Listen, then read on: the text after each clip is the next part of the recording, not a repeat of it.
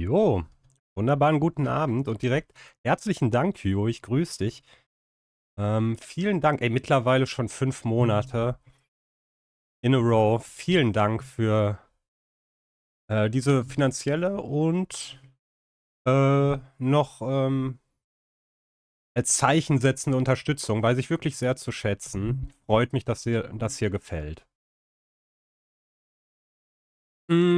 Ja, ich werde ja wahrscheinlich nicht dahin. Deswegen habe ich mal gedacht, eigentlich wollte ich Baldur's Gate nur spielen. Ich mache gleich den Ton an. Und da habe ich gerade gesehen, dass besondere Events, dass es eine Pre-Show gibt. Und ich dachte, gucken wir mal rein. Wenn es zu langweilig ist, machen wir aus und zocken. Ich habe aber gedacht, probieren wir es mal. Hat mich jetzt auch interessiert, aber du kennst das ja. Ich rede ja die meisten Spiele immer schlecht. Mal den Sound abstimmen. Wie geht's dir denn? Ja, ja, cool. Ich habe die Zeit auf jeden Fall auch sinnvoll verbracht. Ich bereue hier gar nichts. Das sind immer, ne, gut, ne, man ist ja nicht jeden Tag in perfekte Stimmung, aber das sind immer schöne Abende hier für mich. Und ja, wir machen weiter. Sound ist zu leise, ne? Hast du denn Bock, da hier reinzugucken oder willst du dir die Überraschung nicht nehmen? Ach voll, ich glaube, das ist okay.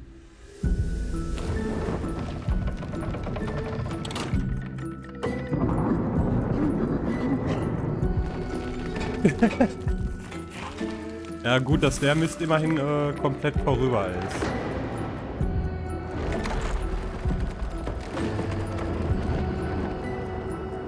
Ich habe gar keinen Speed-Test gemacht, den mache ich sonst eigentlich immer.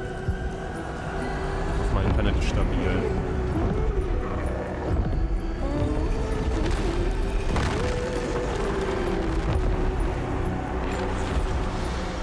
Ja, also, aber das ist jetzt keine Antwort, ob du fühlst dich jetzt nicht gespoilert, ne? Herrgott, ich weiß, was kommt.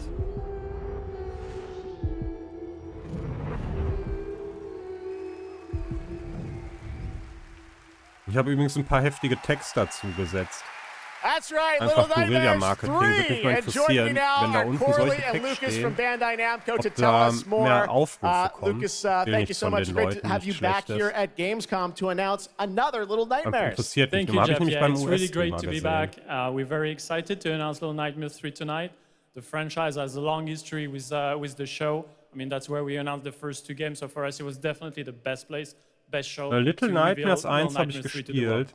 Das war eigentlich ganz cool. Aber ich habe es im Sale gekauft, ist auf jeden Fall nicht so ein 50-Euro-Game. Yeah, sure. Hi, Jeff. Hi, everyone. I'm so happy to be here to present you Little Nightmares 3.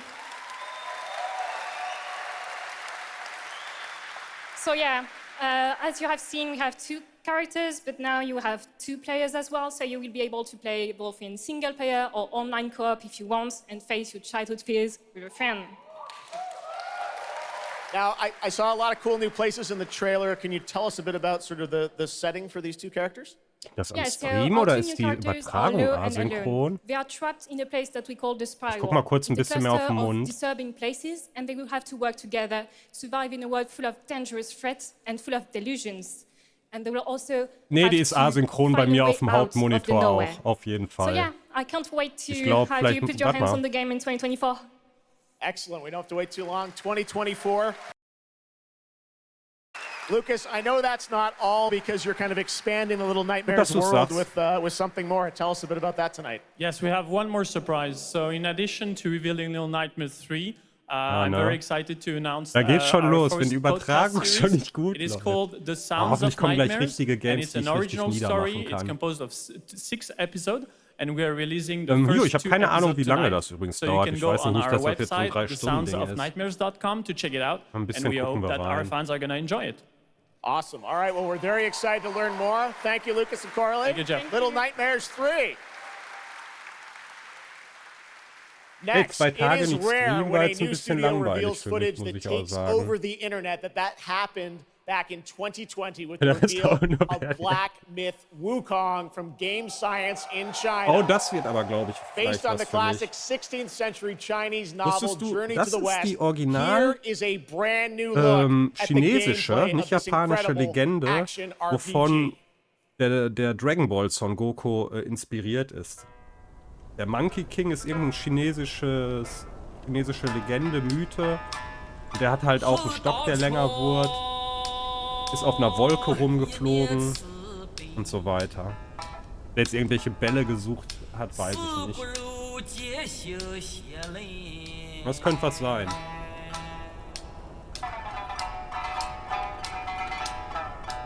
Das ist auch so ein geiles Instrument.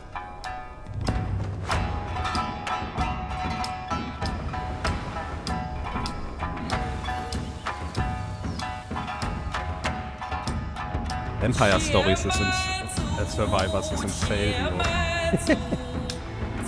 Aber ich habe zurzeit genug zu tun. Okay.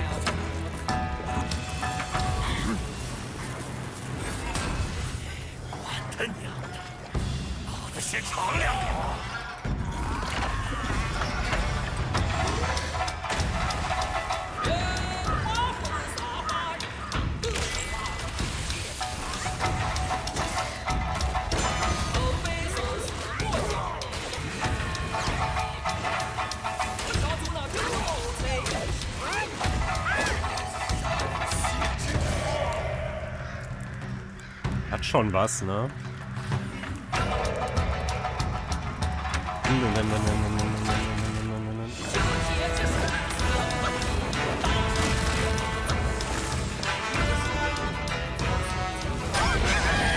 Ob jetzt wirklich so wie ein Souls-like ist?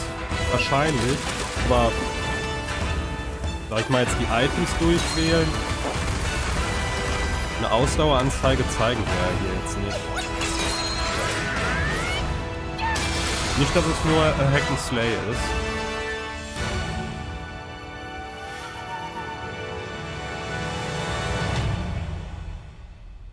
Mir kannst ja fast alles verkaufen, solange das irgendwie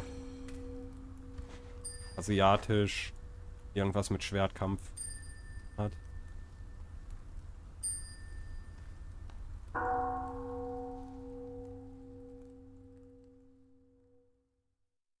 Eichenhau.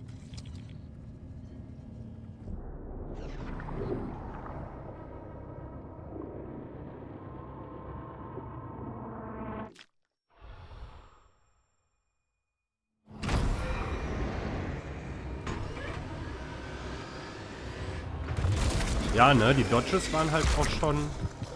Sieht auf jeden Fall alles so aus.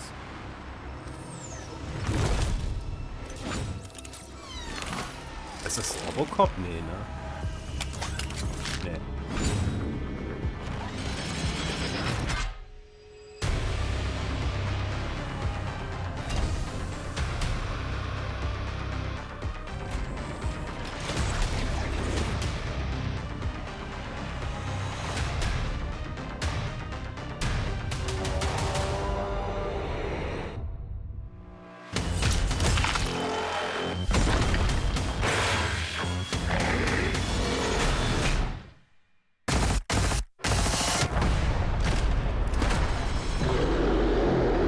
Killing Floor. Das ist ein sehr beliebter Franchise. Ich glaube, britischer Entwickler. Und da werden sich viele drauf freuen, aber ich habe es nur 1-2 Mal gespielt. War nicht mein Ding, aber war kein schlechtes Game, definitiv.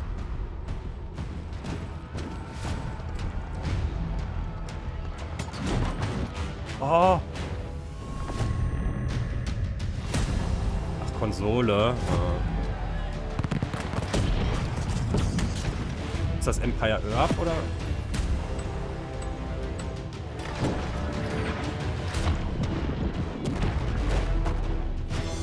Ich komme auf den Namen nicht. Lieben doch alle. Hat mir doch auch 1000-mal im Stream Leute erzählt, dass sie das noch zocken. Age of Empires. Ja, das habe ich eigentlich. 90? Ja, sieht so gut aus, ne? Aber bei Remake.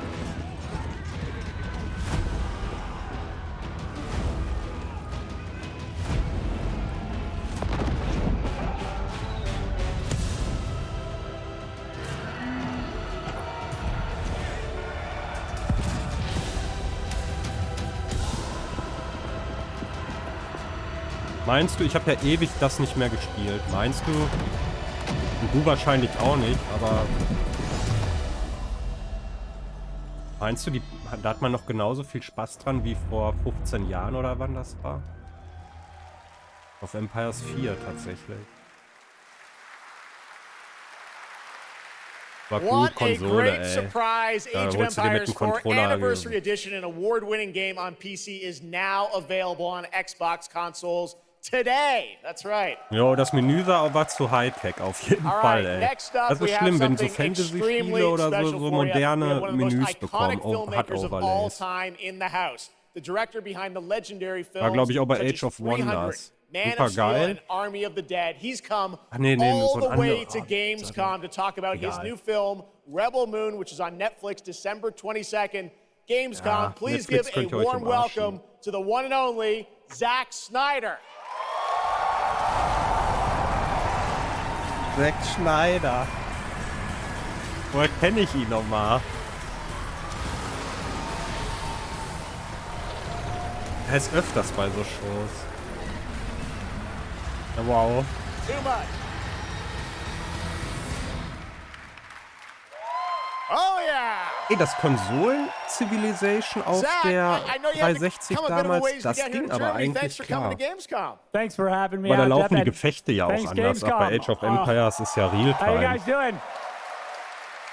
Damit würde ich wahrscheinlich awesome. die meisten Probleme haben. Wow, what a great crowd.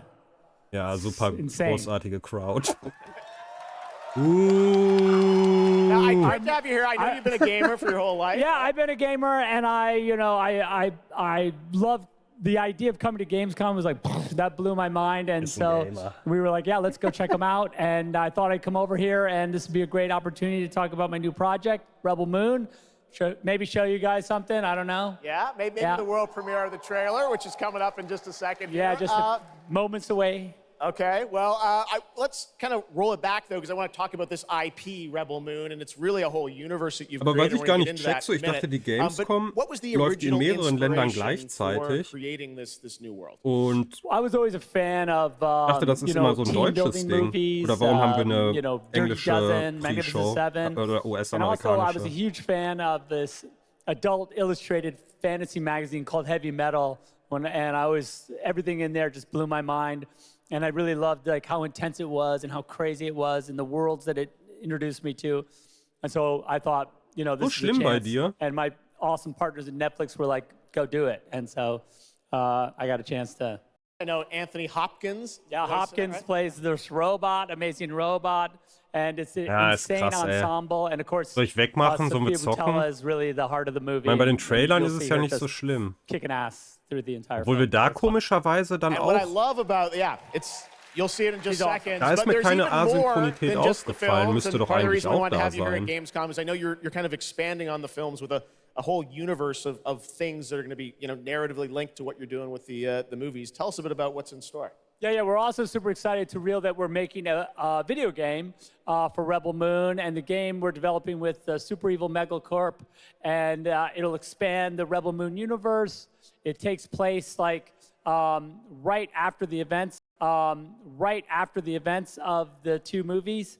And 720 Rollen. I've been talking with those guys and really interacting with them. The ideas they have and the way the game's going to expand the universe is just unbelievable, and I'm super excited about it. You'll be able to like pick your rebel and then go on missions, and it's like one and two players in a co-op, yeah, and it's crazy. But we're just starting to talk about a bunch of other crazy ideas that's coming. So keep your eye out for more. All right, well, we love it. The films, the game, and more. But let's roll it back to the movie, because we are going to get a first look now at this incredible film, part 1 and part 2, right? Yep. So this little trailer we put together, a little tease of the universe. So I hope you guys enjoy it. I can't wait for you to check it out right now. Let's check it out. The world premiere of the trailer for Rebel Moon. Zack Snyder, everybody. Thanks, guys. Jetzt passt ganz gut, ja, keine Ahnung. Wenn es unaushaltbar ist, wenn du sagst, das ist schlecht zu streamen, dann machen wir Gaming. Ja? Ich bin halt so... Geht jetzt nicht so ums Event, aber ich bin halt echt ein bisschen neugierig, was noch so kommt. Aber jetzt wird uns gerade ein Netflix-Film beworben. It was said this child would stop the madness of war. That she was to usher in a new age of peace and compassion. Meinst du, ich könnte ja gucken, ob die über YouTube auch übertragen. Meinst du, da ist das besser dann? Loyalty to a king I cannot serve. And love for a child I could not save. Deutsch gibt's das auf jeden Fall nicht. What do you think they want? Everything. I found her. Scargiver. Are you a child of war? I was taught that love is weakness.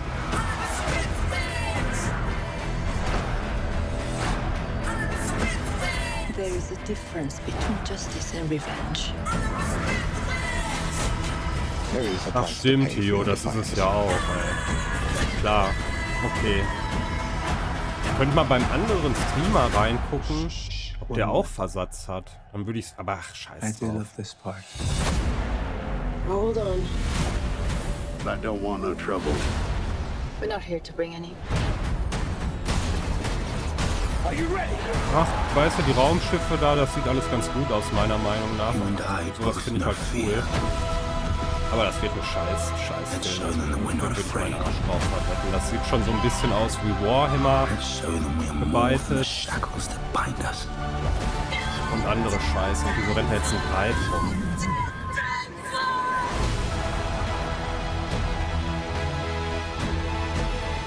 A king is a man, and a man can fail. But a myth is indestructible.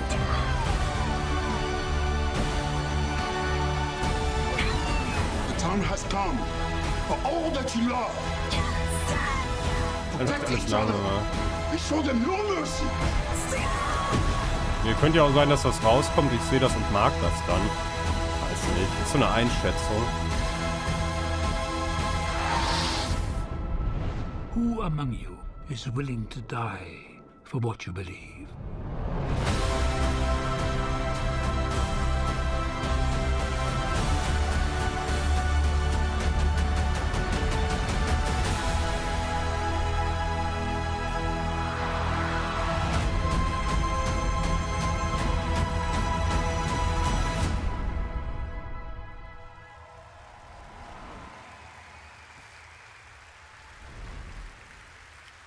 Keine Ahnung.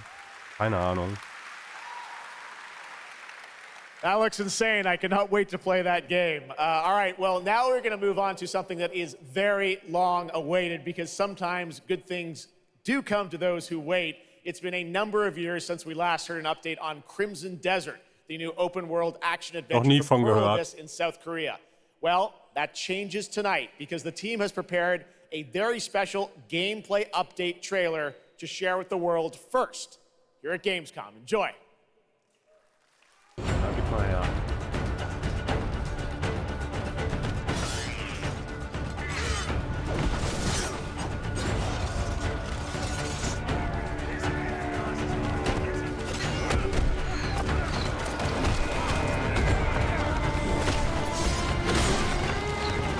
Boah, wie heftig die Kamera wackelt, also den Bildschirm wackeln lassen bei den Bewegungen. Bisschen too much, oder?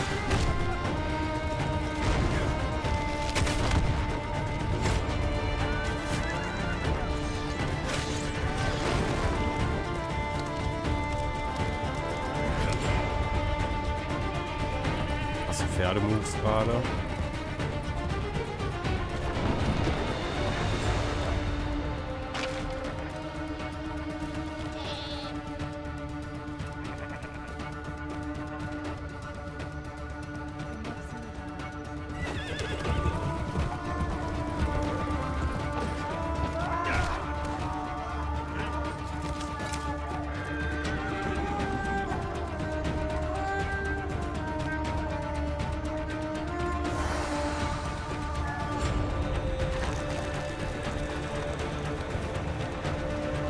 Hm.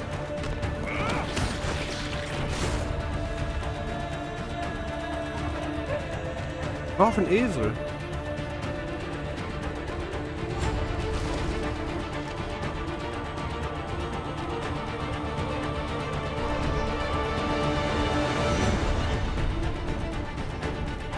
Nee. Oh, ich glaube, das hat's versaut, ey. Ein Portal da.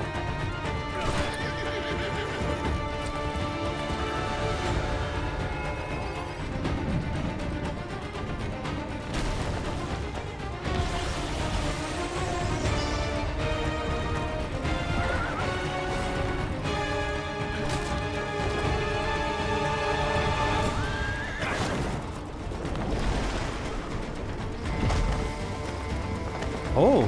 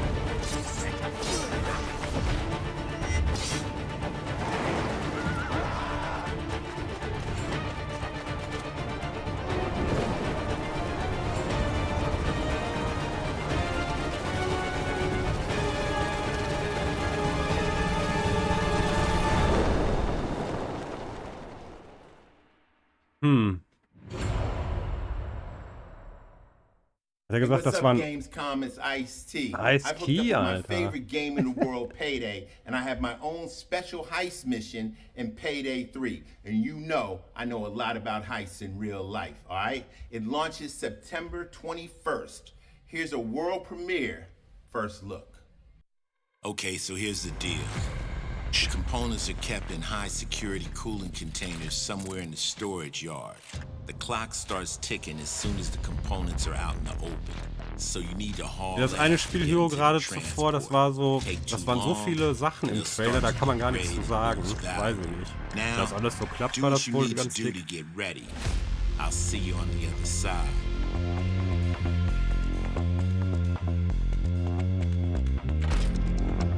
Nur, dass die Ice-T eine Mission geben. Der muss auch überleben, ey.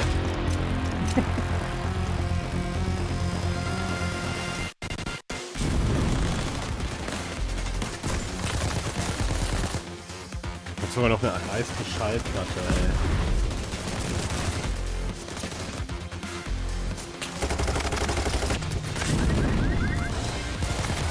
Hey man, can you hook me up with a 5-0? I don't know, I can hook you up with a 12. Help me? Oh homeboy, you the fool. You don't know what you're talking about. This is Ice-T talking.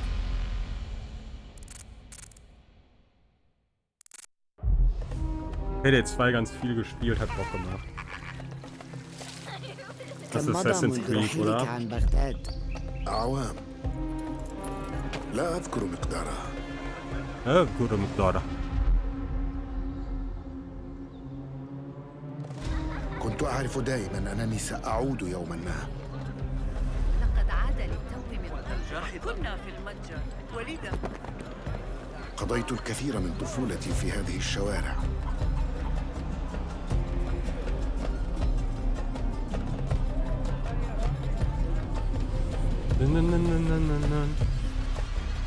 طالما كنت أستمتع بهذا المكان. كنا نتسلل إلى بيت الحكمة في صغرنا أنا وصديقتي نهال. السلام عليكم.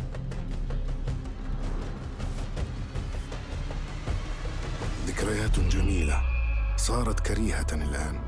قلبي يتألم لما حدث لهم.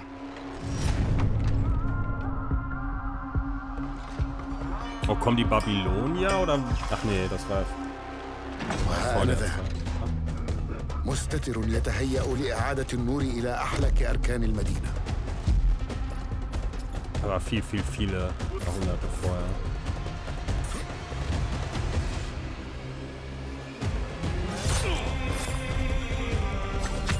إني أبعد نصلي عن الأبرياء وليس عن تنظيم القدماء.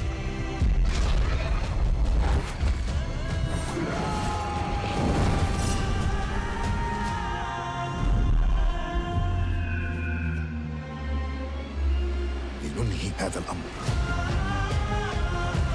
Da hat 10 Masken drin, das, oder?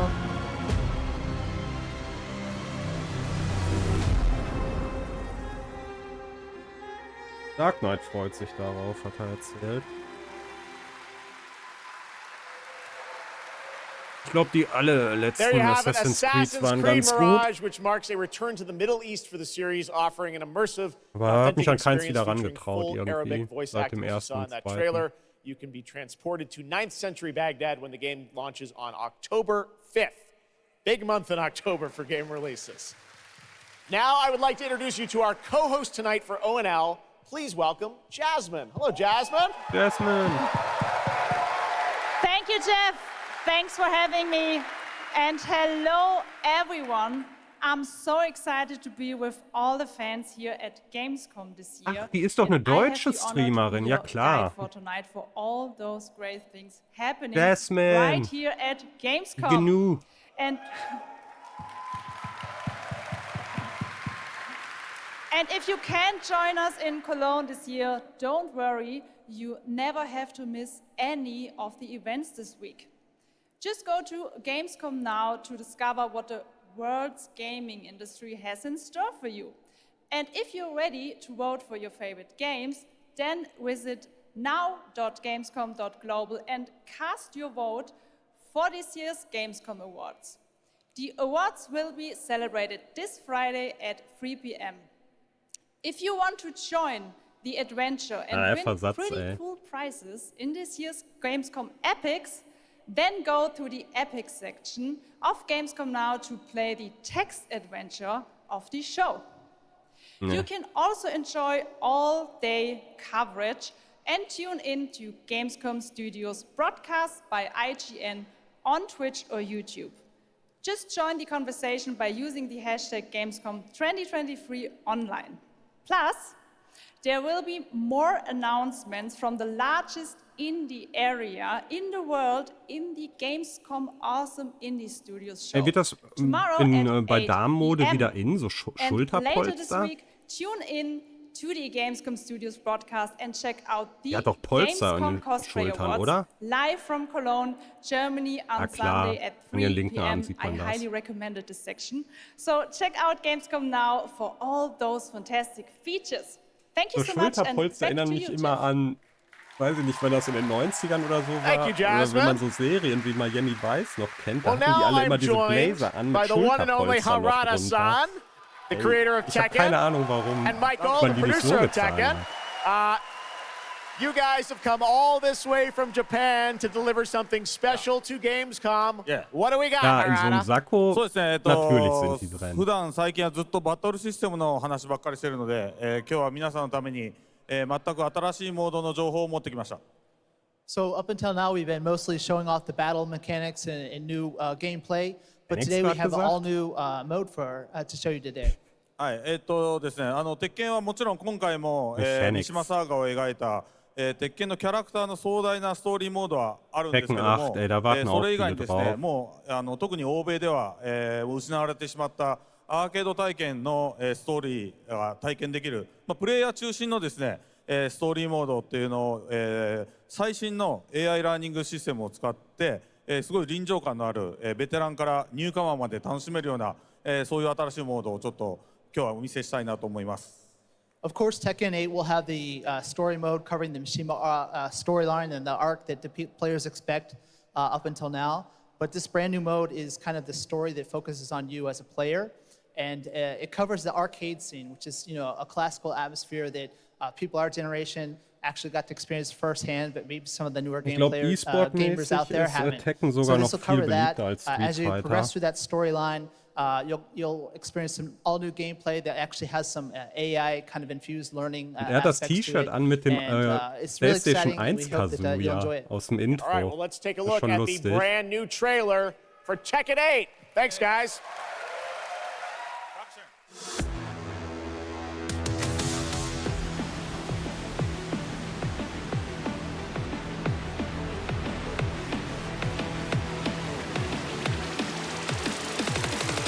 Going somewhere? Yes! 33 Kämpfer. 失敗バジゲッソ Es hora de entrar. Observa. Adro Chuchi. Heihachi Mishima is dead. أريد معرفة الحقيقة. Let's go. Willst du im Sparring gegen mich antreten? Ach krass, ein Deutscher ist auch ein Kämpfer. Sprechen alle in ihrer Muttersprache oder was?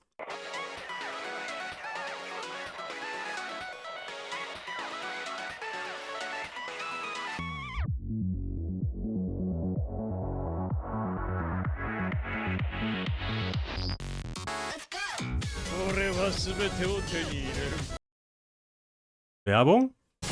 Ne, einfach Spaß.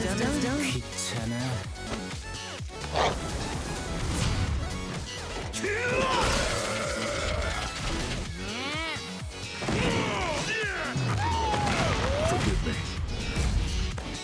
¡Bajaste la guardia!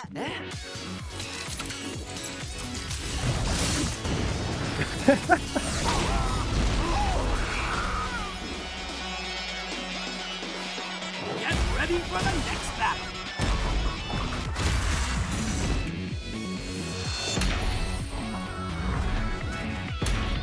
Ich bin mir nicht ganz sicher, aber ich meine auch mal in irgendeinem Tekken-Teil wurde Kuma, also der Charakter, der einfach nur ein Bär ist, für Turniere gebannt, weil der irgendwas hatte, was super overpowered war. Aber kann auch sein, dass ich das verwechsel. There you have it, Tekken 8 coming in January 2024. All right, I'm now joined Vielleicht kommen ja noch by ein paar Shelby deutsche Carlson Streamer, and die da Dave irgendwie Swenson from Sledgehammer, was because on ankündigen oder November so. 10th, Call of Duty Modern Warfare 3 arrives, and today you guys are going to be the first audience in the world Resident to see Sleeper. some raw, real gameplay from the campaign. Leider kann ich nicht vorstellen. Dave, Shelby, welcome to Gamescom. What can you tell us about Modern Warfare 3, Dave? Well, first of all, Jeff, it is awesome to be here. Modern Warfare 3 this year is the complete package. We're shipping 16 multiplayer maps, Es ist all from the synchron. original Modern Warfare 2. These maps have been modernized with new gameplay and Guck dir das features. an, es ist We also synchron. have open world zombies. This is our largest zombies, yeah. This is our largest zombies offering ever, and for the first time, it's set in the Modern Warfare universe. And of course, this year we are bringing a huge innovation to the Call of Duty campaign. Yes, let's talk a bit about the campaign, Shelby. Makarov, I know, is going to factor into this. See him over there. Tell us a bit about what is the storyline? What can we expect from the campaign? Yeah, so for the first time for Call of Duty this year, we're doing a direct sequel. You know, Modern Warfare 2, they asked a lot of interesting questions in their story, and Sledgehammer Games is so excited to work with Infinity Ward on the campaign to answer some of those questions and to bring you Modern Warfare 3. And one of those answers, Das Geilste wäre, aber ich glaube, da nehmen die Gamescom nicht für, aber wenn es einen Elden Ring DLC-Trailer geben würde, he is aber cold, he is calculated, and he is trying to bring the world to the Das brink wird of nicht war. kommen, But not ey. if Task Force 141 has anything to say about it. So we are just so excited to get this campaign into the players' hands. All right, well, we are going to see a playthrough of a campaign level. But first, Dave, I want to talk about something new you're doing, open combat missions. What are those? So Call of Duty is known for epic cinematic stories, as Shelby talked about. And this year in Modern Warfare 3, we're introducing a new innovation to the Call of Duty campaign that's going to allow players to interact with that story like never before. We call them open combat missions. Open combat missions are player-directed. They allow the audience to play the game the way they want to play it. So if you're like me and you like stealth, you can go in quiet, you can equip suppressed weapons, complete all the objectives without the enemies ever knowing you were there. But if you want to go in loud, you can strap on armor plates, you can go in, hit the enemy head on, and open combat missions will support it. You can leverage vehicles, you can leverage tacticals, lethals, you can even use your favorite kill streaks in campaign. Now, open combat missions are really important to our campaign story, and they're going to work seamlessly with those epic cinematic missions that Call of Duty fans know and love. And tonight, we want to show you an exclusive Ja, das sieht schon alles cool aus und das macht auch Bock, wenn du da so eine Killspree hast. Okay, set it up for us, Shelby. What are we going to see? This is the start of the game almost, right? Yeah, so this is a sneak peek of the very first level of Modern Warfare 3. This is called Operation 627. All right, check it out. Here you go. Call of Duty at Gamescom first. Thanks, guys.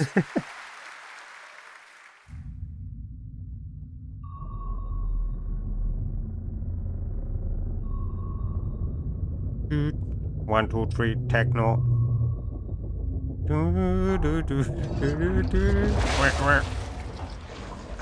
Techno.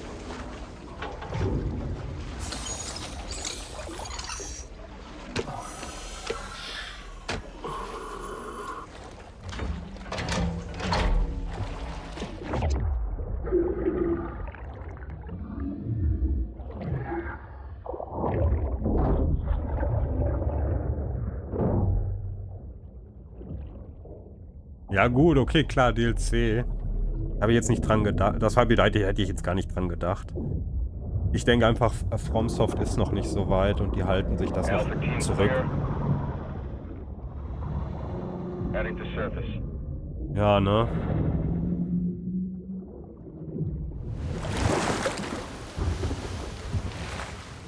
Was halt Call of Duty, glaube ich, wahrscheinlich so gut wie jeder Teil hat halt immer so eine heftige Opener-Mission in der Kampagne. Ich glaube, eine war im Flughafen, da gab es damals den Skandal, dass du da halt alle Leute wieder schießen konntest. Eins habe ich gespielt, da ist, glaube ich, ein Schiff auseinandergebrochen, auf dem man gestartet ist. Stay tight. Stay tight. No movement.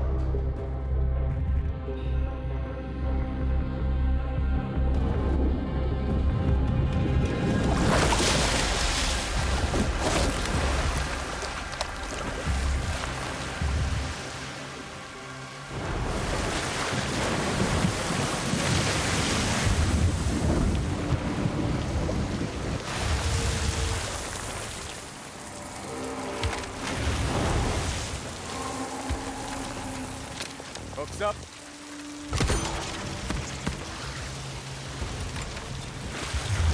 Good hook. Let's get up top.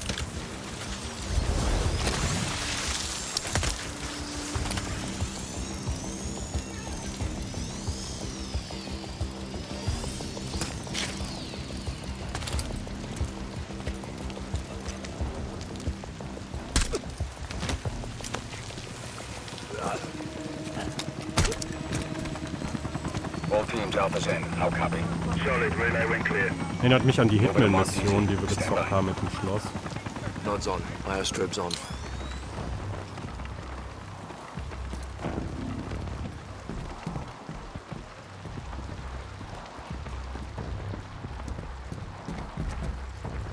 Hold.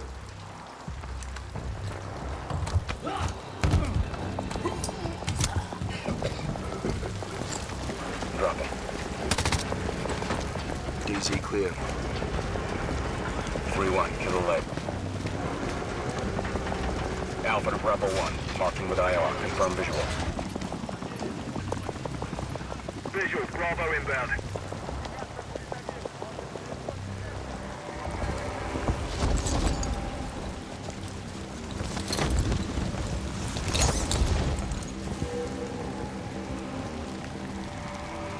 All teams, Bravo's on deck, pushing up. Alpha to Charlie, you set? Affirmative. All teams green to go in phase 2. Check. Roger.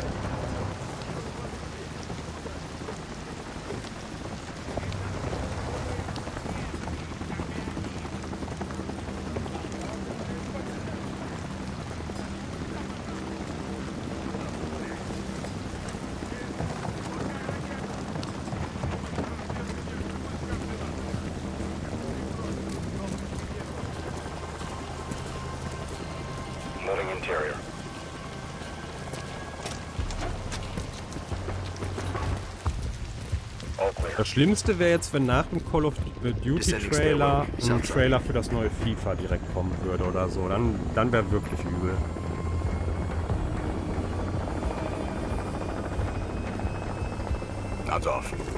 Zellenheiten sollen wir hier reinhauen. Movement in the courtyard. Looks like a prisoner transfer. Not our guy. On me. Hold up here. All teams, Alpha's in position. Copy. Bravo set. Charlie, good to go. Roger. Fire in the hole. Stand by. 3, 2, 1. Execute.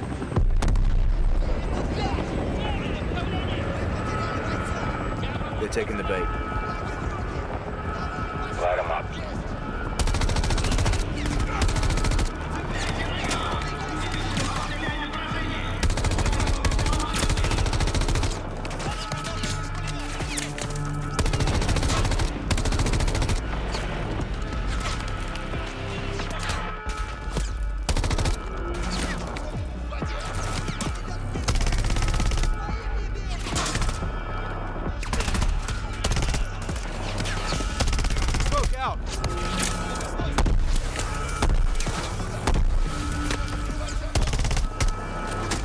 Hatchway, on me, move. Pop the hatch. Let's go, stay close.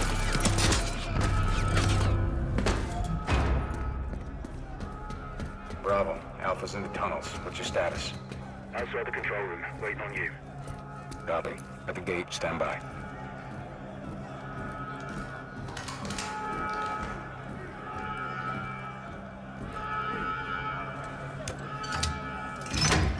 All teams, let's roll thunder. Bravo, pull the plug. Roger. Blackout in 3, 2, 1. Execute.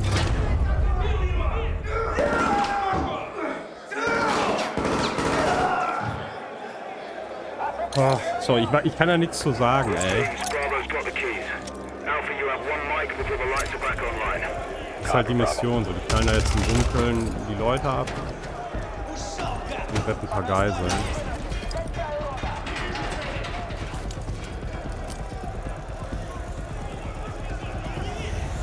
Kick off the riot.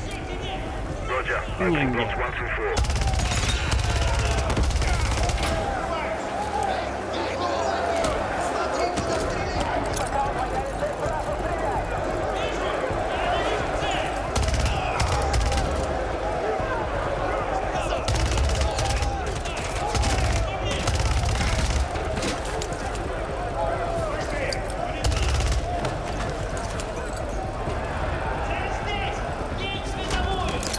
Alpha 1 to Bravo 1. Open 55C. Check.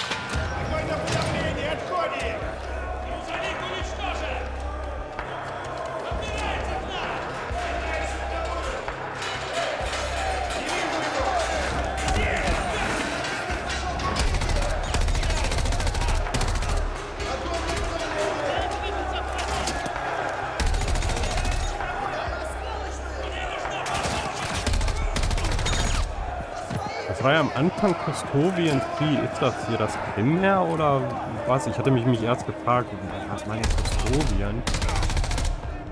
Clear.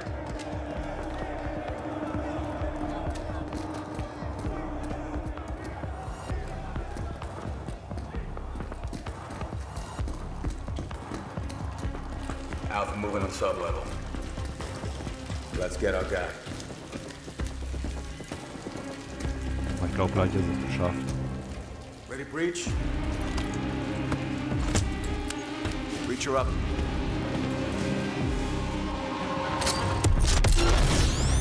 Yes! Nice.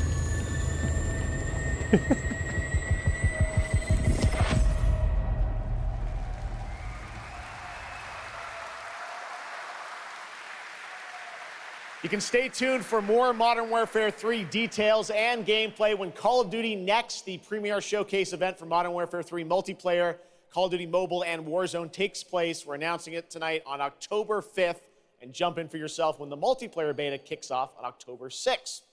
We have so much more to share with you, but first, here's an update on Nightingale, the new shared world survival crafting game from Inflection. After a few years of waiting, it's finally time to find out the early access release date for Steam and Epic Store. The Feywilds await, and so too Nightingale. Awaken your first portal and tread on towards that which is boundless, beyond the measurable.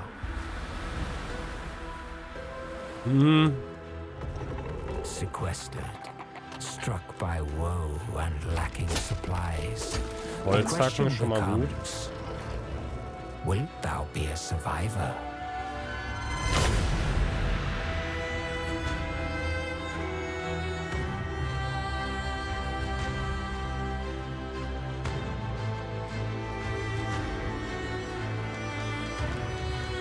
Zack, da sehen wir schon die DLCs. Und Dinos auch noch. Was auch immer. Regardless of which portal variety you favor.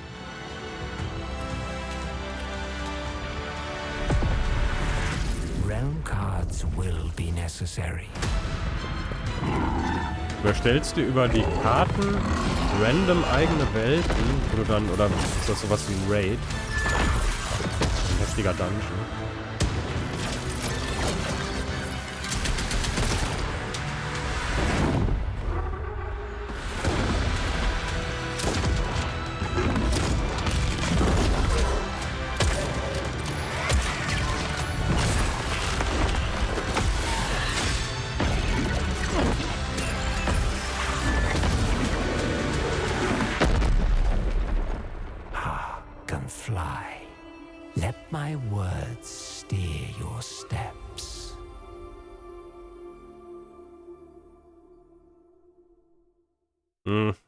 Keine Ahnung. The sky of your beacon. You had the call.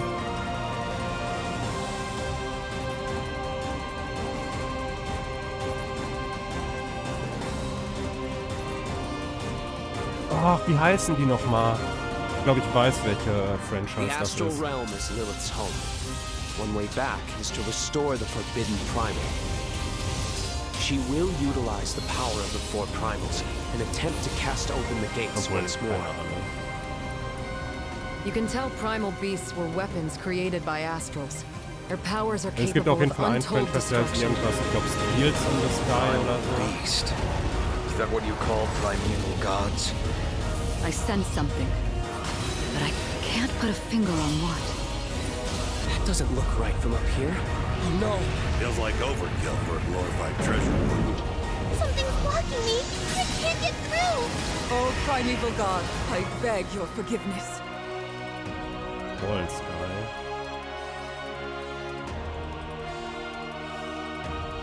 But fate set in motion can't be stopped. Deliver us from grief and sacrifice. Fulfill my salvation.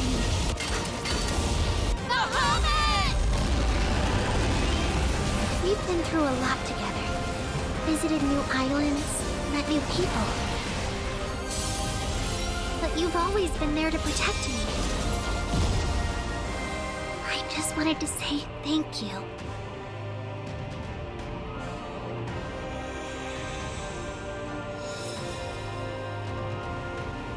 Grand Blue Fantasy Relink? Nee, wahrscheinlich nicht. Ich habe ja auch nicht so Ahnung von Games unbedingt. Hey everyone at Gamescom, Gina Torres here. I play General Kirkin in Immortals of Avium. She is Jack's mentor, she is tough, and she is conflicted about how to win this ever war. But that's all I can say. Let's take a look at the game. It's out today.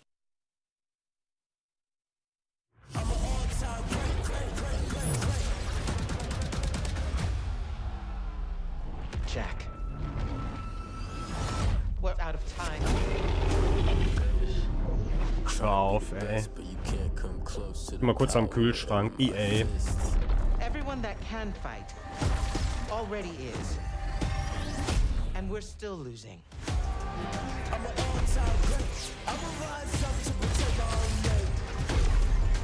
Wow, das Game muss richtig trash sein. The last immortal.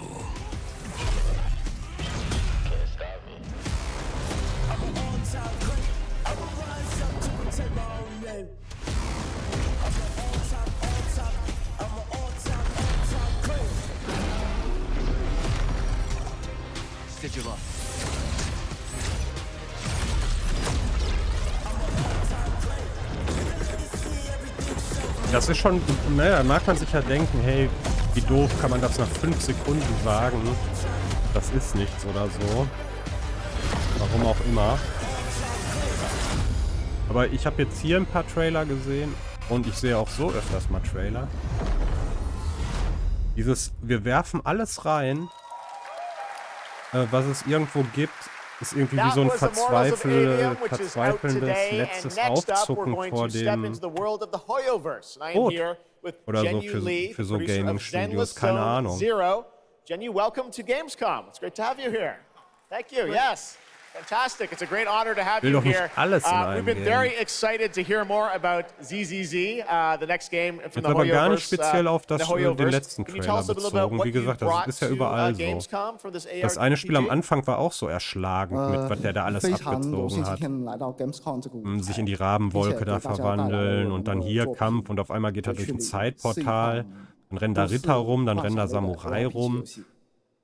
I'm incredibly honored to be here tonight, and I've brought one of our newest products with me today, which is Zenless Zone Zero, an urban fantasy APRG.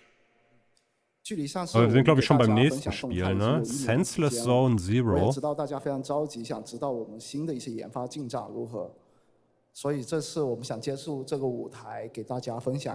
Ich sag dir, das Klatschen kommt vom Soundboard.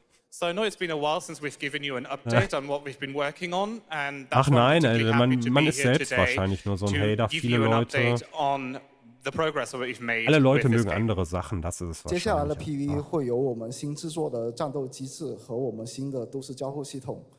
So, Call of Duty wird kein schlechtes Spiel sein, sonst würden das nicht so viele Menschen so gerne zocken.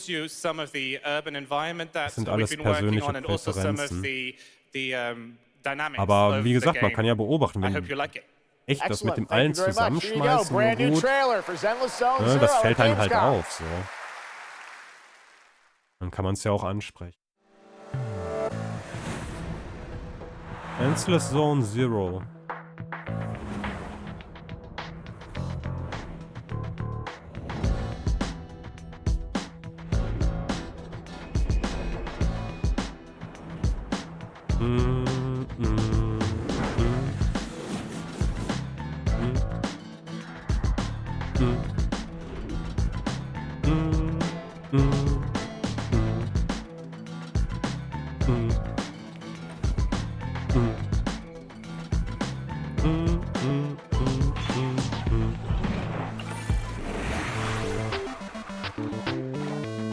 Ey, nur Plan, was da abgeht.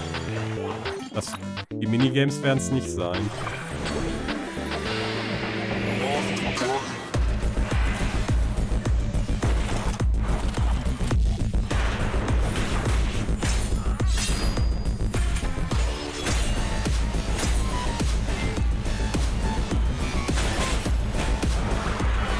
Ey, immerhin pushen die ein bisschen nach vorn. Oder war ein Furry, ey.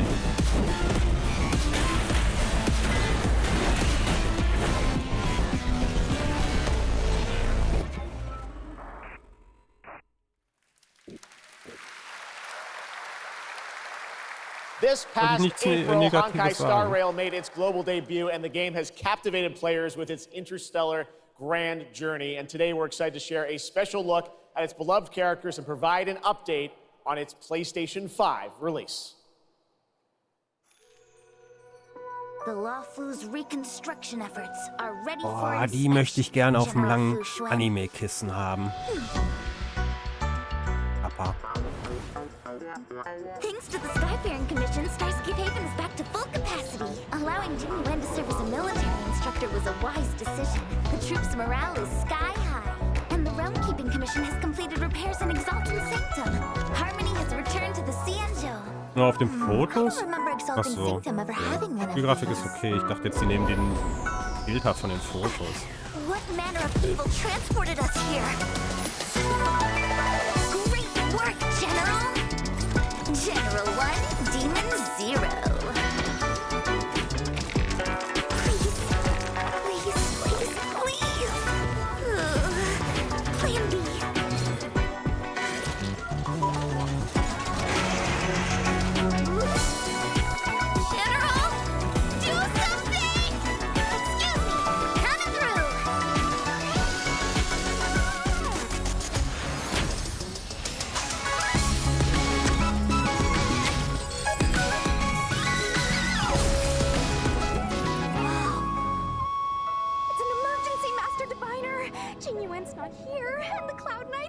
trained in days.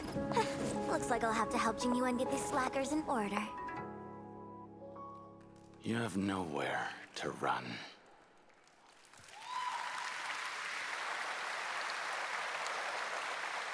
We got still more Hoyoverse for you. Genshin Impact is nearing its 3-year anniversary, and the game just released its 5th nation, Fontaine. Here's a look at the nation surrounded by water, plus the announcement of a brand new concert series coming, hopefully, to a city near you.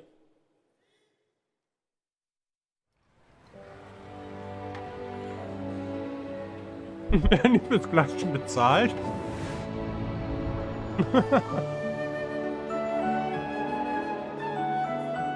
Ich kann es dir sagen. Ja, gibt es. Ist zwar nicht der Job zu klatschen, aber auch bei Fernsehproduktionen. Es gibt immer Leute, Mitarbeiter, die da sitzen und mitklatschen.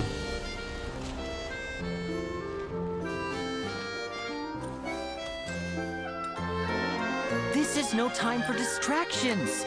Seriously, you have a great magician standing Kommt die right ganze here. Weep-Geschichte oder was? Der Weep-Block?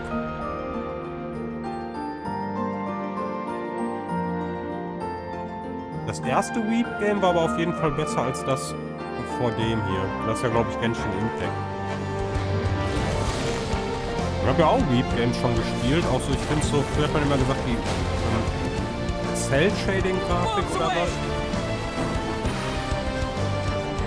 Das sieht ja meistens so gut aus. Also, ich würde jetzt nicht sagen, das Spiel hätte vor 10 Jahren anders ausgesehen. Aber ja.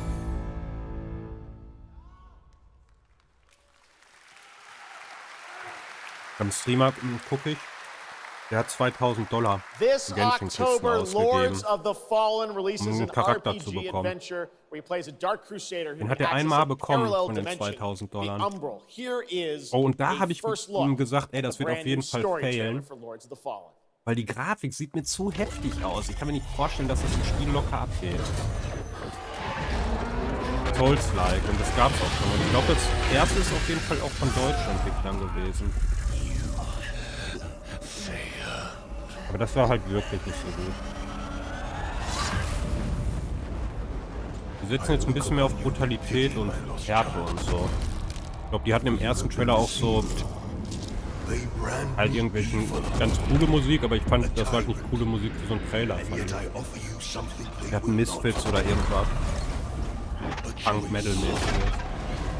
After all the time mankind have had to shape their own destiny. See what they have made of it. War, greed, hatred, suffering, chaos.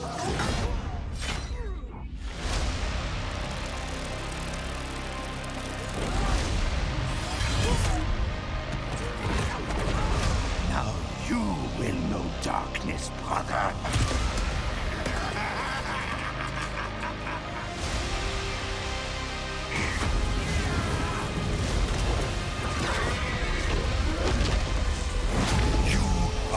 Presence of a god human. Kneel before me and beg for forgiveness. And remember, you look into the shadows. Might be the shadows. Ja, das ist der Spielgrafik oder was? Kein Plan.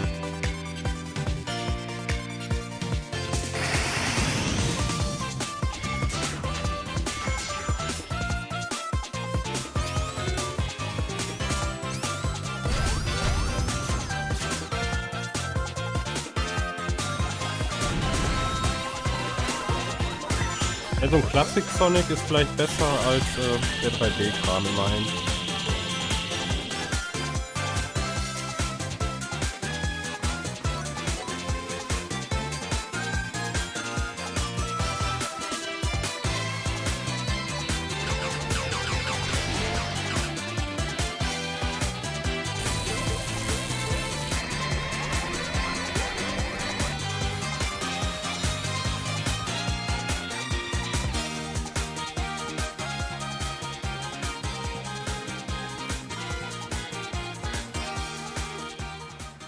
Guck immer ab und zu dir rüber, Hio, wenn du Kommentaren, salzigen Looks Kommentar. amazing. October is going to be a very busy month for new releases.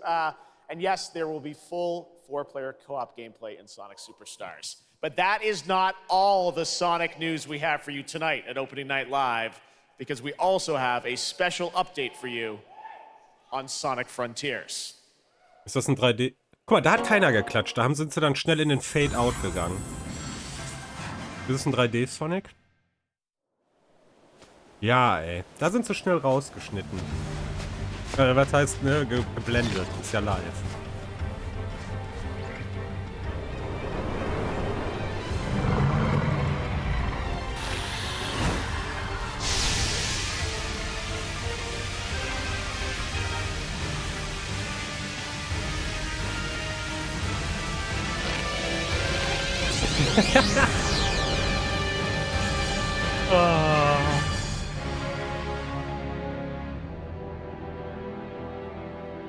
Final Horizon Update, eine neue Story sogar. Mhm.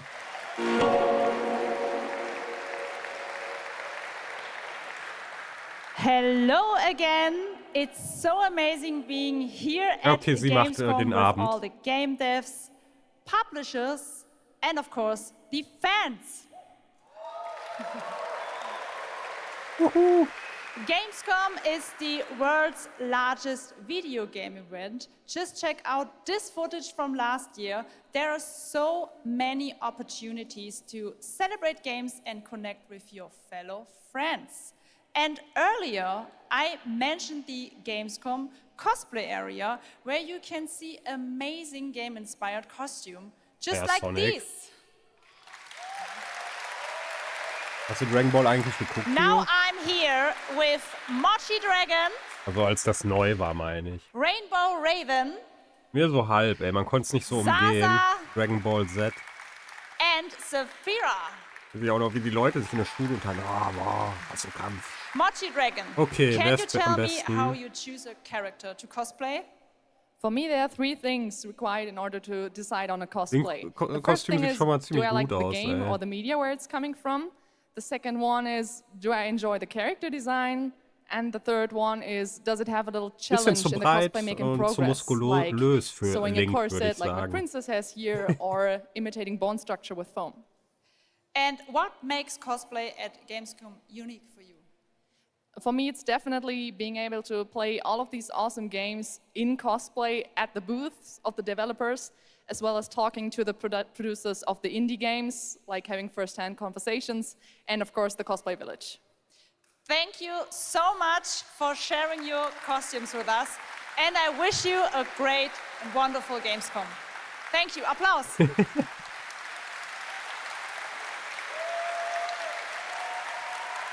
Die anderen, ich weiß gar nicht, wer die anderen waren. Before I go, I would nur like Link to erkannt. tell you about the Gamescom event arena. Friday through Einer Sunday there Son will be Goku live fand ich das shows noch okay, from this stage bei den right ganzen here in Superzeugen. this hall. Check out creators, Stimmt, es gab ja vor gaming Dragon Ball events Z noch and das, wo er ein esports kleiner, competitions live from kleines Cologne Kiddo or war. tune in online. Join and follow Ja, die waren us auch on ganz gut. Facebook, Instagram, TikTok, Twitter, Twitch, and be sure to use the Gamescom Ich glaube, so hashtag von diesen großen Animes, 2023. diese 3, Thank you One so Piece, much, Dragon and Ball back to you, und Jeff. ich glaube, Naruto war von Thank you, denen der Jasmine. It's great to have you wahrscheinlich here. der schlechteste irgendwie. All right, right now we've got a first look at The First Descendant, a next-generation action looter shooter from Nexon. The crossplay open beta is going to be held September 19th to Ich habe auch 25th. mal vom Weep gehört. Da wurde mir gesagt, ja, die Naruto-Fans, die nennt man Narutards. Keine Ahnung.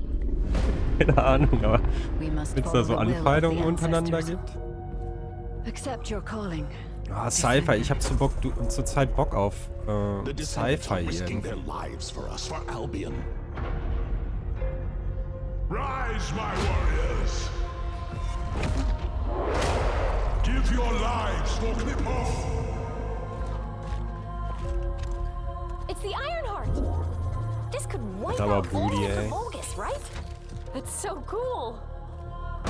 Countless descendants have shed blood to protect the sanctity of this great place. Despite their efforts, humanity is still at risk of extinction. And you are the only chance we have.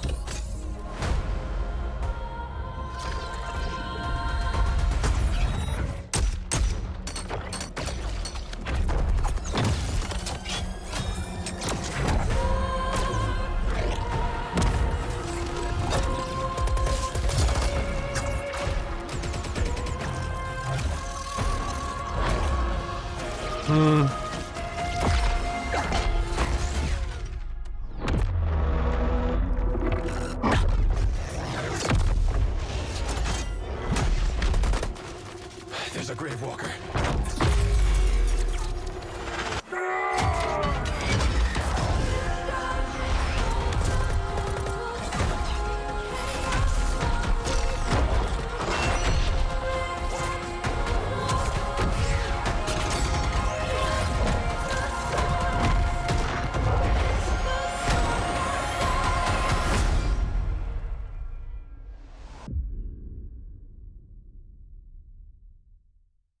Open Beta.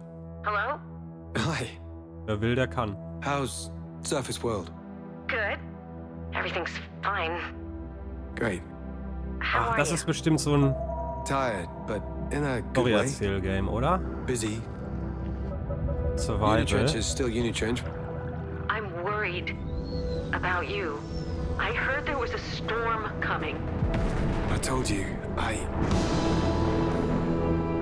still need time.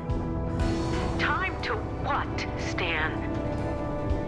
Because as far as I can see, you're just treading water. Hi, Gogon. Guten Abend dir.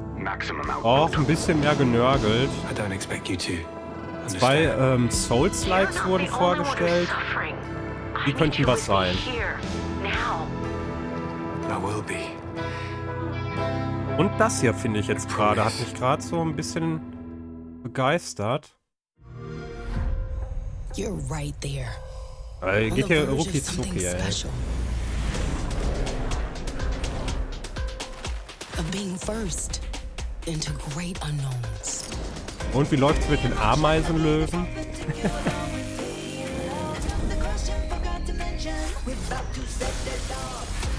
Na, das würde ich mir vielleicht auch noch holen. Lies of P, wo wir die Demo gezockt haben. Das Pinocchio Souls-like. Das hat sich echt gut gespielt und hat auch Spaß gemacht.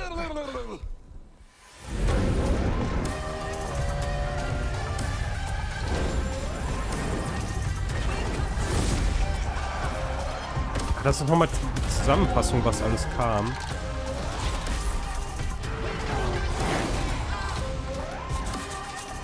Ah, hier war Party Animals.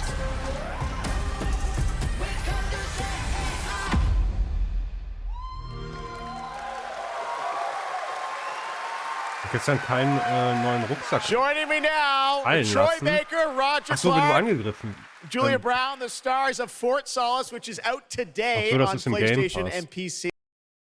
Oh, stehen geblieben. Stars of Fort Solace, which is out today on PlayStation and PC. Keine Ahnung, warum stoppt, Leute. Genau, wenn du stirbst, ist dann der Backpack weg. Aber es ist ja übel. Das habe ich beim Zugucken nicht gecheckt, dass man da so übel bestraft wird. Stars of Fort Solace, which is out today on PlayStation and PC. Guys, welcome to Gamescom. This is so fun. Tell us a bit about this project. What can you tell us? Oh my God! Look at these people. Leute you guys are insane. Yeah. We've been able to talk about this game for Wir a hatten auch ein while. anderes Survival-Game vorhin, Gogon. Is for people to explore these Wer weiß, was ich gedacht habe, Hugh? Ich dachte jetzt, ich habe mich gerade mal gefragt, darf ich das überhaupt übertragen oder so? Nicht, dass irgendwie ins Bike oder so, aber übertragen ja tausend andere auch. Ja, das wollte ich gerade fragen, dass man die wichtigen Teile behält, weil du musstest ja deine Hämmer und so auch upgraden und wenn du dann so einen verlierst, wäre ja doof. 10 people, die ganzen Schritte wieder zero delays. We are very excited to share with genau, you. Das wollte ich, genau, und es war noch so ein anderes Survival-Game mit Holzhacken und so. Das war irgendwie total durcheinander. Das fing erst so, hätte man gedacht, auch in so einer Mittelalterwelt, und dann wurde das aber auch, die sind da durch so Portale geflogen, das war nicht so wild. Ich merke auch die Namen nicht. This game thing, how did you get involved in this project? Yeah, it's my first ever video game project, so I'm so excited. Thank you. And to get to work beside two of the best in the game world nonetheless. So I just had to watch these guys and learn. And you guys did full on, performance capture. We see a little tease of your character there, Juliet. What can you tell us about kind of what we're going to see in this launch trailer? Because it is really, it's an amazing narrative experience, right? An independent game, but done on a big production value. Yeah, let's go, Roger. You know, one of the best things about working with Troy, I remember coming in from lunch and we were doing the mocap, and I walked into the foyer and there I see Troy's butthole. I mean, the hole is butt made. Okay, when I say we threw ourselves into this, we literally did. And there's a hole in the wall that was made by my butt. Yes. Which he signed. And Julia, I know it's a little mysterious what your role is in this game, right? But we have to play to find out. So I play Jessica Appleton, who's an engineer working on Fort Solis alongside Jack Leary. And they're going to have a night that they will never forget. Ooh, okay. It's a thrilling ride. Well, let's get a little tease of this. It said it's out today. Here is the launch trailer for Fort Solis. Thanks so much, guys. Our pleasure. Thank you, guys. Thank you.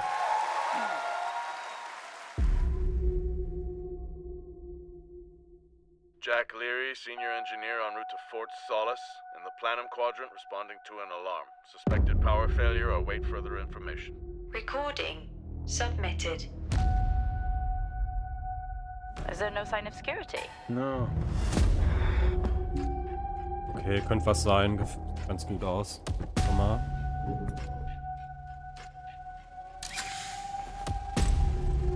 Oh ja, der dunkle Gang. I think there may have been an incident here. What the hell is going on, Jack? You need to leave and let Central handle it.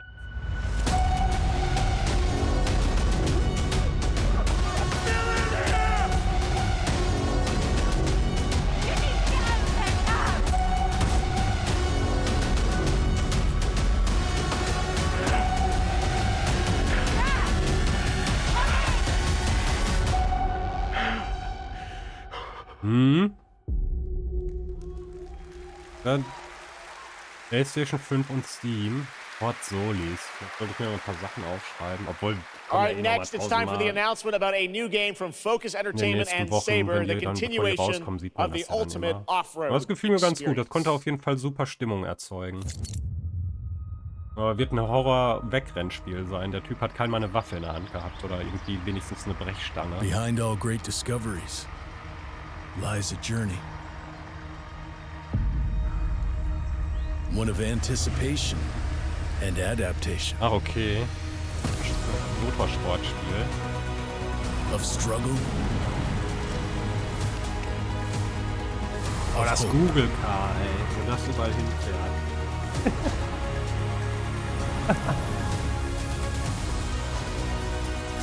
Each step matters. For every obstacle, there's a solution.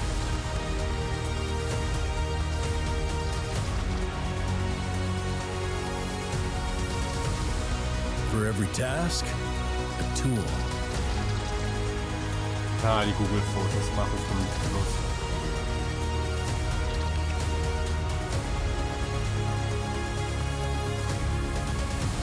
For every destination, an expedition.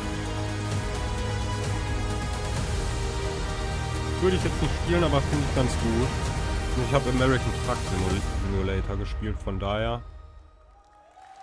Lustiges Game, glaube ich. Sowas macht Spaß. Kommt gar nicht für PC. All right, our next stop, the Crew Motorfest. A vibrant open world welcomes you to the ultimate festival for car lovers, Motorfest. Here is the brand new trailer. Car Lover. Bist du auf Autos, Gogon?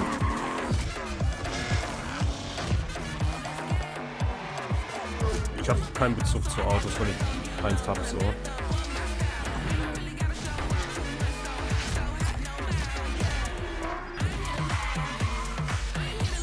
Obwohl man muss ja kein Auto haben, um die Spiele zu spielen.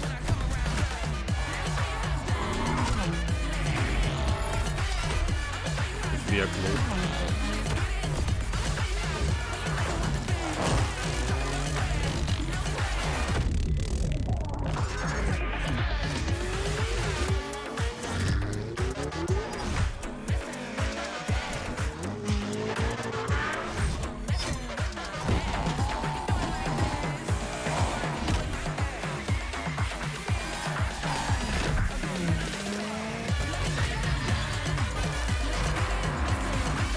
Oh, so Oldtimer.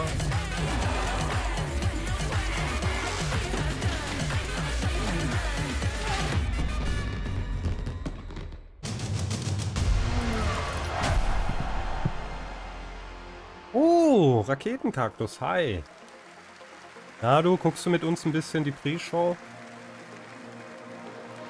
Grüß dich, ich hoffe dir geht's gut und Uni und so läuft. The Crew Motorfest comes out September 14th, and the brand new Lamborghini Revelto is on the cover and playable. And we have a special O&L announcement for everyone watching between September 14th and 17th. A free trial will be available of the game, offering 5 hours of gameplay on all Aus der platforms. Cockpit-Ansicht dachte ich gerade, das wäre Spielgrafik und ich habe, also was?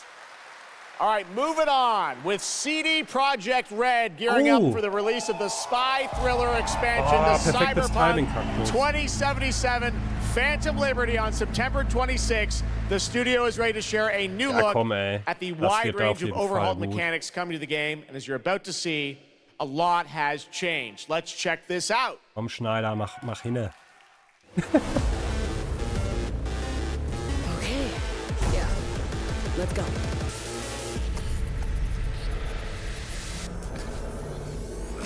My favorite merc. Welcome to Dogtown. There's a job. Coordinates provided.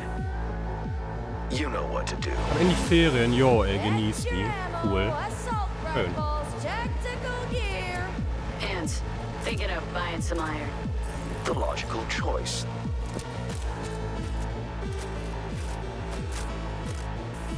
Damn. Oh, ey, das war so cool. Das war ja das zweite oder dritte Spiel zwischen Elden Ring und Cyberpunk war eigentlich nur Cuphead ein Stream. Und Raketenkaktus war mit mir dabei. Obwohl, stimmt eigentlich. Am letzten Stream habe ich Kaktus kennengelernt. Also im Finale von.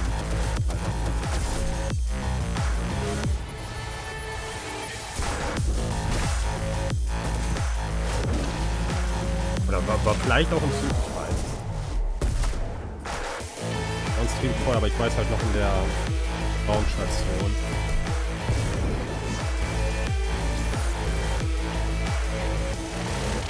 Okay, warte mal. Ah, Relic Skill Tree.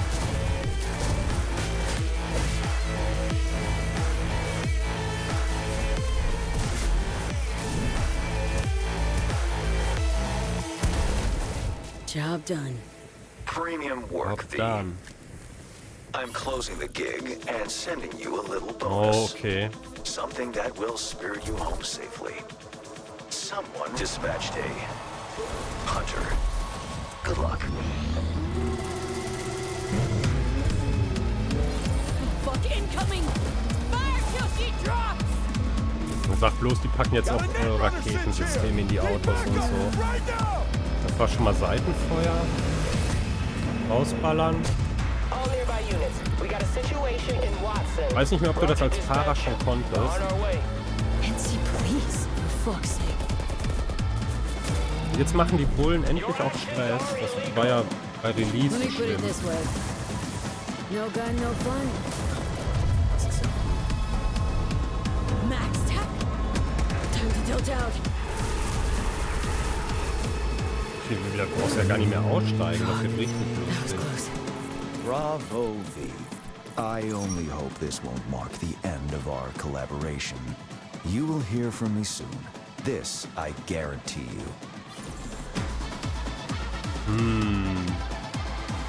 Ja, wer weiß, vielleicht kann man ja auch neu also der hat ja gesagt, neue Arten zu spielen. Ich hätte jetzt gedacht, vielleicht auch eine neue Klasse. It's so close, and here to talk a little more about what we've just seen is Julia Primock, Gameplay Designer from CD Projekt Red. Ich habe es ja von vornherein auf dem höchsten Schwierigkeitsgrad gespielt und das war nicht wirklich schwer.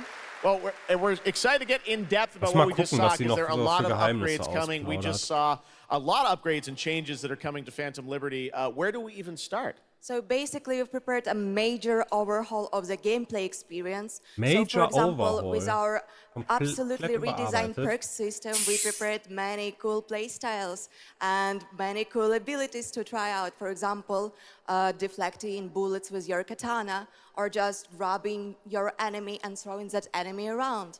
And on top of that all, we also prepared a new relic tree that will allow for to empower your cyberware even further. Wow. It seems like players Okay, der can Relic Tree even ist further für die customize their Cyberware, die man installiert playstyle hat. to suit their taste. We also saw in that video a lot about vehicles and how vehicular combat is even being Mit deinem upgraded. Charakter Exactly und meinem right. auch noch was So bringen. vehicle combat is a massive addition. Players now will be able to shoot their guns while driving. They will be able to use mounted weapons like and rockets.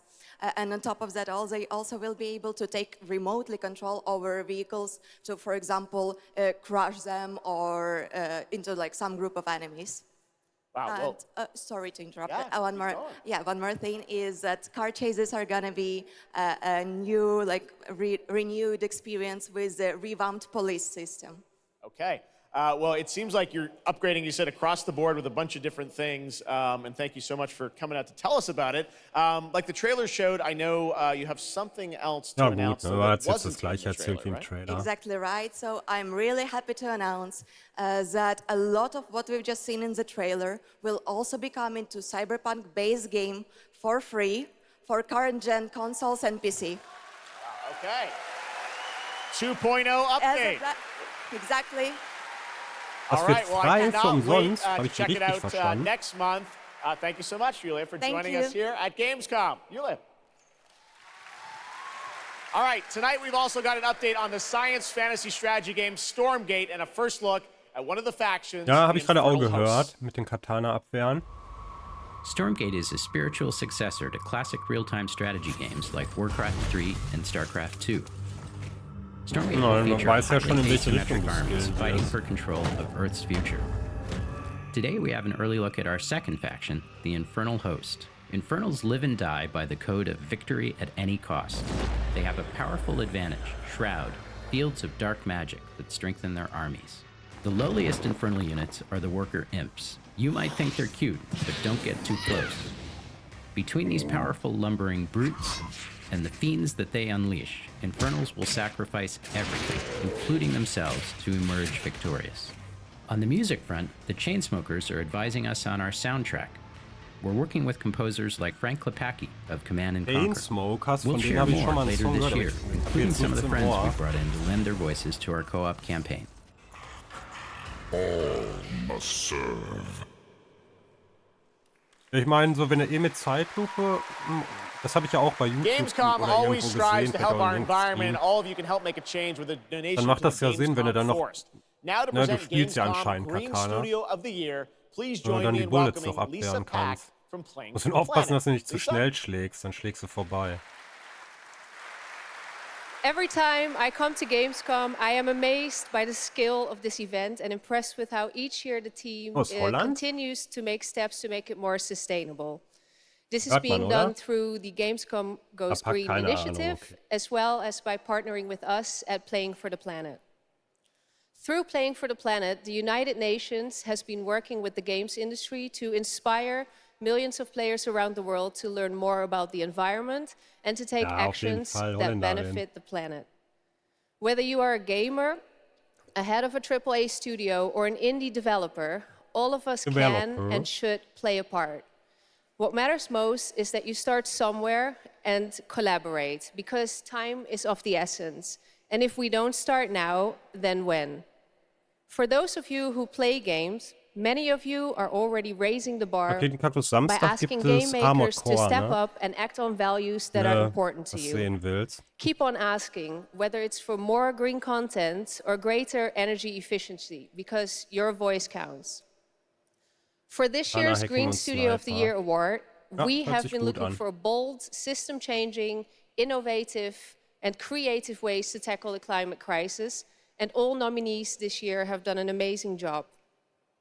The way we win on climate change is to stop emissions from happening in the first place, and that is exactly what this year's award winner is actively trying to do.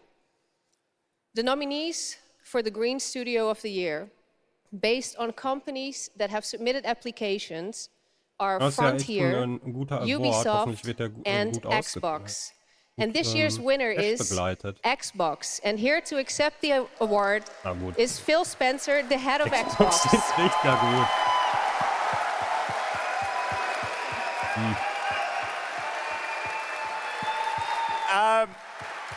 I'm accepting this award on behalf of an incredibly talented team at Xbox that has worked very hard to put tools in the hands of developers to allow them to see the impact of their code on the energy draw of the consoles.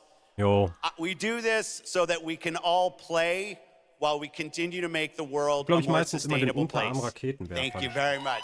Thanks, everyone.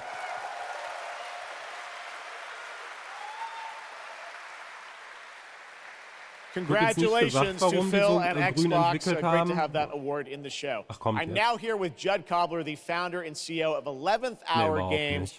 Judd, this is a big moment for you guys. ARPGs have had an incredible year, but you're an independent studio that has been building this game for a number of years, and we're excited to tell your story. So tell us a bit about The Last Epoch. Absolutely. So Jeff, thanks so much for having me. First off, before Last Epoch, I was not in the games industry. I was just a die-hard action RPG player that dreamt of creating a community-made action RPG. And with the help of our community and Kickstarter, we've been able to make that happen. And so in Last Epoch, every single skill in the game has its own transformative skill tree. We have 119 skills in the game so far, and we're adding more every single patch. We also have an awesome deterministic skill system, deep and interesting loot, and multiple in-game systems for endless playability. And Jeff, tonight we're excited to announce our newest class, the Rune Master. The Rune Master has a unique mechanic where he's able to invoke any of 40 different abilities with a single button press, making it super exciting and fun to experiment and find your perfect play style. And the Rune Master is going to be joining us September 7th and will be available to play here all week at Gamescom. Amazing. Well, this is such a great story of this game. I encourage you to check it out. And right now, we've got a first look at the Rune Master. Thanks, Judd. Ich wollte jetzt aber... 5 years ago, Last Epoch was a community dream. What if we, the players, could band together to make the next great ARPG? What would that game look like? Lots of character classes to choose from. Every single skill would have its own build-defining skill tree. Reaching in-game would be just the beginning, and it would be updated for years so we could play forever. Keine Ahnung, irgendwie über seinen Kickstarter irgendwo Bäume gepflanzt. Last Epoch makes crafting and finding items super rewarding. Again, it's genius. I think this is the most innovation we've seen in a trade system in an ARPG in at least a decade.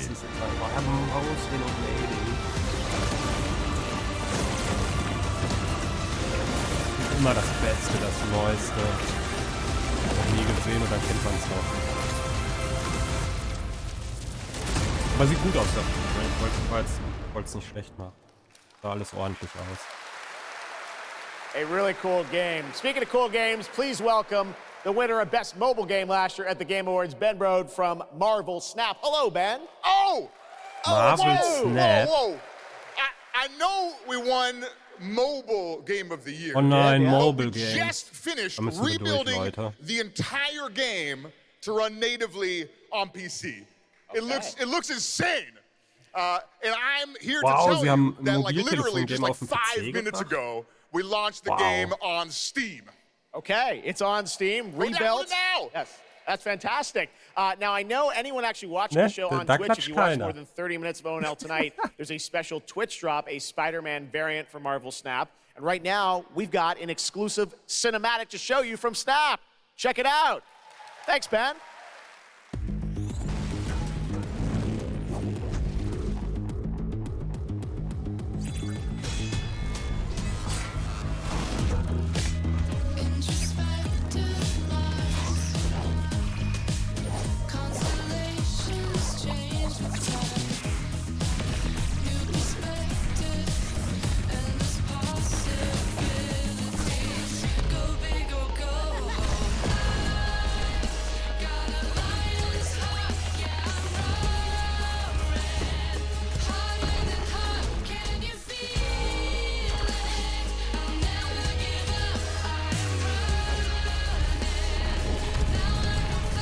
wenn sie alles verwursten,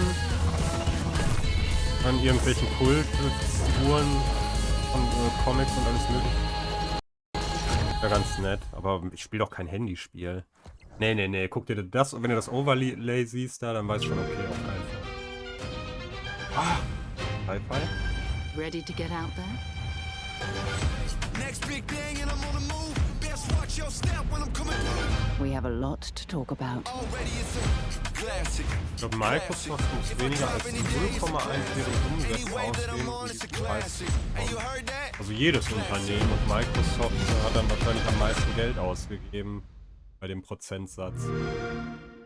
Ja, war ja klug von Sony, dass die das nicht, dass sie sich das Geld gespart haben.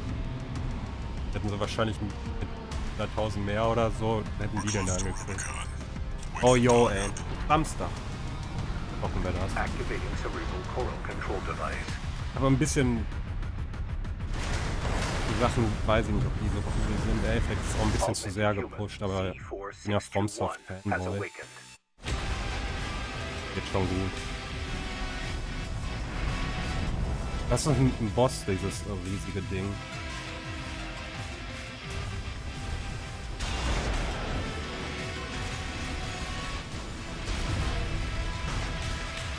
Call sign Raven. Priority subject for termination. High on the list.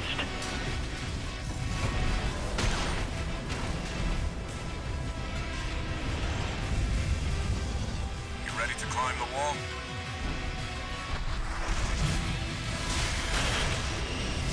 Und wenn das richtig gutes PvP hat,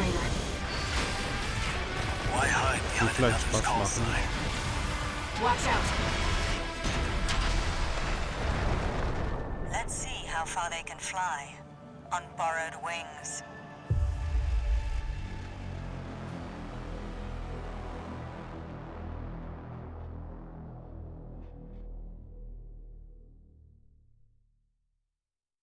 Memories form like scars. Cut deep enough. And they'll never fade. Das sieht schon mal ganz gut aus, aber ist das irgendwie sowas wie Black Desert? Ein Mars Multiplayer Online Ding? Nee. But I survived.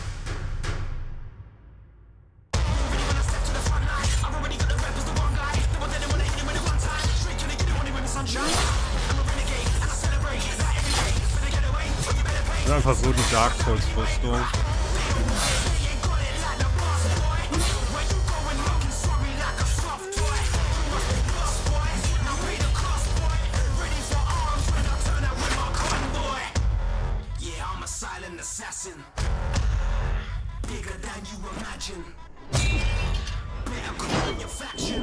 Erstmal nicht zu Hause.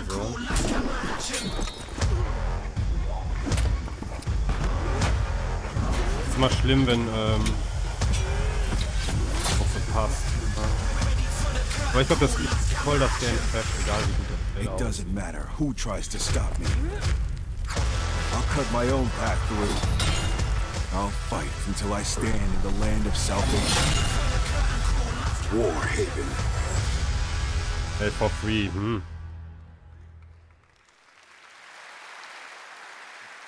That was Warhaven, and the Melee multiplayer PvP game will hit Steam Early Access on September 21st.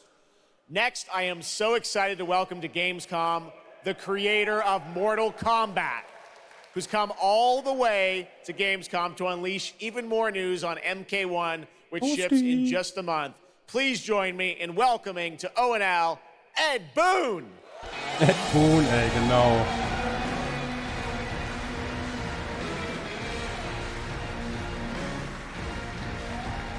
Hello, Ed.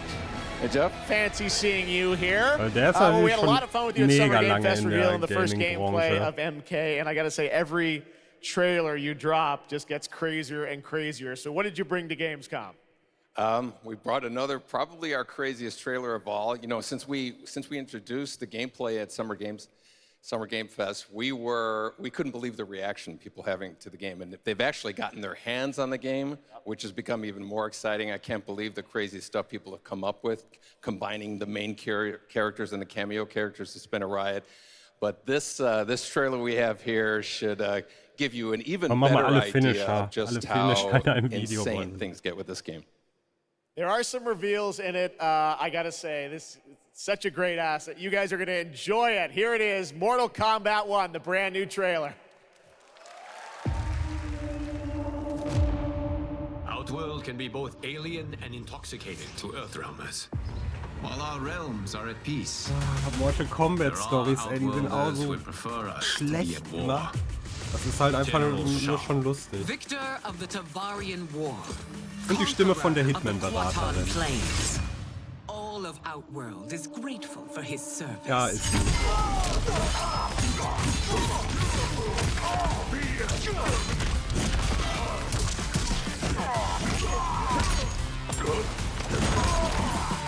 You would consign us to endless war. Better that than be Liu Kang's yay.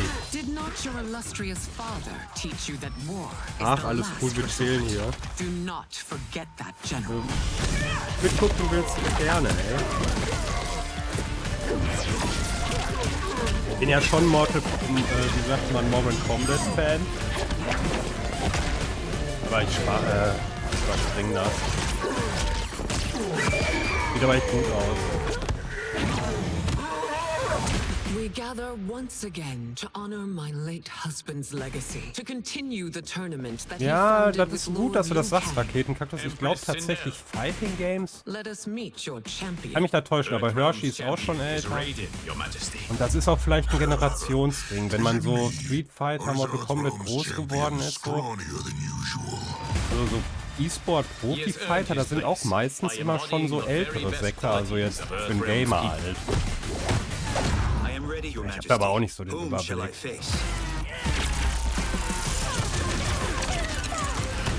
Street Fighter für dich immer größer als MK. Ja, für mich war es meistens Mortal Kombat, aber das letzte Street Fighter, das aktuelle, ist halt super gut. Ich glaube auch nicht, dass das Mortal Kombat besser ist als das, ohne es gespielt zu haben. Ja. Aber gut, das beste Fighting Game der Welt ist The Last Blade 2. Auf dem Neo. Das ist das mein allerliebstes Beat'em Up, ey.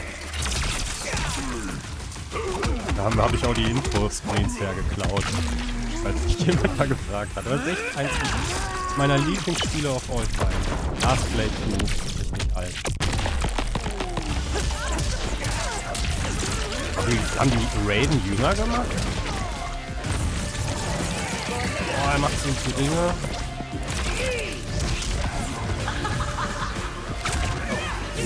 Double Finisher oder was?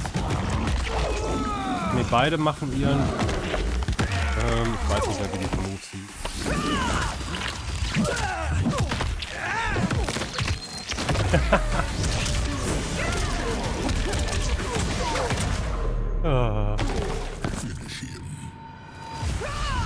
Okay, Leute. Boah, hat sie coole Haare, ey. Oh, jetzt hört nicht auf. Who's your queen?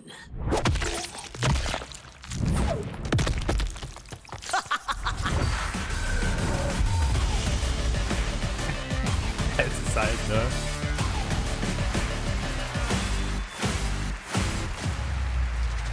Ich spiele Smash auch geil, aber es ist halt komplett anderes Spiel, allein wie die Steuerung und das Kampfsystem, um eine Runde zu gewinnen, abläuft. Aber Smash ist so richtig gutes Spiel. First event appearance this week at Gamescom. This turn-based grand strategy game is about building and leading a nation Street Fighter, bei Mortal Kombat, bei Tekken, all die möglichen ist das Kombos. Immer wieder Kombos reinbringen können, oder richtig zu blocken.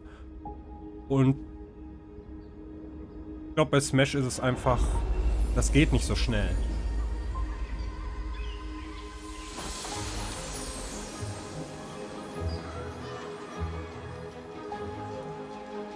Warum mich das neue Mortal Kombat auch nicht so interessiert, das kann ich ja sagen, ist, weil ich nicht so ein Fan bin, wenn auch in Fighting Games man zwei Charaktere oder so einen Unterstützungscharakter hat.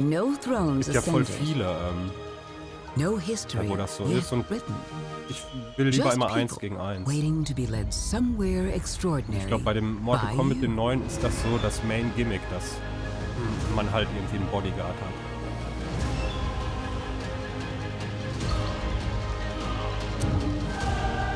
Ja. Ich werde ein paar Finisher hier mit Leuten, die ich auf der Straße sehe, ausprobieren. Nein. Ja, da guckt man sich immer alle einmal an. Das ist schon gutes Entertainment. Weil es ist halt krass, wie brutal. Ich weiß noch, die ersten Mortal Kombats, ey, das war halt ja so eine richtig schlechte Grafik, aber das hat man, das war halt schockierend, wenn man das erste Mal gesehen hat. Natürlich auch cool, so als Heranwachsender. Ja. Das ist schon eine heftige Gewaltdarstellung. Und wundert mich, dass man es so locker verpackt, ne? Wenn du da sowas mit einem echten Menschen sehen würdest, du würdest von oben bis unten kotzen und wahrscheinlich die Beinkrampf kriegen. Also jeder.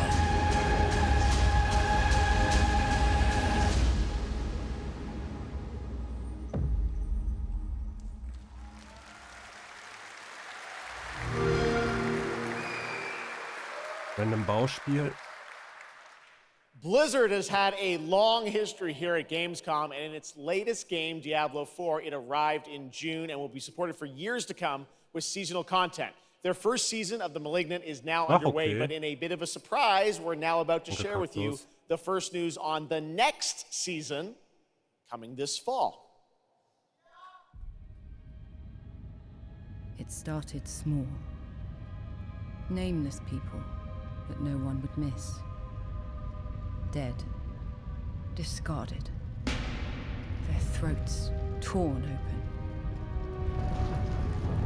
The church ignored the killings, even as fear mounted like the bodies. The desperate and the brave fought to end the corruption, but they were too late.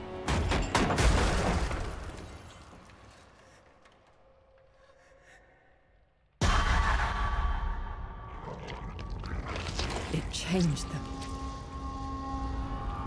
killed them, brought them back, hungry. I have fought this plague a long Auf sowas, Koop, Vermintide, something different. mäßiges. A survivor with all of their strengths and none of our weaknesses. Ja, das sind die Klassen. Unexpected.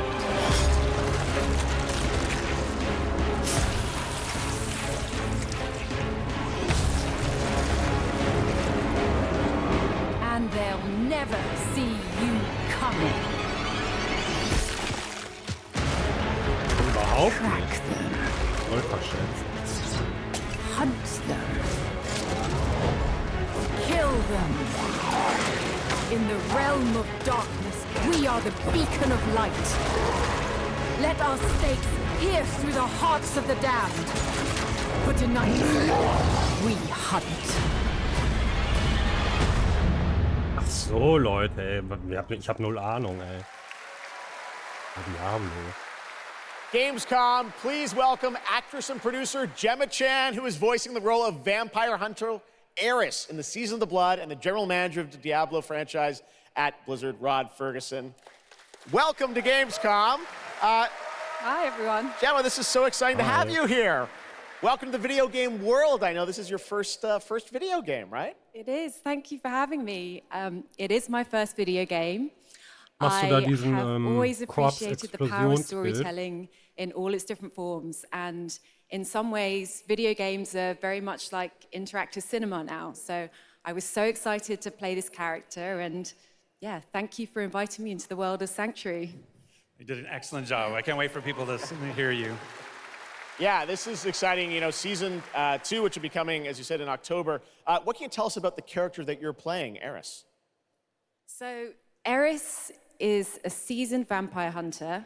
She is going to be your badass warrior companion as you fight your way through the perils of Sanctuary. Nur so ein bisschen geguckt. She's complex, she's seen quite a bit of Wollt's ja am horror in Anfang her auch spielen, lifetime. aber So initially she dann comes kann ich nicht across as a streamen, little dann kann ich bit nur Diablo cold streamen und and das wollte ich jaded. nicht. But in a Anscheinend fight, wollte she ich will immer definitely have your back. Baldur's Gate nur noch Good to streamen know. oder so. Rod, Ja, ihr wisst, tell was us a ich bit meine. about what we Das can kostet expect sehr from viel this new Diablo Commitment, season in October. glaube ich, einen guten Well, Jeff, you know, Diablo is Diablo-Stream zu about machen. creating that ultimate power fantasy. And obviously a lot Hab of mir people auch have über been das doing Game it. We lustig have gemacht, over aber 12 million players vom and Spielen ist es, glaube ich, 1.3 nicht so billion schlecht. hours played Je so far. nachdem, wenn man And I vielleicht just want nur to take a second to say Max-Level und thank Story you. We're durchspielen so will. Ja. appreciative of their enthusiasm and all the player feedback. It's going to help us make great seasons for years to come. Now, for our free second season, Season of Blood, you get to join Eris as a vampire hunter, but not just any normal vampire hunter. Ich habe You're sehr going to get viele cool Stunden vampiric powers and become kind of a Diablo Klon daywalker, a gesteckt vampire im that Warhammer hunts vampires 40.000 and ultimately tracks down and faces off with the big Universum und da hatte ich bad den gleichen vampire Bild lord. mit so einem Now, Mechaniker, der kann halt immer so that's kleine season 2 Roboter and that's spinnen, October, so we still have lots of time to jump into erstellen season und die 1, kannst du auch the explodieren season of lassen. Malignant. So, you know, seasons are Und a dann habe great ich halt time to auch so die start with Buffs Diablo gebaut, dass halt because we jedes all Mal, wenn begin at einer the same place. explodiert, So der come join us Cooldown in von dem Diablo. Skill neue entstehen Amazing. zu All right, well, lassen, wieder thank you runtergeht und both dann for making the trek im here to Endgame konntest du dann Gamescom die in ganzen Dinger Germany, einfach nur and we explodieren can't wait lassen. to Das meet ist aber more ein Eris and hear cooler more Bild, so in das wird es ja in October. mehreren auch von Fantastic, den gentlemen. Klonen Rod, thank you geben. so much. Thank you. Ne, das macht auf All jeden right, Fall and richtig now Bock it's zu time for spielen. another world premiere. This one Warhammer is a 40k European-made game about hope, love, Märtyrer friendship, hieß das, glaube ich. robots. Fand ich echt ganz gut. In a world divided by disinformation, where danger lurks around every turn, Cooler, langbeiniger Roboter. Ist das Borderlands? a motley crew of misfits embark on a fateful road trip to discover their true path. Please tell me you're done. Oh, we're just getting started, dude. What is this music? I believe the kids call it K-pop music. Just K-pop. Turn it down. Leave my music alone. Shut the hell up. Words have power. They can give you strength. Ready for this? Stand still. Words can bring people together and tear them apart. But if words hold so much power, he has no respect for you. She's right. The question is, what do you have to say? I think we can all agree that my trailer voice was better than yours. Hat mir nichts gesagt jetzt, keine Ahnung.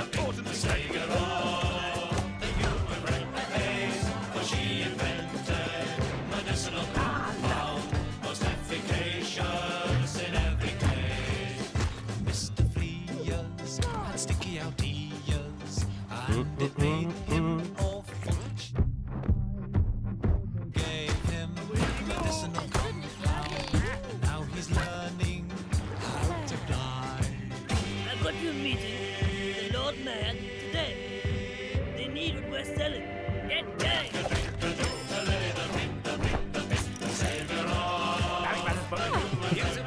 Die Musik holt mich schon ab. Nicht mit.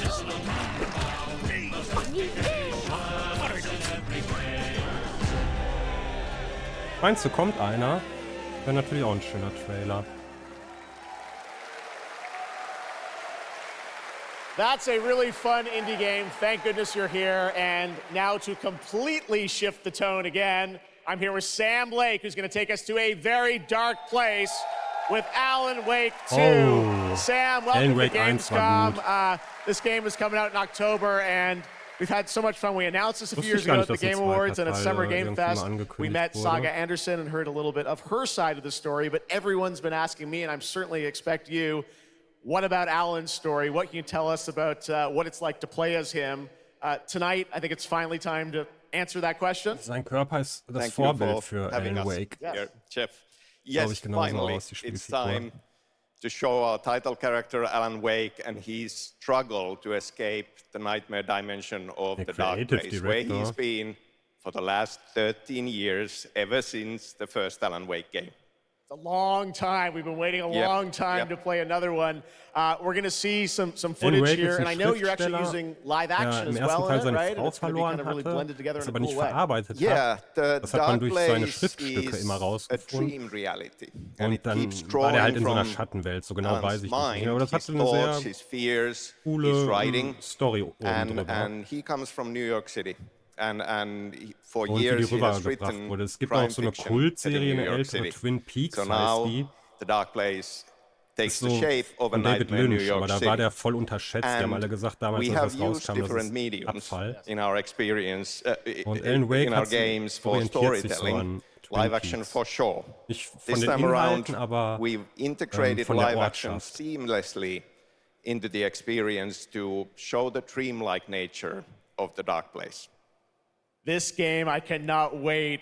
We don't have to wait too long. It's coming in October, but let's take a look now at the brand new trailer Dieser Trailer for für das Alan erste Wake Spiel. 2. Sam, thank you so much. Thank Here you. we go. Ach so.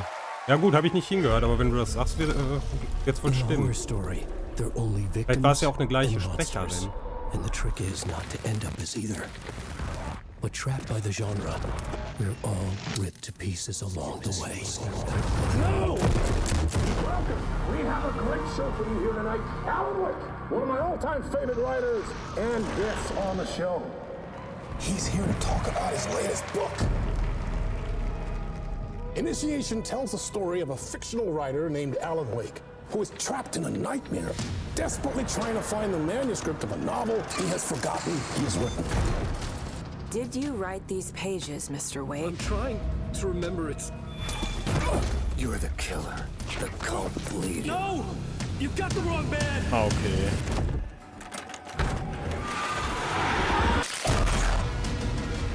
It's my fault! Ich glaube, als du noch nicht da warst. Wake has a Sorry, double. getrunken. Where is he now? Da war die Hitman-Beraterin in einem Trailer, die Stimme. Kann auch sofort wiedererkennen.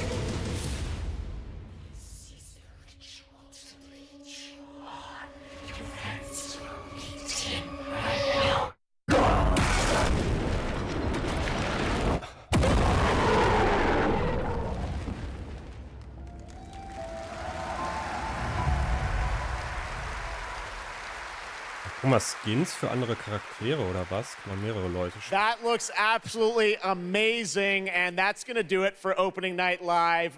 We have so many amazing games coming this fall. I want to thank all of you for being here tonight, watching online. Jasmine, thank you for co-hosting. And I got to say, we got a lot of great games coming up in the next few months, so I hope you enjoy the rest of Gamescom and get ready for what's going to be quite a debate about Game of the Year. And speaking of the Game of the Year, I'm happy to announce tonight that the Game Awards will be returning live this December, and we've got a date for you. Thursday, December 7th, the show will be streaming live everywhere. It is our 10th show, which I can't believe. We've been doing it for 10 years. We'll be live at the Peacock Theater in LA on Thursday, December 7th. I hope to see you then. It's going to be a very, very special show. Thanks again for watching Gamescom Opening Night Live. We'll see you again next year. Good night, everybody.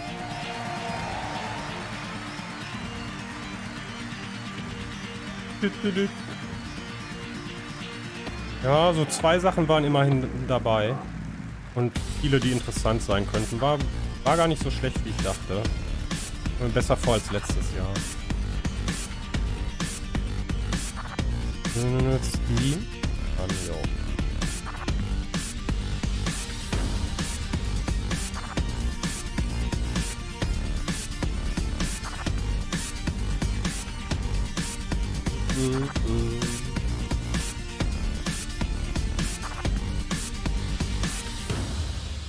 Kurz das Spiel ein.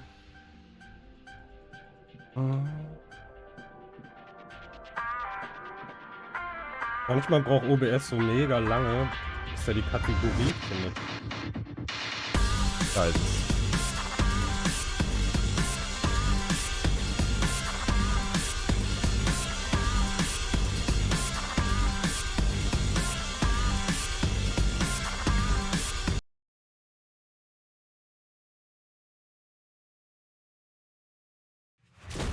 Jo, Raketenkaktus, schön, dass du da warst. Komm morgen gut raus. Ja, und wir sehen uns. Wenn du Zeit hast, komm rum.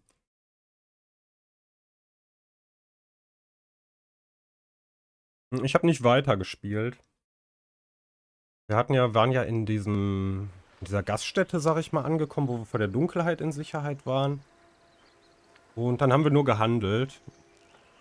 Und ich habe, glaube ich, gestern oder wann irgendwann noch mal ein paar Items da verkauft. Aber wir stehen an der gleichen Stelle, ist nichts sonst passiert.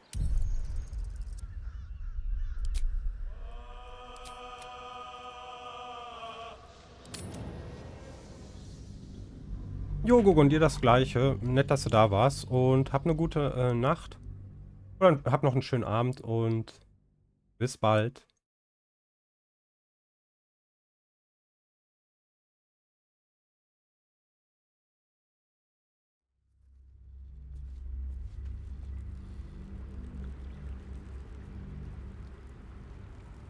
Ist das Spiel jetzt so leise? Im Laden kommt immer nichts.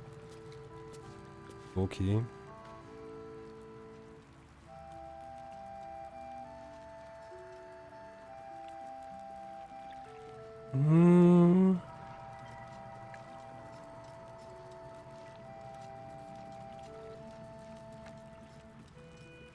Ja, ich muss, Entschuldigung, ich muss einen Moment überlegen, was wollten wir hier machen. Eigentlich müsste ich erstmal das aufdecken. Wir sind echt nur hier rüber gekommen. Und da ist die Main Quest, genau. What path lies before me?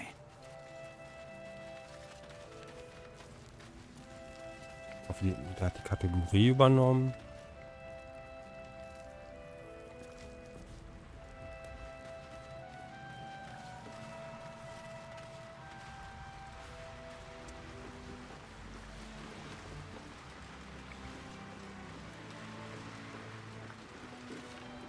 Nice to see the dark spitting out more than shadows.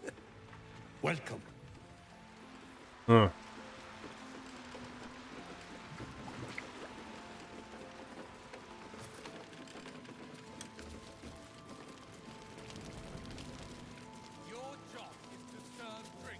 Wir haben noch einen Händler hier.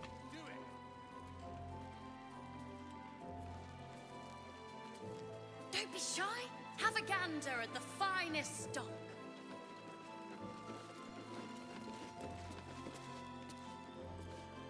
Ja, Allendale.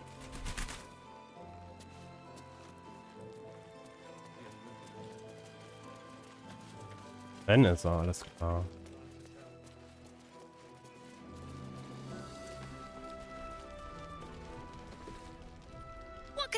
Ach, der Kleine war das. Mhm.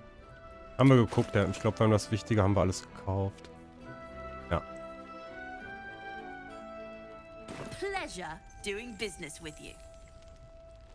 Premium trinkets and doodahs. Seems simple enough.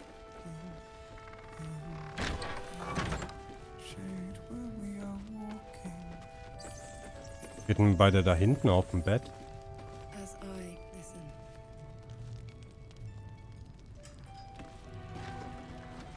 If you have an alternative in mind, please do propose it. Flame color. That's your name, isn't it? Art color? I'm Fistula. Nathaniel and me climbing up a tree. We need you, sir. One of our own's been taken, a Grand Duke. You might know something that could help us bring him back.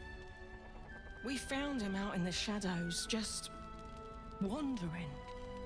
Nothing survives out there for long. Don't know how he made it, or where he came from. This is no physical ailment. It is a spiritual malaise. The man's mind has been gripped by the Shadowfell, yet it has not broken.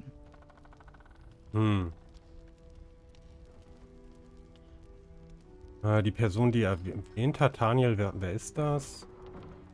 Kann er euch hören? Was hat er denn? A century locked inside a Sharan curse will do things to a man. But you're not alone, sir. We're here with you. And I'm sure you've got relations, maybe some long-lived friends even who want to be seeing you.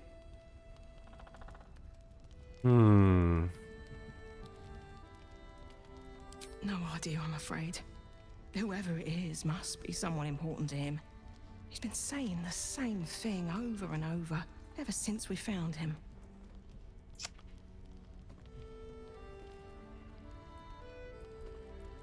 Hört er uns? You hear me, don't you, sir? You might not be able to answer, but you hear me. Ja, gucken wir uns den mal an. Das Lied, habt ihr das schon mal gehört?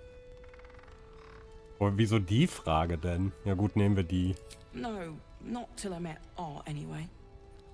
It seems to be all he remembers. Achso, er summt das.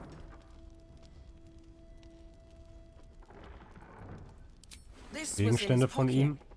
He doesn't seem to have any reaction to it now, but he held on to it for 100 years anyway. Thank you. What's that in your pocket, sir? Gegriffener Brief.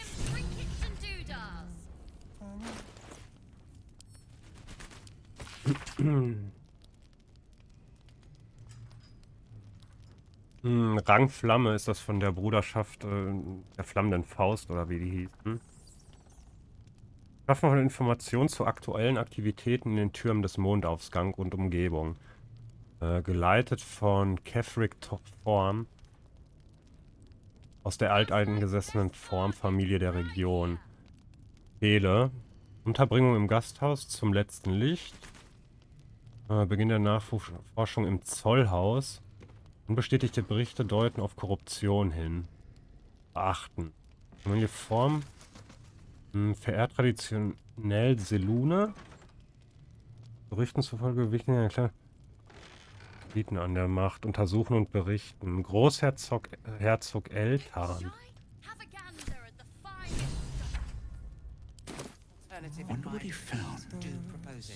Hat der wohl rausgefunden und was ist ihm passiert danach?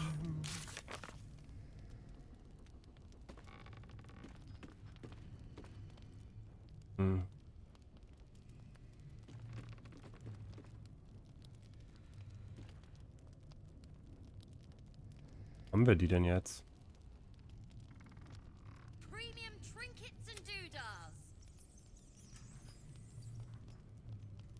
Ah, da.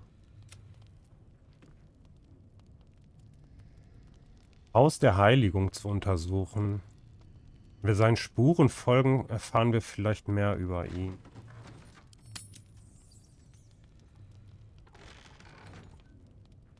Okay, da müssen wir hier durch, wenn. In das Gebiet kommen wir noch. If you have an alternative in mind,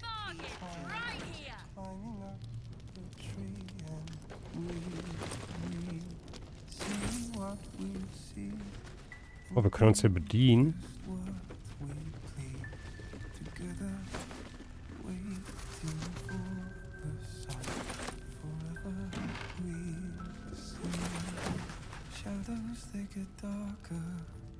What I won't do is send any more of our people into the curse. Don't be shy.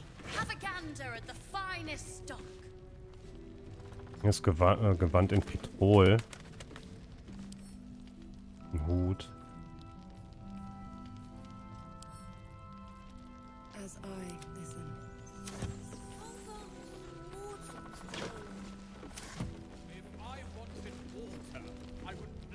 If you have an alternative in mind, please do propose it.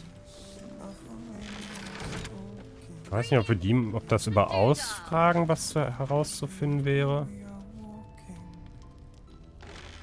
Beraterin Florik. Lass die mal anquatschen, die sieht wichtig aus. He still won't speak. Just keeps going with the bloody song. Nothing of use on his person. His original writ of duty, signed by Eltan himself. Fella must be one of the very first Flaming Fist. He must know something. Let's not give up on him yet. We believe the cultists have taken Duke Ravengard to Moonrise Towers. I don't suppose you found a way in. Wollen wir denen das überhaupt sagen? Was ist mit dem Typen auf der Pritsche? Isabel cleared this place, and he just appeared. We think he's staying at the inn when the curse fell, which means he's been trapped inside for a century. It beggars belief he's alive at all. Hopefully, he'll come round. Tell us something useful about getting through the shadows. Right now, he seems to have little more to him than a refrain from some song or other.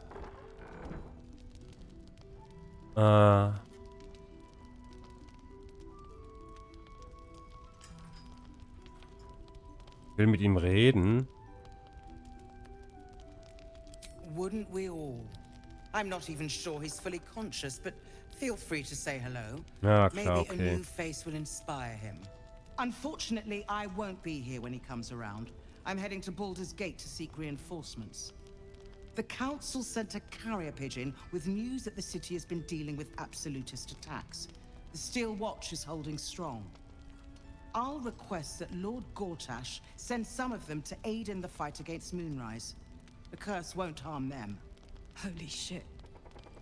That's my old boss. Oh. The guy who sold me to Zariel. You know the name Gortash, a councillor with considerable influence on Baldurian industry and politics. But he is no lord.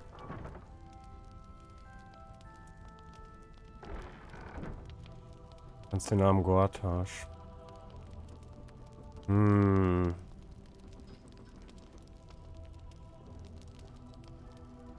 Genau, Ravengard ist ja gefangen. Das ist ja der Vater vom Will.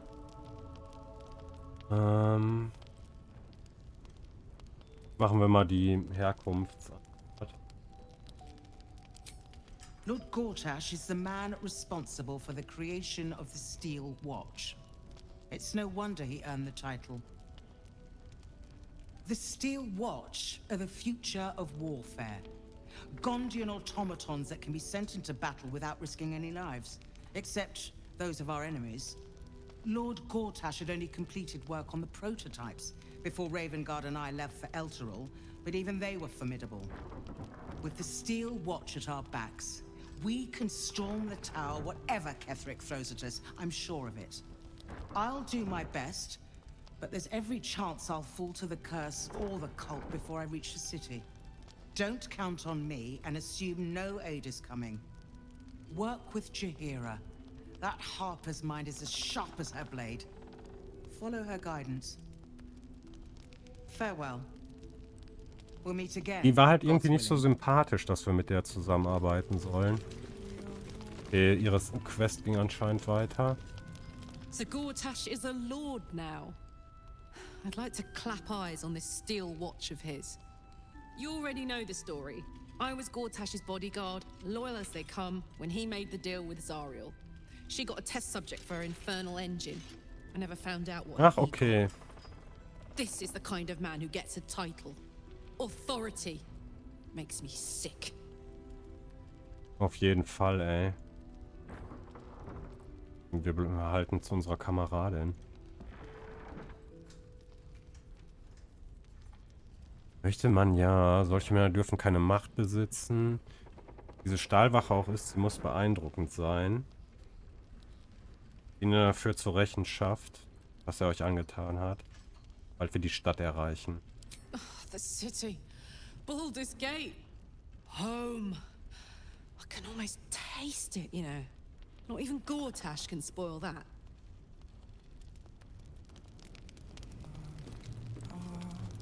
Hiding places. Target's right here.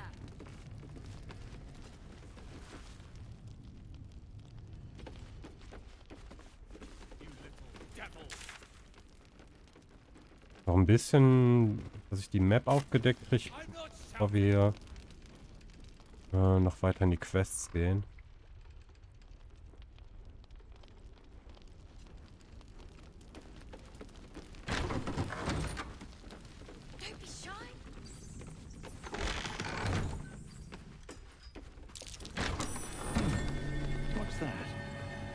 Was hat er bemerkt?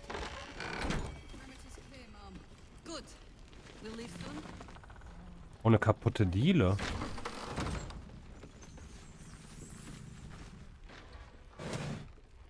Oh, ein dicker Ring. Schneesturm. Wenn der Träger Kälteschaden bewirkt, verursacht er zusätzlich einen Kreis aus Eis mit einem Durchmesser von 4,5 Meter im Zielbereich. Der ist jetzt gerade so auf Feuer eingestellt. Wir haben aber auch Eis. Cool.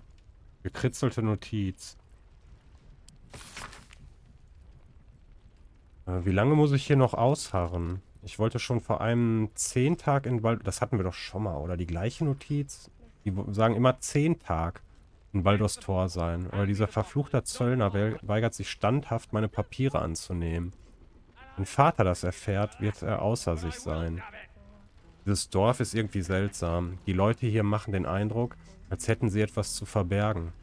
Die Schreine der Mondmeint scheinen ungepflegt und verloren.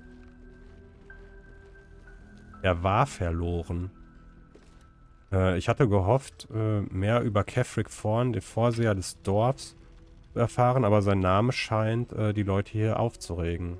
Ich weiß nicht, ob ich es noch länger als eine Stunde an diesem abscheulichen Ort aushalte. Ich bin da so heftig gestolpert über verloren. Die Schreine der Mondmeint scheinen ungepflegt und verloren. Ja, ey, wenn es das Wort gibt, habe ich ein neues Wort gelernt.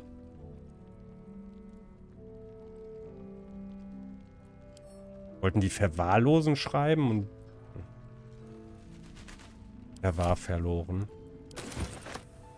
Na gut, passiert halt. Natürlich wollten die verwahrlosen schreiben. Seine Majestät heißt die Katze. Mit der reden wir aber mal. Oh, das ist eine Nacktkatze. Mit Tieren umgehen. Komm her, Kätzchen. -1.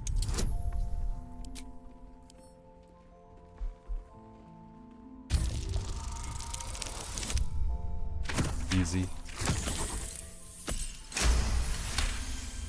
Oh. Ach nee, wenn er zusammenrechnet, zählt es ja nicht als Crit.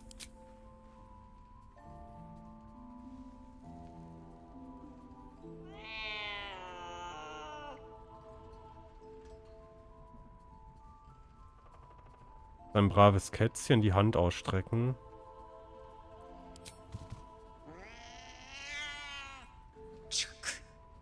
Why would anyone keep such neurotic creatures as pets?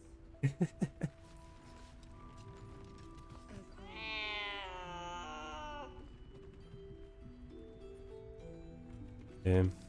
Chance vertan.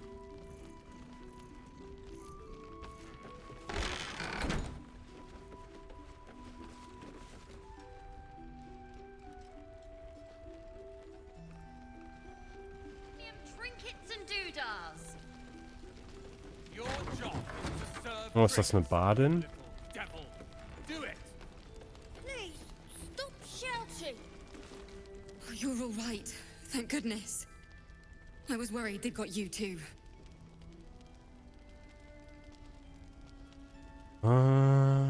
Gut, dass ihr es auch geschafft habt. Was für ein Fluch.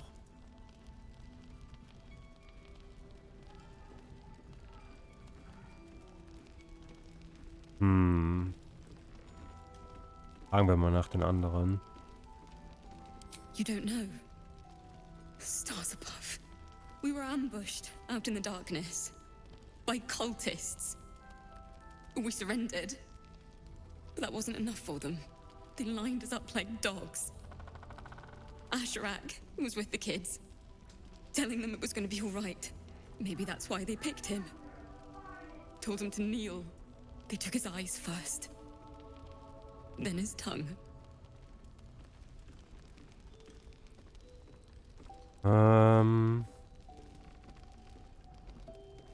Wer war Asherak noch gleich? Eine dumme Idee, sich in die Finsternis zu wagen. War Asherak nicht der Typ, der ihr die Engine da ausbauen konnte oder umbauen konnte? Frag tatsächlich mal. Which? Ach so, der Kampftrainer. He ran drills with the kids. Wooden swords and the like.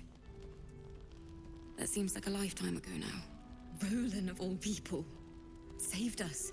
He said he stayed in the grove because of you. And I'm damn glad of it. Without him, well, none of us would be here.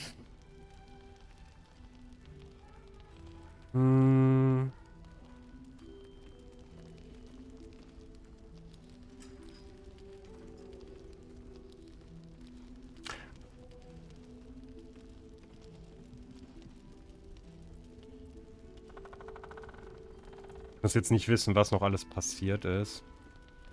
Dann frage ich lieber nach Roland. Yes. He shielded me and the kids, while his brother and sister rushed the cultists. Cal and Leo were dragged away, along with the others. Das sind die Flüchtlinge aus dem Druidenhain. Taking it so well. None of us are, to be honest. How do you do it? How do you keep going?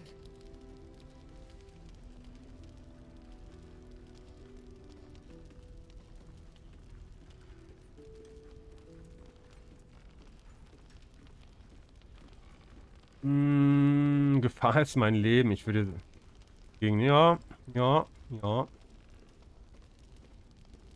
Ich jammere einfach nicht dauernd. Das ist zu nervtötend. Ja, manchmal ist das ja lustig, die harten Antworten zu nehmen, aber... Machen wir hier die abgeschwächte Form. You're made of sterner stuff than me, then. You've done so much for us already. But I have to ask. The others might still be out there.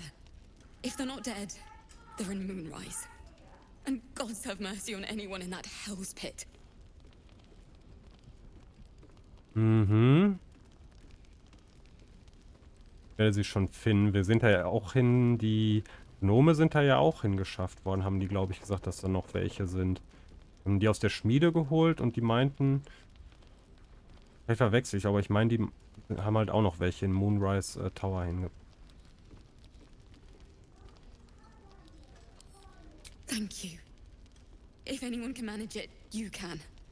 Just be careful up there, all right? I can't handle anyone else dying. Autenfisch. Kratzer, unser Hund.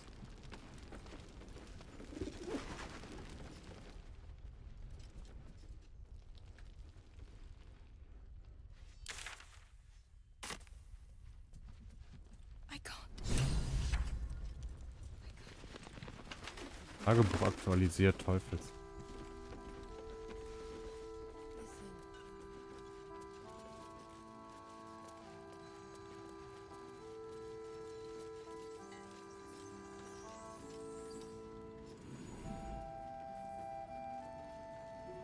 Ich würde halt gern den Flüchtling finden. Der Karlach, diese Eisenplatten, die habe ich hier. In ihre Infernal Engine oder wie das hieß, einbaut. Have a lot on my mind. And well, in it. Need to find a way forward.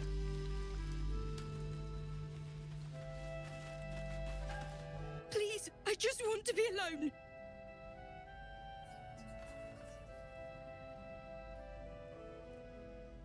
Ah, wenn hier steht, wo ist euer Mann und dann, warum weint ihr? Ah. It's Danis. Danis? He's gone. Cultists. It was so dark. I didn't realize until the children started screaming. They rounded us up. Cut us up. Said they were taking whoever could still walk to Moonrise Towers. I managed to get away. But my love, Danis.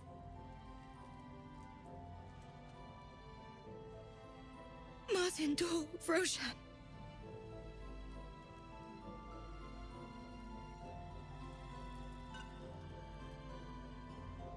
Ihr meint, er ist tot?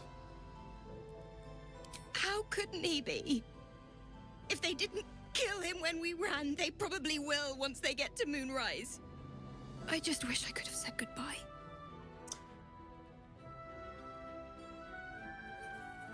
Nicht was tun, um zu helfen. Danis könnte noch leben, gebt ihn nicht einfach auf.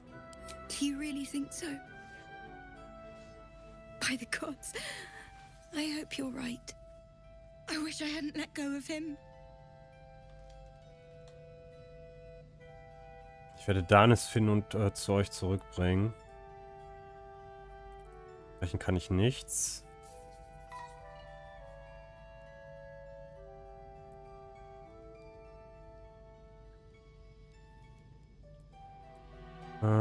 Ich werde mein Bestes tun, ihm... Ach, wir machen einfach eins. It's hard to imagine him making it after everything that happened. But if you find him, it would mean the world to me. What am I going to do?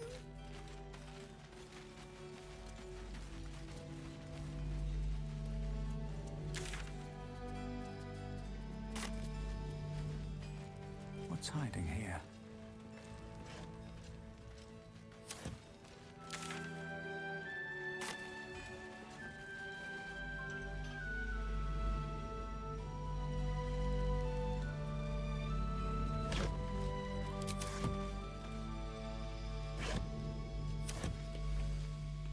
Ich habe aus Versehen aus dem Fenster geklickt. Da hat sich das Fenster eingeklappt. Ich habe mich verklickt anscheinend.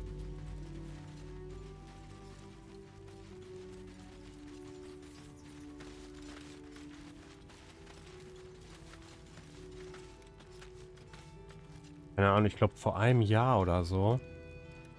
Da ist mir, glaube ich, auch mal ein Stream ausgegangen, weil ich aus dem Fenstermodus rausgeklickt habe auf Stream beenden oder so. Ich weiß nicht mehr, wann das war. War nicht lange her.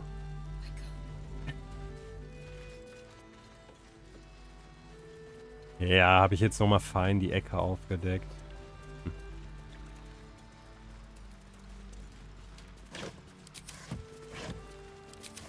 Okay. Such noch ein bisschen Tieflinge.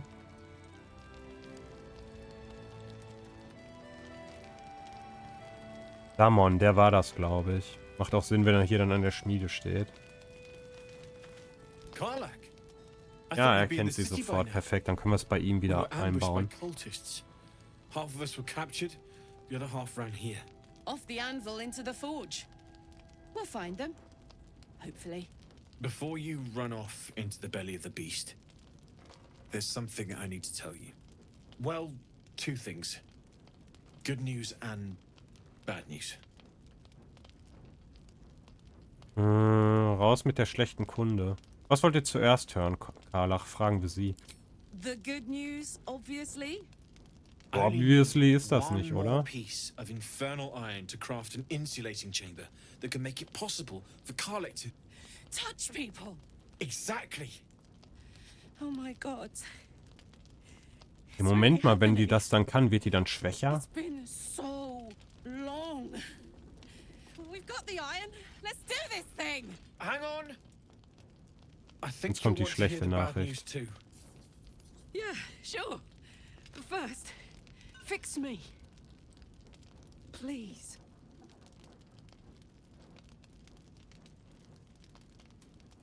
Lasst ihn reden, es klingt sehr wichtig. Fine. Well, go on then. I don't enjoy saying this, Karlach, but there's no two ways about it. Your engine is going to blow and I can't fix it. I'm not sure anyone can. It's simply too hot to exist here in the material plane. Unless you return to Avernus for good, this thing is going to blow. Sooner rather than later. But still, you can give me something that will let me touch again, right? Ich glaube nicht. Safely? Yes, but... That's all I need to know. Do it. Please.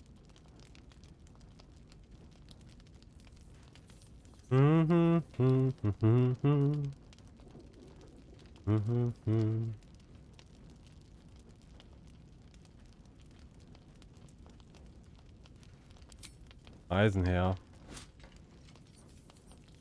Well, all right. This shouldn't take long.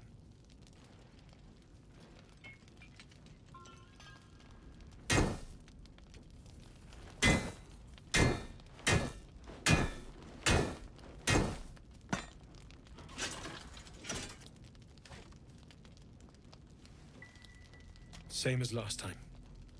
You'll need to install it yourself. This should do the trick.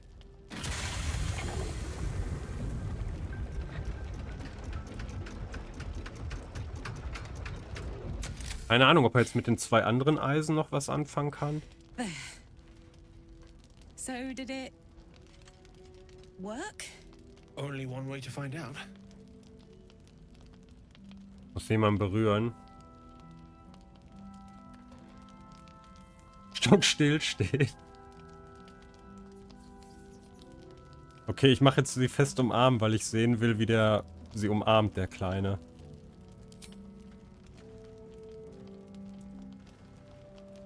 Ach, sie bückt sich.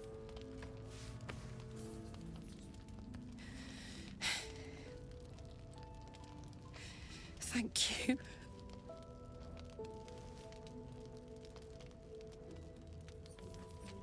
Und ich habe halt einen Ring, der Lustigerweise hat er im Bild irgendwas an, was Feuerschaden halt vermeidet. Thank you so much. Und jetzt auch nur bei ihm geklappt haben. Before you go, there's something I need to tell you. That engine of yours, it's contained for the moment, but it's just too hot to exist here in the material plane indefinitely. I know you know that, but the thing is, there's a cure. I wasn't making any headway with the mechanics, none at all.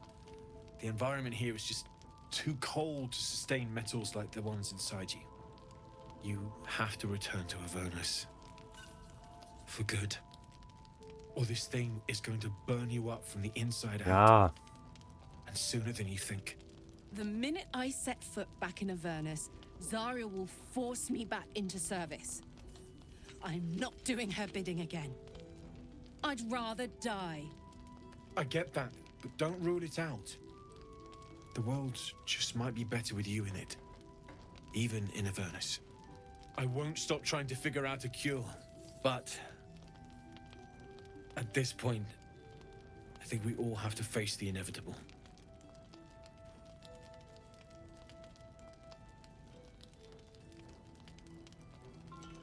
Ja.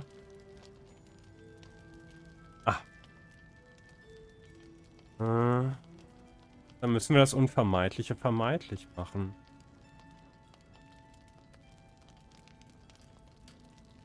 Müssen wir feiern. Nimm 2. You read my mind. Thanks, Damon. Really. You've given me more than I could ever repay. It's been my pleasure. Good luck. Both of you. Look after yourself, all right? Hey, cool. This is the best day. The best day. Karlach, es macht mir Sorgen, was Damon über eure Maschine gesagt hat. Wir müssen euch zurück nach Avernus bringen, sonst geht sie hoch. Ich freue mich so für euch. I'm so happy for me too. Now I just need to find someone to cuddle up to tonight, and I'll be the happiest woman on the sword. Sie will auch wieder sofort ran. In das Gnom-Meet. Was mit dem, was Damon über eure Maschine gesagt hat? Wir müssen euch zurück nach Avernus bringen, sonst hoch. Listen, I'm never going back. If you said I could die right now or live 1,000 years in the Hells, I'd choose to go out now with my freedom intact. I don't expect anyone to understand that. But I've been dealt a hand most people don't have to contemplate playing.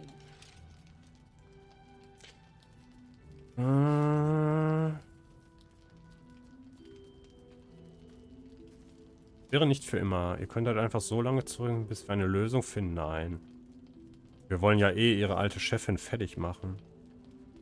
Ach nee, das war ja die in Baldur's Gate. Und die meinten ja Avernus wie eine Region.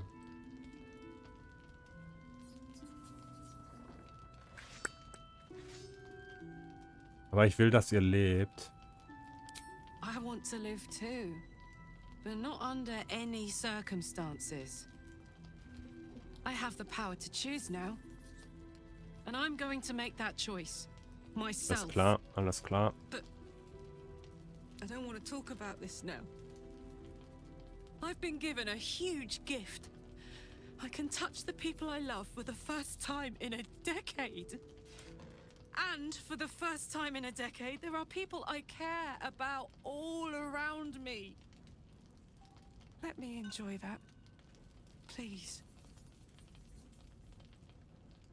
Und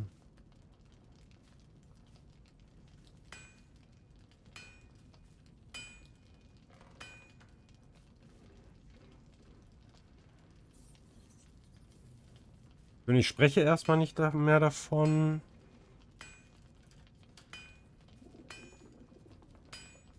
Also gut, Karlach, schön, ich spreche nicht mehr davon, ja. Erwachsen. Thanks, soldier. I just want to celebrate this. At least for a little.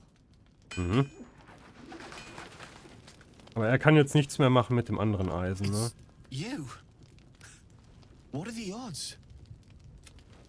And if you find any interesting materials in need of working, I'm happy to help. Interessante Arbeitsmaterialien, was meint ihr damit? Hesitated to mention this back in the Druid's Grove, for obvious reasons, but no one has earned my trust if not you. When Elturel was dragged into Avernus, I was drafted into a devil's smithy. It should have been awful. But infernal metal is like a wild horse. Powerful, exuberant. It'll kill you if you lack technique. I could sense some. Smell it almost. Somewhere in the area. Underground, maybe. Out there in the shadows. If you find it, bring it to me. I'll make something incredible.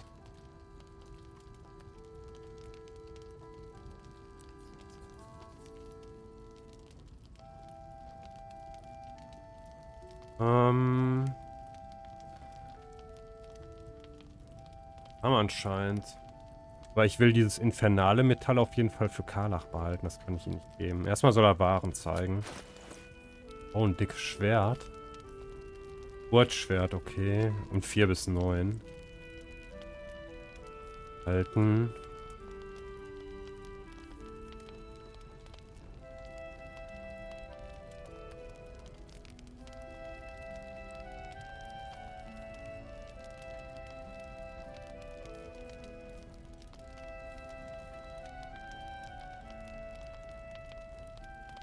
Stärke, Rettungswürfe und Stärkewürfe.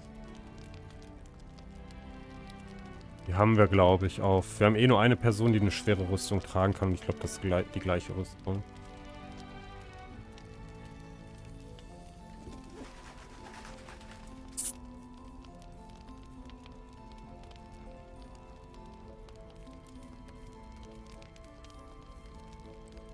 I'll be here if you need anything else.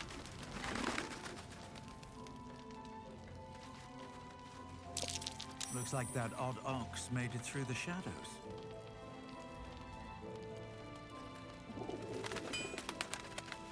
Was hat er gesehen? Schindels? Dachschindeln?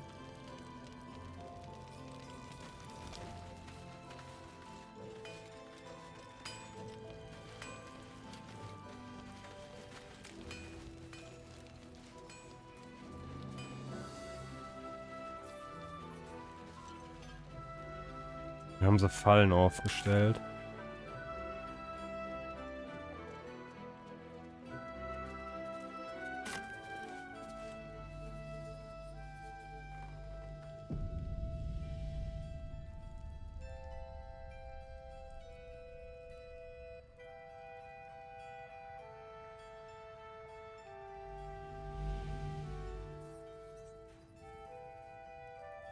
Wir auch einfach da lang laufen können. Warum?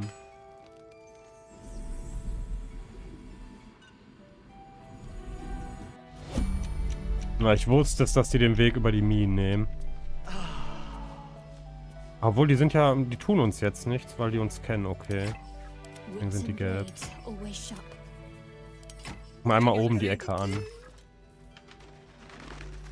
Is that blood? No. Never mind.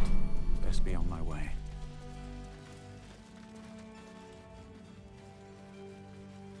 Victims of the shadow curse. At least they were afforded a burial.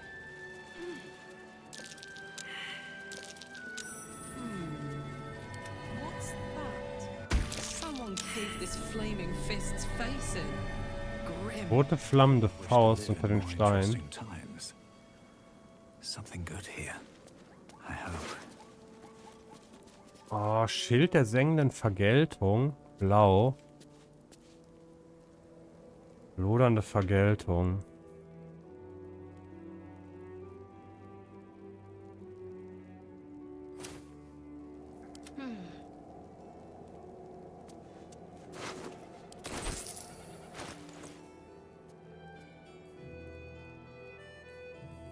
Der Schild der Hingabe ist noch besser.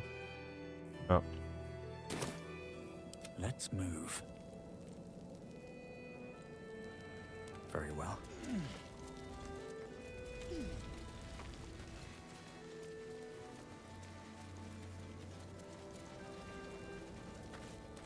Ein Grab. Du kannst ja einfach das Grab ausbuddeln. Lyra.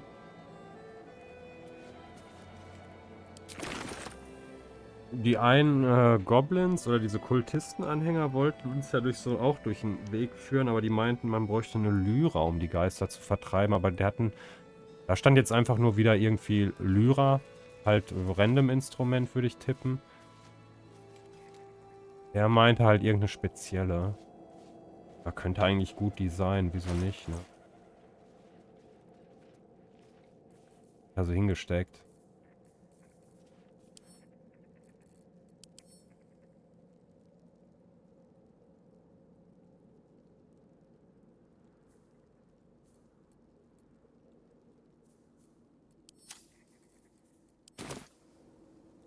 Anything of use? Let's see what this does. Hier noch eine wichtige Stelle.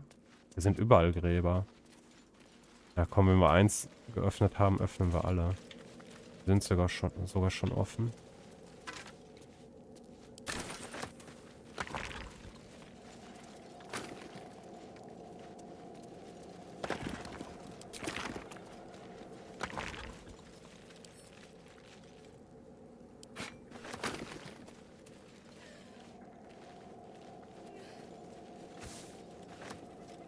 Don't mind if I do.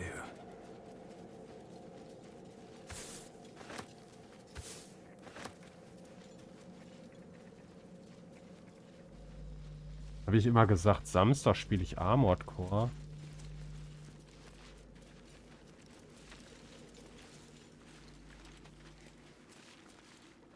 Samstag ist auch, ich glaube, es ist ein Samstag, oder war das frei? Aber wann war, welches Datum war es? 25? Keine Ahnung, es gibt noch ein Event. Hin wollte. Aber ja, das heißt dann wahrscheinlich eh nur, dass ich später komme. Kann auch sein, dass das auf einen anderen Tag fällt.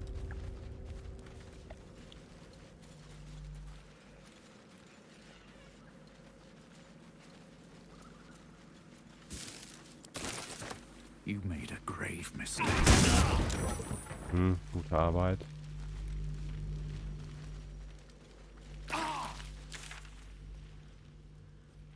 Okay, immerhin die ganze Karte soweit aufgedeckt.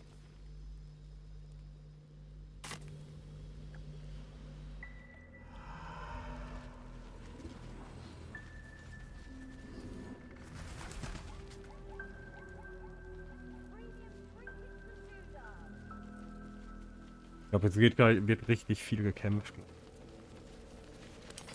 Can't afford to stay idle. Auf jeden Fall die Elite dabei. Ein besseres Team kann ich nicht aufbieten. Can't give up now. Wonder if the gods are watching me. Überlegen, was wäre noch wichtig?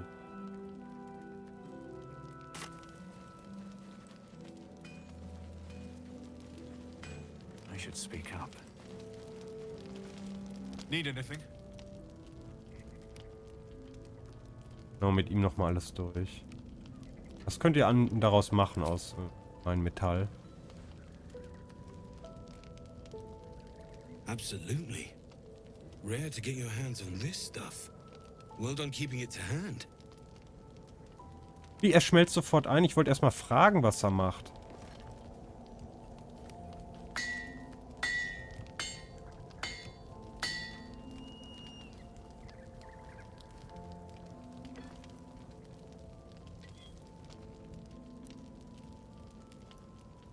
There you are. And be careful who you show that to. It might draw the wrong kind of attention. Rote Höhlenlichtrüstung.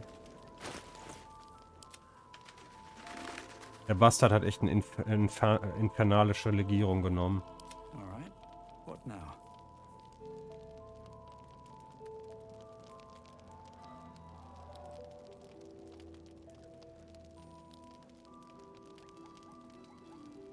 Oh Gott, ist die scheiße.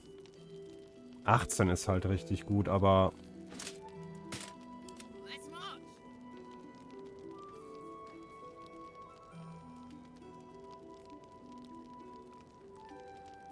Na klar. Ach, sie kann gar keine schwere tragen. Mittlere. Schwere. Die Rüstung ist eigentlich optimal für sie, oder?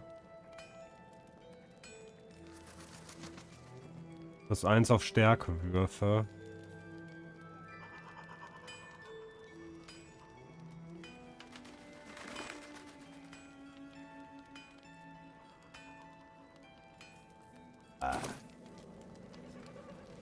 Ich spekuliere halt drauf, dass wir irgendwann noch einen anderen Typen finden, der ihr helfen kann. Und der dann die infernales Material haben will. Hat er mich hier ganz schön abgezockt. Hm.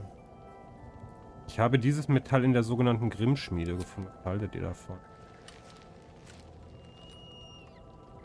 Jetzt geben wir jetzt das andere auch noch. Just a moment, I'll be able to work this one. Von dem infernalen Set kriegt man dann halt das Höllenlicht-Set. Und das ist sogar kaputt. 2 auf Rettungswürfe.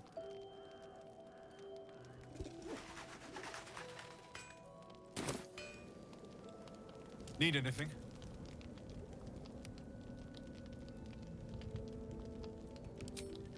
Well? Need anything?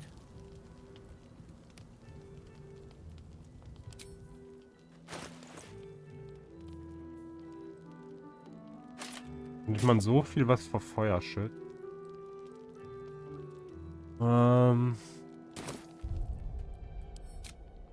Ich hatte irgendeinen Quick-Save gehabt, ey. Gebe ich das Material nicht.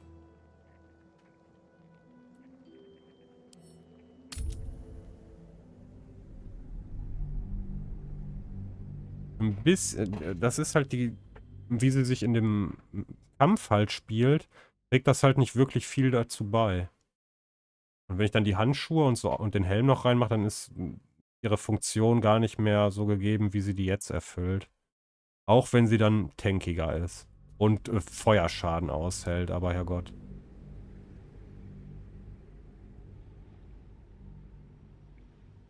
Das brauche ich nicht.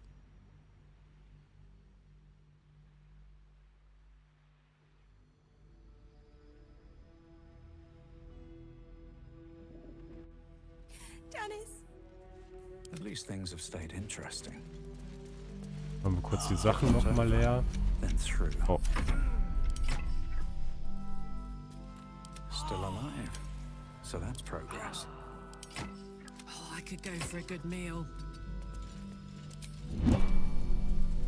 Looking ahead. Moving ahead.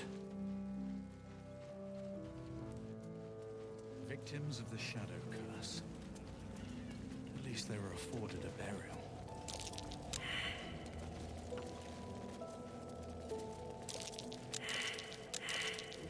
That might be worth a look.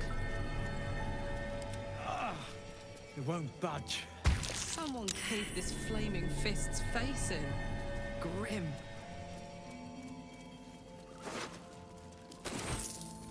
No one back home will ever believe this.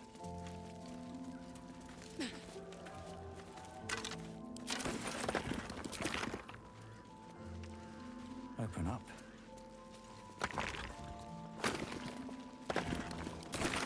Never wanted the easy path. Easy. Genau, die Lyra nochmal. Vielleicht könnte ja doch sein, dass die gewünscht.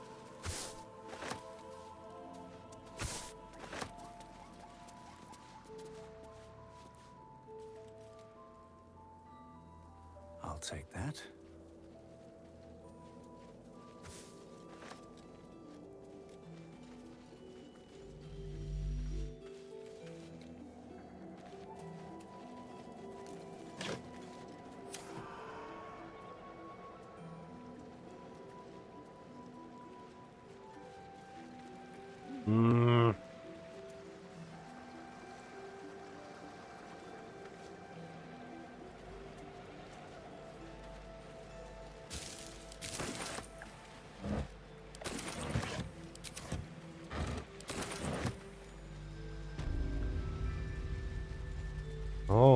gesagt.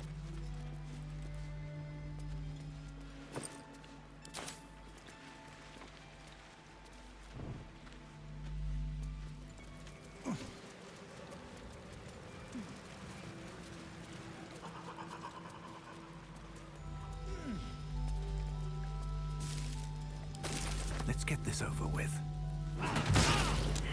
Das gleiche gemacht wie vorhin, ey. Ja, ich musste eh noch mal rasten. Okay, dann ist das wieder hergestellt, alles aufgedeckt, die Sachen eingesammelt. Hier geben wir jetzt nicht das Metall.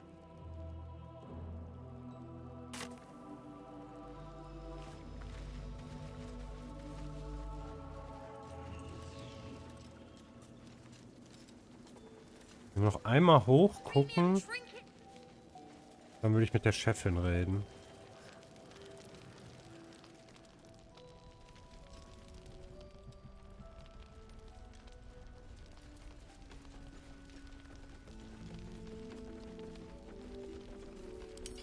What am I to do? Eager for battle. Making me sweat. Uh-huh. Never a dull moment. Last night's best bargains, right?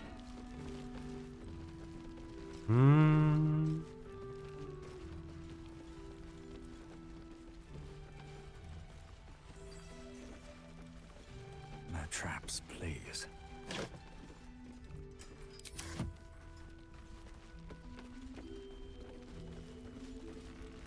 Here we go. Shouting. I'm not shouting. Don't be shy. Isabels Tagebuch dürfen wir nicht lesen. Wollen wir es trotzdem mal machen?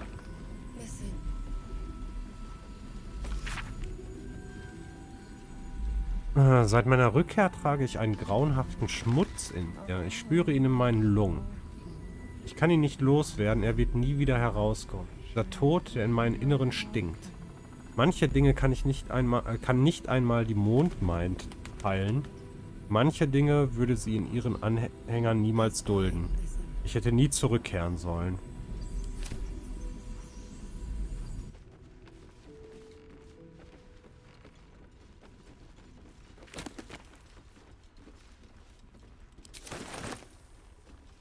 Hier gibt es eine Zauberrolle Fluch brechen. Der Typ unten im Bett vielleicht einfach nur verflucht.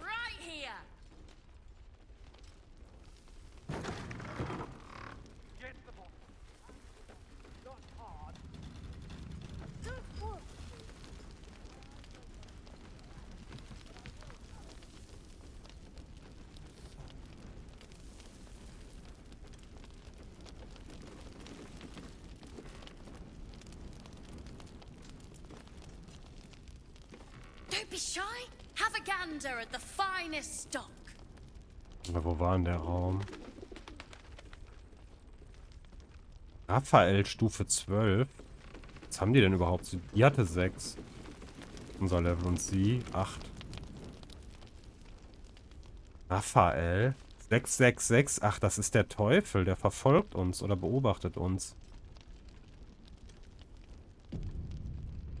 Der vielleicht auch schon an anderen Orten gewesen, wo wir waren. Premium trinkets and doodahs. Your move, Maul. You trapped me? I didn't even want to take this one. Kalim Shan rules, dear. The first piece touched is the first piece moved. That's garbage. No matter where the night goes, I'm gonna lose it. Then make the sacrifice useful. Guard your The mistress. sacrifice. Or come for my Cyric. What's going on here? Look who made it. For once, I saved your butt out there, didn't I? We're square now, Chief. Say, do you play lance ball by any chance? Lance It's my first time board? playing. The keen gleam in Moll's eyes reveals the lie. She knows the game well, and she wants to win. Oh, ey.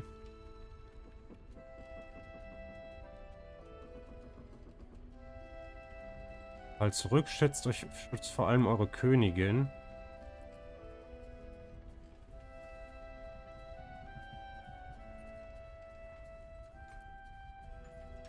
Ich würde sagen, wir probieren mit Fingerfertigkeit.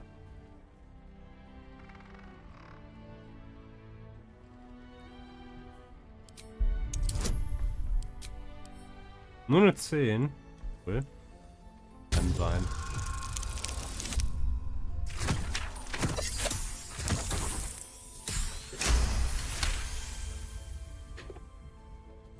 Beat. Och, nicht dagegen. Und das ist ja ein Straßenkind auch, der kleine Tief. Der weiß genau, wie er die Figuren stellen muss. Jetzt haben wir den Teufel da ausgeträgt. Oh, endgut. How's that for Kalimsham rules? Brava. Lovely work. I see I was right to make you the offer I did. You will consider it, won't you? Ach, der hat ihnen halt auch ein Angebot wohl gemacht um die Seele. Oder vielleicht haben sie um irgendwas gespielt damit. Mhm. What a lovely specimen she is.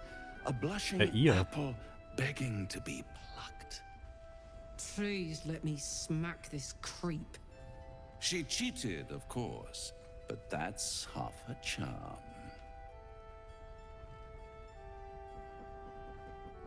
Verpisst euch einfach wieder in eure Hölle, klar? Seid ihr deswegen hier, um zu spielen? Die andere Hälfte. Was ist ihre andere Hälfte? My favorite kind. Ehrgeiz. Ambition. Aha. But don't you worry about Moll. It goes without saying she still has. Das passt, dass dem Teufel Ehrgeiz freedom gefällt. To choose the only option she has left. Besides, I do enjoy being in this neighborhood again. It has such a rich history of abject tragedy. And tragedy, my friend, well, there's my bread and bloody butter.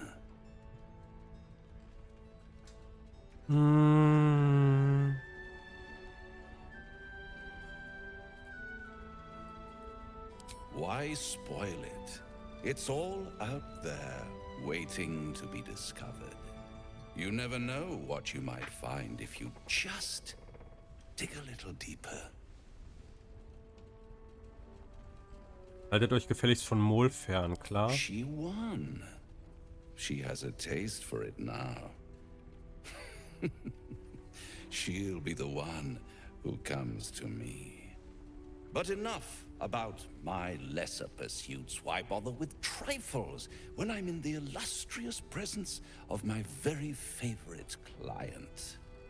Tell me, oh apple of my eye, how have you been? You don't have any gills to get green around yet, but you do look a little. Der guckt nicht richtig zu uns runter, finde ich. Das merkt man an den Augen. Wir gucken auch nicht hoch.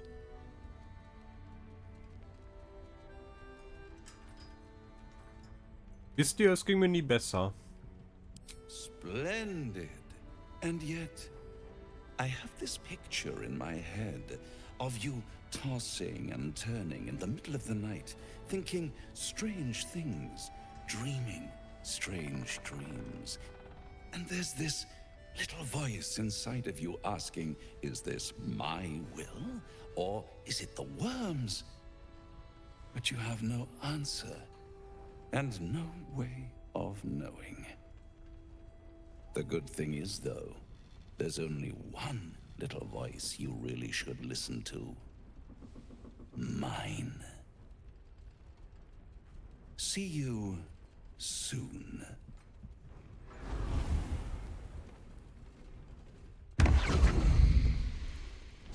Ja, das ist gut gelaufen. Oh, göttliche Führung. 10 Runden, 9. Bevor die Action losgeht, sollte man vielleicht doch noch ein paar Sachen sich... Perimeter's clear, Mom. Good. Seine Majestät, Nacktkatze. What's up for discussion? Let's head inside. There's food and warmth to spare.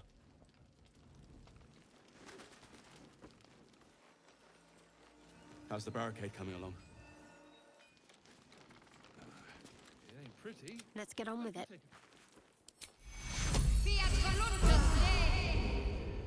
Cleric's magic won't hold out the darkness. What to do?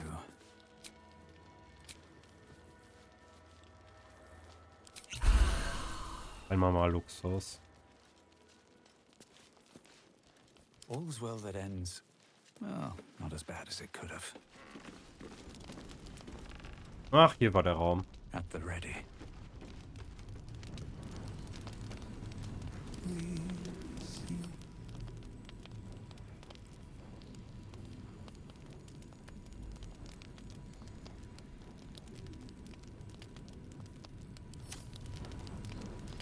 Gucken wir mal mit der Zauberschriftrolle. Aber katholisch ist ja, hat ja nichts mit Fluch zu tun.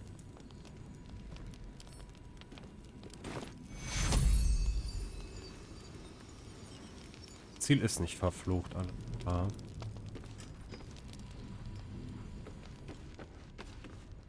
Seems like a good moment to talk. Dann reden wir erstmal hier mit der Gnomschwester.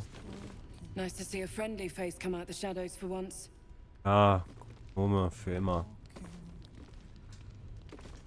You're heading into the towers, are you? Good. I pray it's not too late for Duke Ravengard. An extra blade could be the difference between rescuing Duke Ravengard or losing him forever. I hope you'll help us.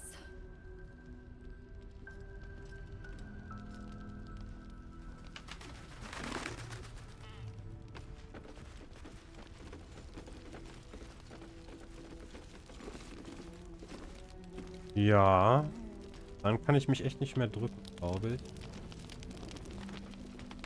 Cool, hier scheint noch ein bisschen was zu gehen. Die sehen ja interessant aus.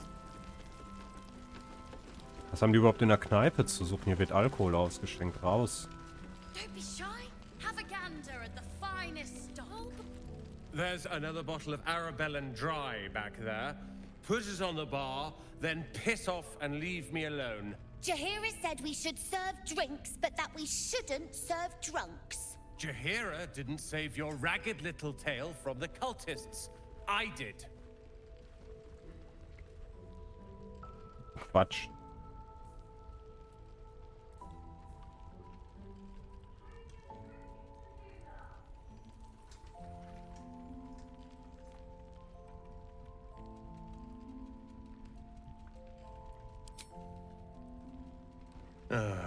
It's you. Don't you get tired of telling people how to live their lives?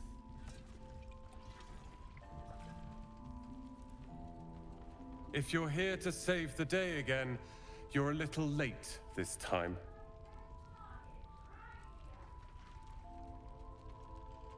Wenn ihr hier seid, um mal wieder die Lage zu retten, muss ich mitteilen, dass ihr zu spät kommt. Alpha sagt, ihr hättet alles für sie und die Kinder riskiert. Die anderen sind vielleicht noch zu retten. Lasst mich euch helfen. Oh, sod off! I'm only here because you helped me and my family. Hast ihm das I was nicht? ready to cut and run back at the Grove, but you had other ideas. Carl and Leo are taking him by your crap. You convinced them to play hero. And now Ja, they're gone. stimmt eigentlich.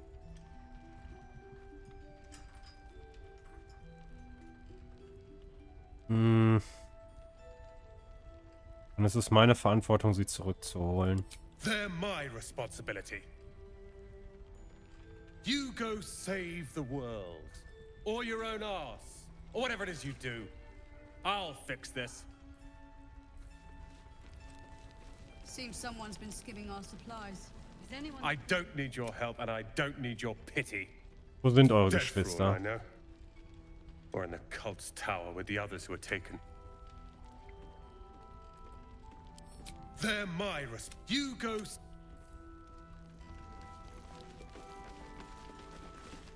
I tried telling Mr. Rowland that he'd had enough too. He didn't like it then either. If this is about Roland, go away.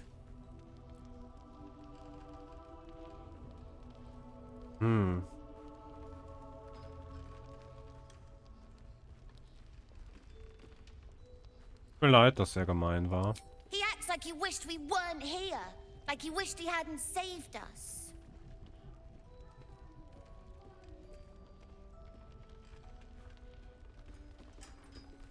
And now we're just trying to save him from drinking himself stupid.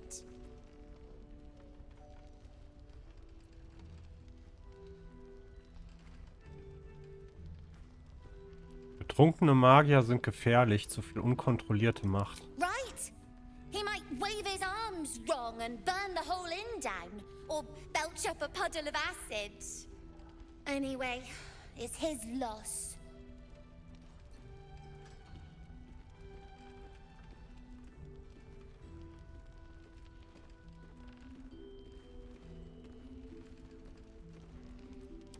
I found this book. Old, dusty, full of strange lettering. Pretty sure it's magic. I was gonna give it to Roland so he could learn new spells, you know? Beats drinking till he forgets the ones he knows. Kann ich es haben? It's for Roland. Überzeugen, einschüchtern, täuschen. Täuschen wäre, wenn du es mir gibst, sorge ich dafür, dass er es kriegt. Das ist eigentlich, ne, ja, täuschen ist ja Lügen. Willst du ihm das wirklich geben, nachdem er sich so benommen hat? Überzeugen, einschüchtern, her damit, du Balk sofort.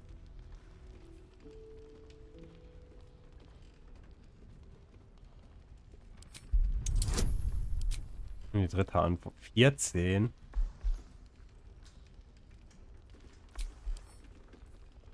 Und gern haben eigentlich.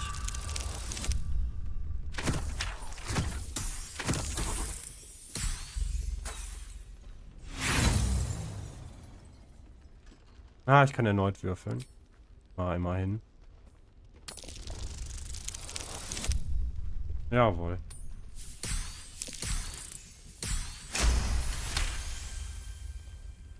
Guess you can have it then. I don't care. Anyway, I'm sick of talking. You can go now. Bye-bye. Last night's best bargain, right here.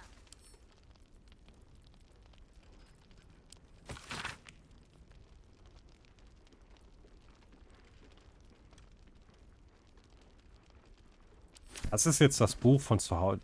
Der Weg des Wanderers. Habe ich das woanders reinbekommen? Nee. Einzige Buch.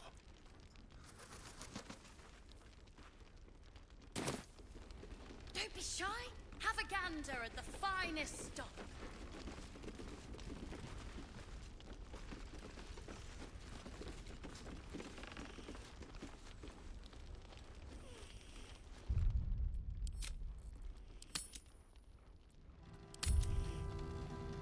Oder ich nenne den mal lieber vor der Schlacht. Premium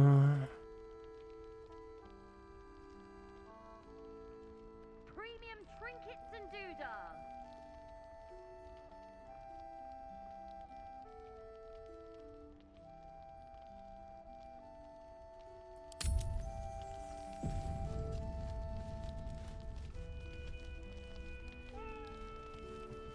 I had a sip from a bottle someone didn't finish.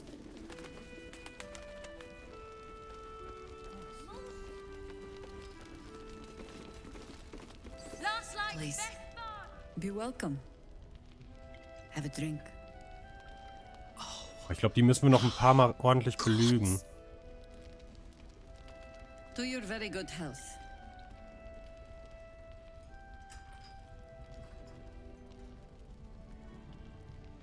Heilkunde erst am Wein schnuppern.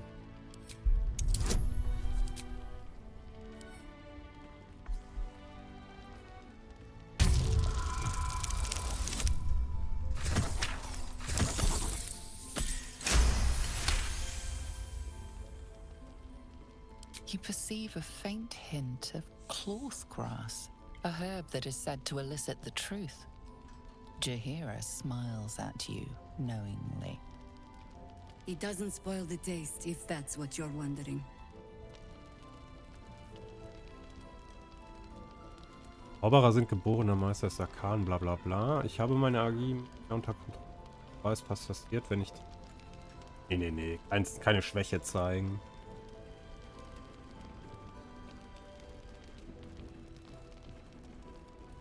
Obwohl doch, ich bleib mal hier ein bisschen. You will be refreshed, and I will be reassured.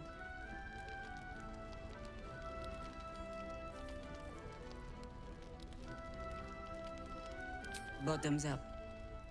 Lazel ist nicht einverstanden, Schattenherz nicht einverstanden. Wie sind die denn drauf? Well over a century old, and yet it hasn't lost a hint of flavor. Still not quite so sure about you, though. People tend to lose more than just flavor when illithids get their hands on them. I speak from experience. There's an air about you.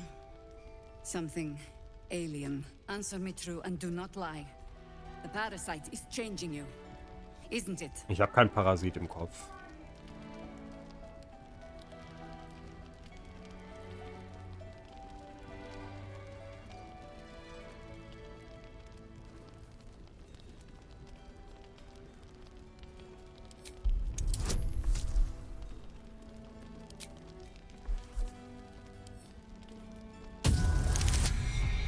List des Gnoms. Können wir sogar nochmal glauben. Ach nee, das sind die 2 Würfel dann, genau. Hören. Kritischer Erfolg. Lügen sie so Omega-mäßig an. Good. I will take your word for it. Mhm. And hold you to it, too. I have every reason to be cautious. I've traced people like you. People with parasites in their brains. All the way here from Baldur's Gate. The cult of the Absolute is spreading through the city. Quietly, quickly, and with unsettling deliberation. We tracked them to this ancient village, only to be faced with a man we killed and buried over a century ago. Wer ist er? General Ketheric Thorm. Remember that name. He's the leader of the Absolutists. He was a Sharan once. Took to building an army of dark justiciars beneath this very village. Alongside the local druids, we made it our business to see him deposed, dead and buried. But he's returned. Not only does General Ketheric Thorm live again, it seems he is no longer mortal. He has become, in fact, invincible. We met him on the road here, commanding an army of the Absolute, intent on destroying Baldur's Gate. I put an arrow through his eye myself, only to watch him pluck it out like a splinter. He healed right in front of me and chased us into the shadows. Things looked hopeless, but experience has taught me that no matter how bleak things look, there's always hope. You are that hope. Ja. Machen wir. Unbesiegbarkeit sehr mächtige Magie. Aber die besitze ich auch. Was habt ihr im Sinn? Protected by your artifact, you can infiltrate his forces at Moonrise Towers, posing as a true soul. Find out what it is that makes him invincible, so we can strip him of his advantage. Once Ketheric is without his shield, the sword. Together, we assault his tower and put a final end to this blight.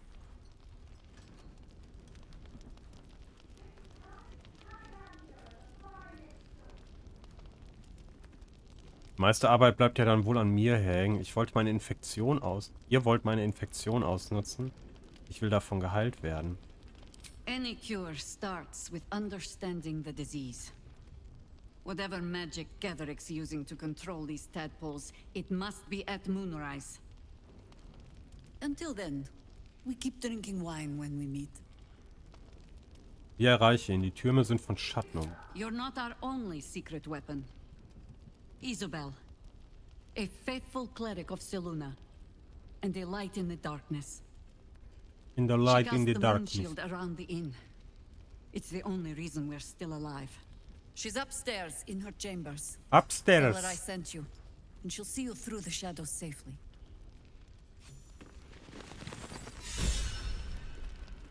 Last Light's best bargains right here.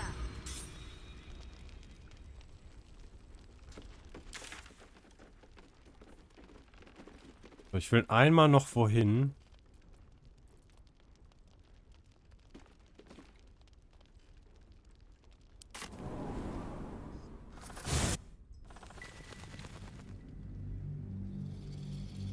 Ich will noch mal die Arztpraxis von in Giftjanki. Hm? Ich könnte mir vorstellen, wenn die da die Wurmmaschine hatten, dass die da auch irgendwo noch Würmer gelagert haben, die ich mir direkt in die Birne schieben.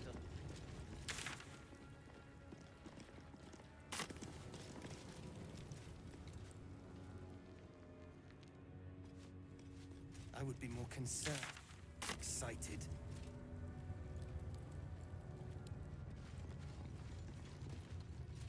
Not everyone subscribes to what is mine is yours, it seems.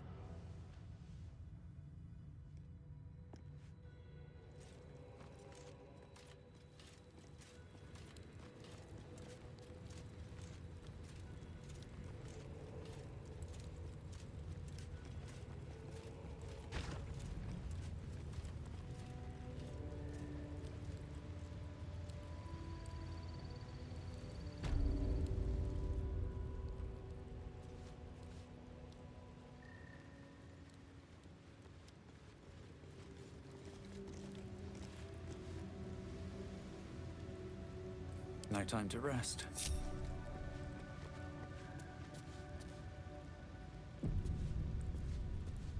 Oh jo, tatsächlich, guck mal, mehrere Gedankenschinder-Exemplare. Muss ich jetzt, um die zu klauen, schleichen? A parasite. Take it. It might be useful. Oh ja. This calls for careful footwork.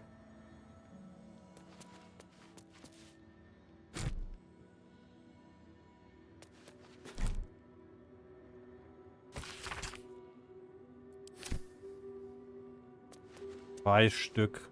Wonder if the gods are watching me. Und da ist auch noch einer. Oh, das ist ihr Blickfeld. There's a parasite nearby. You should take a closer look.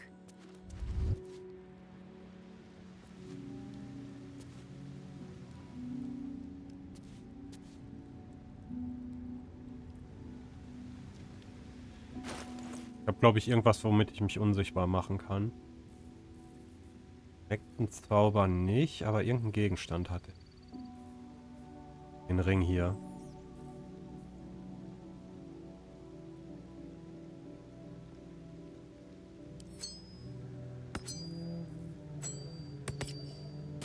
One day I'll catch a break.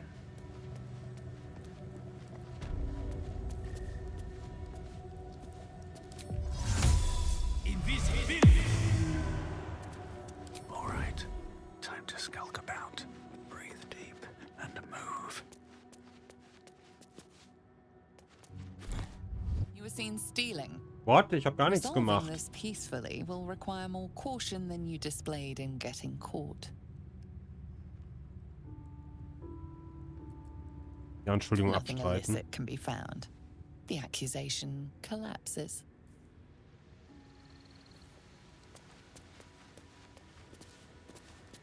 Okay, sie hat es einfach so gesagt, okay. Go on. My time is vital. Do not. Okay, cool, haben wir 3 Würmer hier noch abgestaubt. Und das nehmen wir auch mit. Verlassen.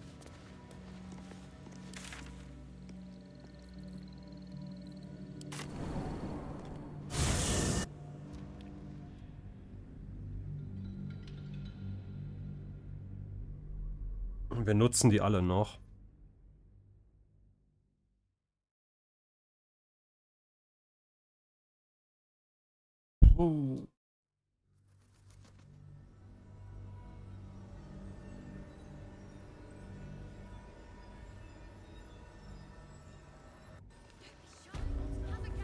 Okay. Let's get going.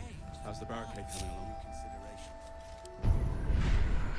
It ain't pretty, but it can take a beating. It'll need to. Die gehen noch nicht hier hinten, die sehen wir noch nicht mal.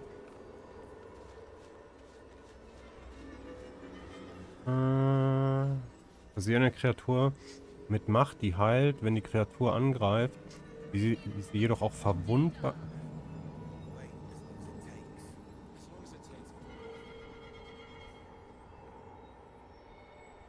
Durch alle dann einfach. Egal welche Schadensart sie reagiert, verwundbar. Hey, Wolf. Grüß euch Leute, hi. Sorry, ich habe kurz gezuckt. Ich dachte, warum ist er denn stehen geblieben? Grüß euch, vielen lieben Dank für den Raid. Na, was geht? Ich habe mir vorhin Gamescom Pre-Show angeguckt. Waren ein paar zwei ganz nette Sachen waren dabei. Ein bisschen Sci-Fi-Kram auch.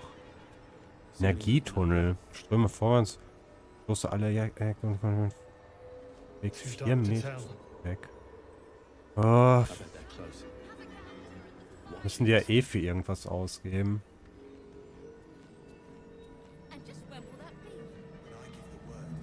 Ja, ihr fahrt hin. Ja, schön, dass es für euch geklappt hat. Ja, für mich wäre es ja eher am Wochenende gewesen, aber ich habe gehört, alle Tickets sind auch weg. Und ja, am Wochenende ist auch so ein Skate-Contest. Wahrscheinlich auch hingehe. Aber freut mich für euch. Yeah. Hat Füchsin das Kostüm noch fertig gekriegt? Da hatte das nichts damit zu tun mit dem Krog. Hörte sich gut an. Ionische Überladung.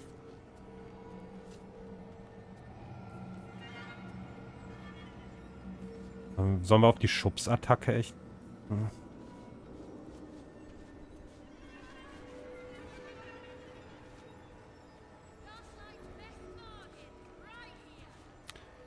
Dahin gehen wäre nicht schlecht. Hier zaubern.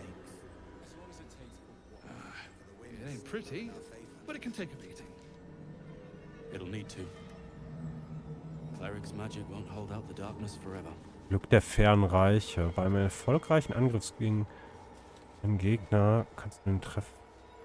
Ah, okay.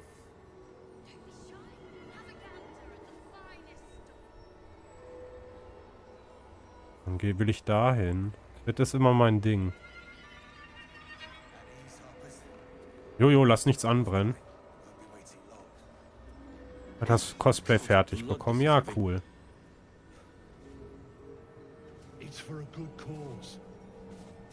Ach, ja gut, klar, ihr nimmt die alle Tage nimmt ihr ja wahrscheinlich mit. Du hast ja auch gesagt, das ist mit Arbeit verbunden.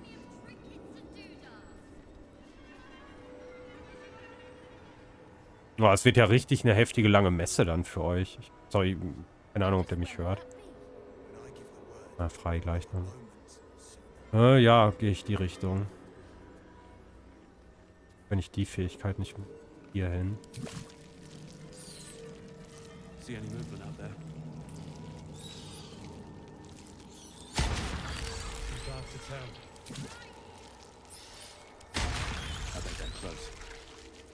Watching us.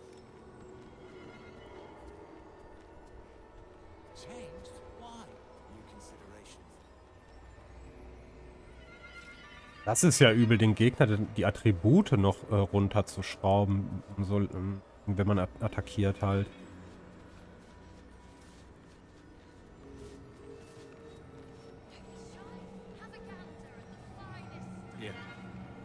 Ich glaube, die eine Made verwahre ich mir.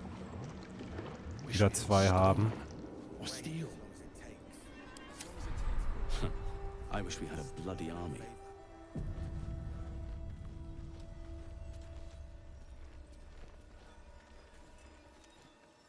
Ja, genau, und man kann das Spiel ja in 2 Grafikmodi starten.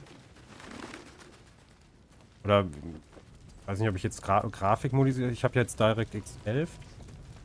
Und da haben wir öfters mal Probleme. Entweder hängt es mit der Streamlänge zusammen, denkt man manchmal. Oder es sind halt manche Ortschaften. Du kannst es auch in der Vulkan-Engine starten. Aber ich habe von sowas halt nicht einen Plan. Ich muss nur was umschalten. Klar habe ich davon einen Plan, aber ich weiß nicht, wo die Vorteile bei der einen sind und bei der anderen nicht.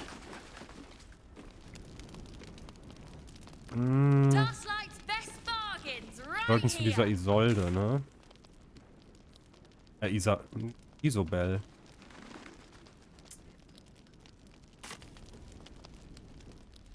Ach ja, ja, ich weiß wieder. Wir waren hier einmal schon viel zu früh. Dann haben wir noch mal ein paar andere Sachen gemacht. Die heftige Klerikerin. Und als wir das erste Mal hier waren, hatten wir Schattenherz nicht dabei. Das ist ja so spannend, wie die darauf reagiert. Also habe ich vermutet. Keine Ahnung, ob es jetzt passiert. Good. We'll leave soon. And we don't want any surprises. Yes, Mom. Die sie gerade Mom genannt. Willkommen zurück und lass dir schmecken. Was gibt es denn? Gute Pizza, Baguettes?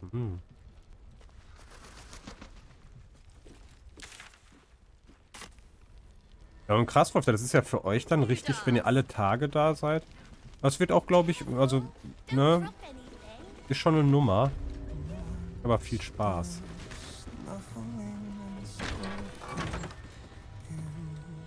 Hier ran an den Speck.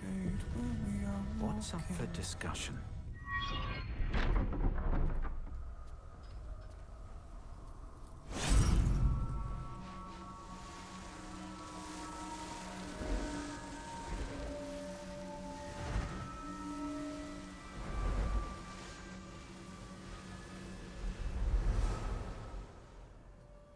Oh Mann, ey, wenn es in den Sequenzen ruckelt, das halt natürlich nicht gut.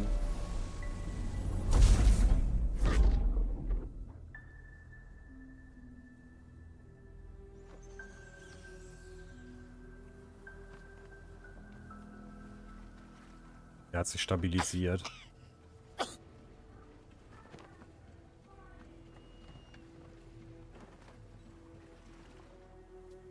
I didn't realize I had an audience. Guck mal, jetzt sehe ich gerade um deine Nachrichten, Wolf. Gast hinzufügen, grau. Oh. Ach, geht gar nicht. Öffne Gäste in deinem Browser. Ach so, das ist dieses Ding. Hier so eine Schnellwahl.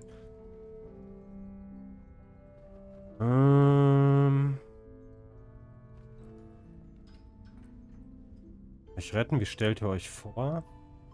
Wie stellt ihr euch das vor? Ganz meinerseits, ich habe gehört, ihr seid die Beschützerin dieses Gasthaus, die Bannerin der Schatten.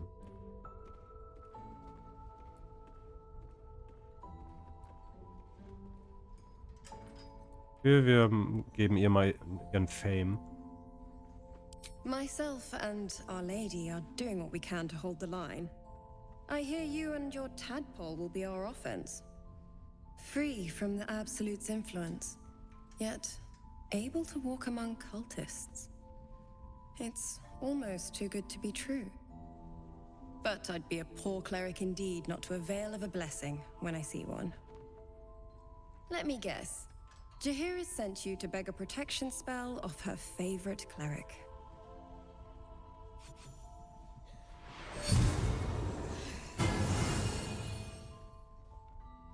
Ein Free Buff nehmen wir gern. Perfect. It'll make you immune to the lesser effects of the Shadow Curse, which will get you closer to the towers. But there are places it won't help. Places where the curse is darker, stronger. The cultists are able to traverse even the deepest shadows, though. Ich habe ein lustiges Video zu Baldur's Gate gesehen. Selûnite magic. Dark Lady, forgive me. Good Oh. news. Like a nasty little terrier. In dem Video, da haben die das ganze Goblin-Lager, die haben überall Fässer, Explosionsfässer geklaut und dann eine Domino-Kette, wie eine Dominosteinkette aus explodierenden Fässern durch das ganze Lager gelegt und dann haben die alles getötet mit einer Kettenreaktion. Unglaublich.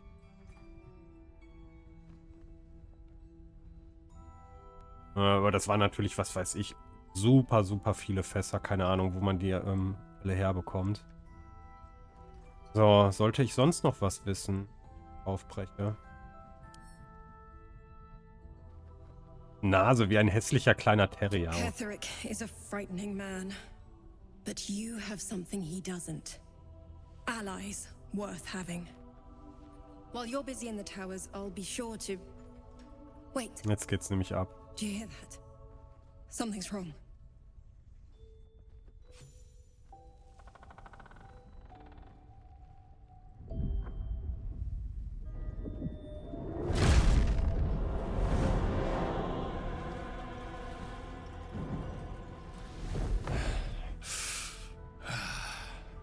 Hello, Isabel.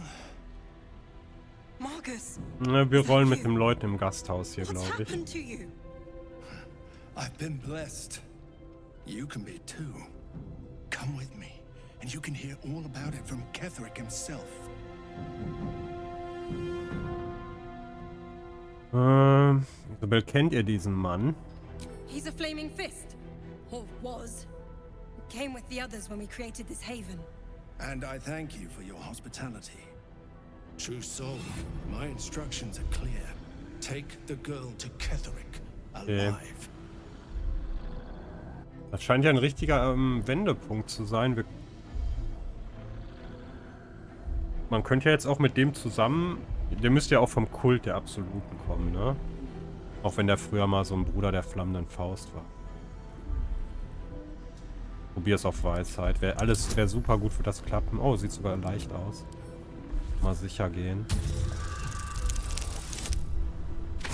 Kannst du mal sehen, ey. Geht knapp. Jawohl. A haunting face swims into your mind's eye. Its instructions vivid in your mind. Nothing is more important than bringing the girl alive. What's going on? If you have something to say, say it.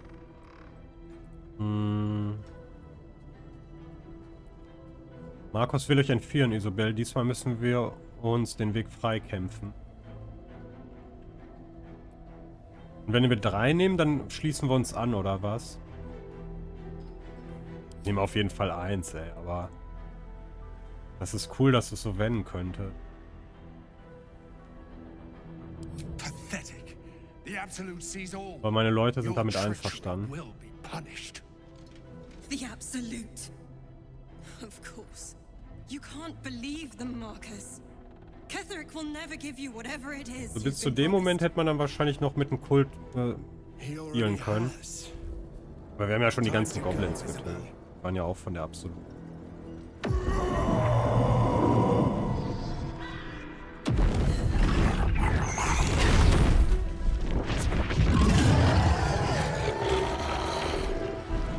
Erfolgreich Konstitution. Dann oben links.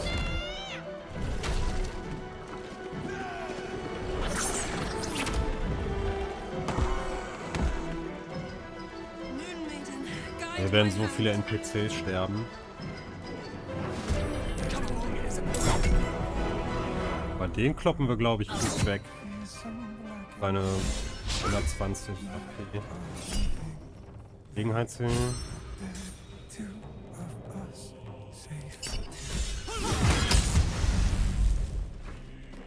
Oh, der hat schon gut passiert, ey. Aber ich glaube, es wird trotzdem nicht leicht.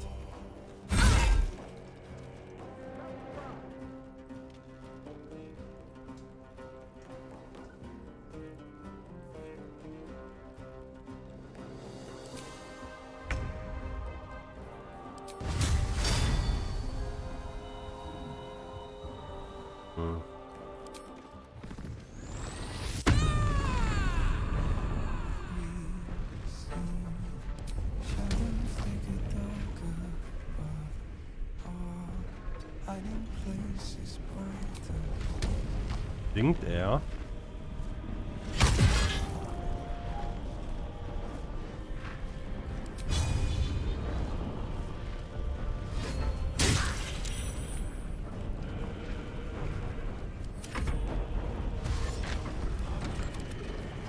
Oh, jetzt kommen die auch noch rein.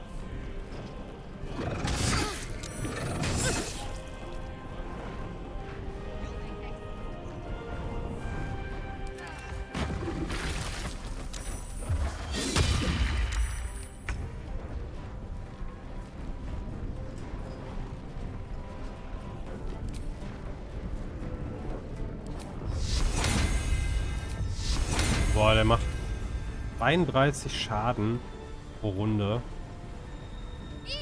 4. Der ist gleich schon down.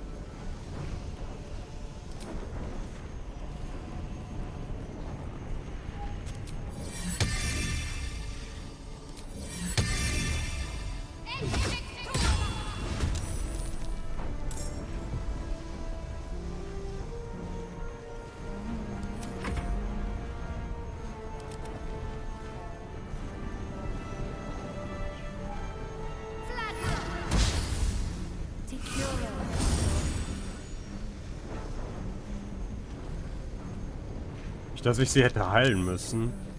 Ich dachte, sie wäre jetzt so wichtig, dass sie nicht, vielleicht nicht sterben kann.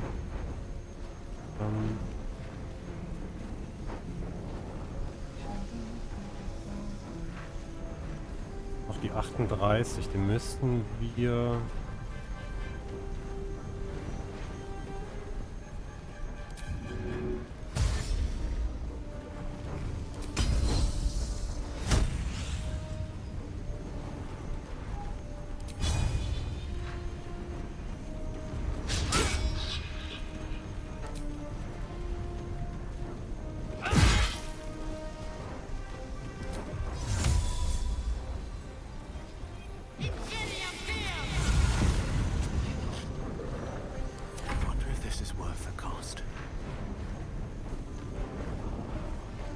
So, ach, ich habe den Ring nicht gewechselt.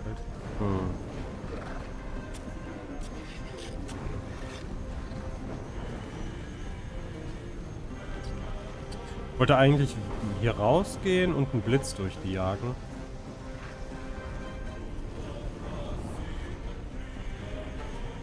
Geht es? Oh, das geht.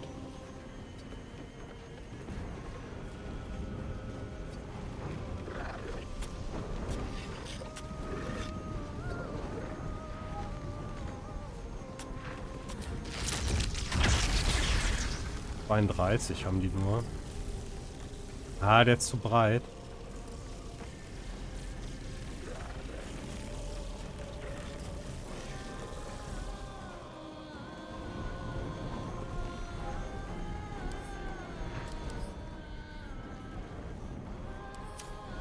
Hiftresi. Bei ihm habe ich gar nicht geguckt, ne?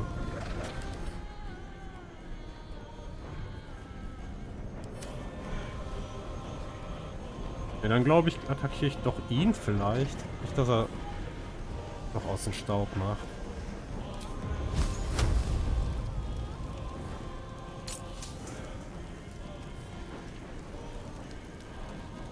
Wann mache ich denn?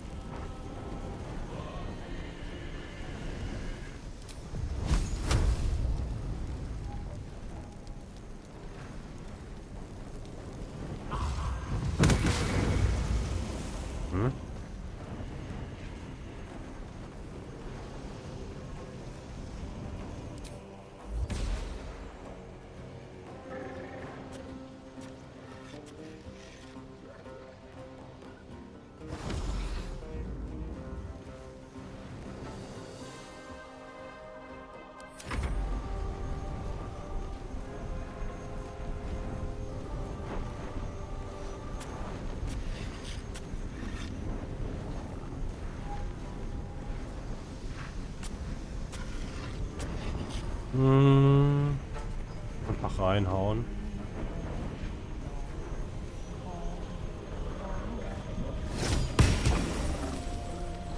Schaden geht.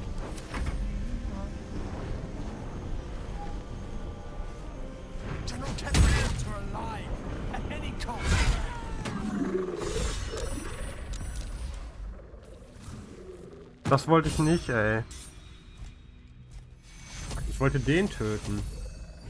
Ich hätte einen Heal machen sollen. Ärgerlich. Mache ich nochmal.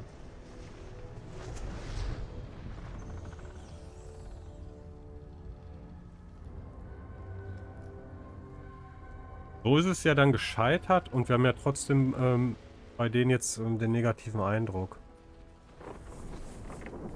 Mist, ey, wir hätten den in der Runde töten sollen.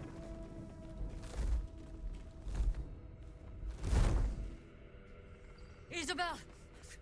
No! in the nine hells happened? Wir laden neu. Die ist so da unten rumgetingelt und hat nicht geholfen.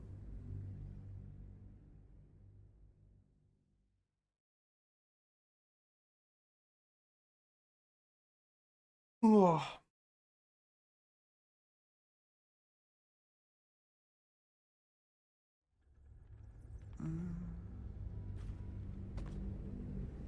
True servant, my instructions are clear. Take the girl to Ketherick, alive.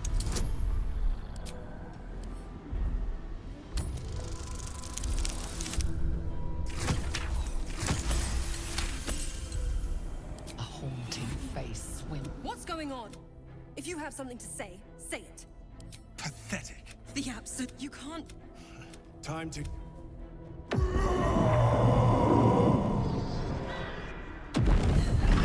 Wir haben ja einmal nicht getroffen. Wenn wir den Treffer gehabt hätten, wird er ja in einer Runde sterben.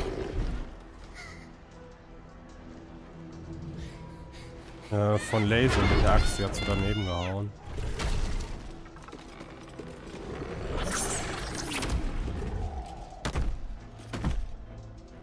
Moon Maiden, guide my hand.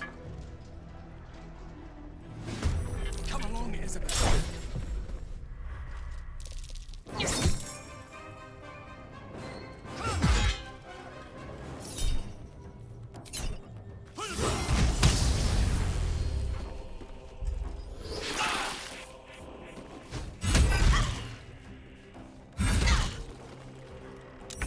Okay, das geht noch.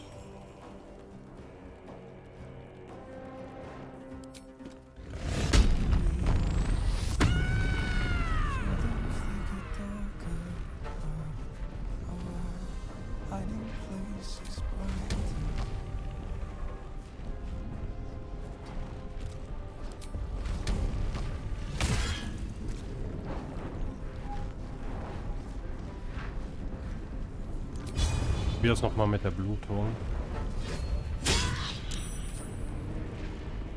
Geschafft.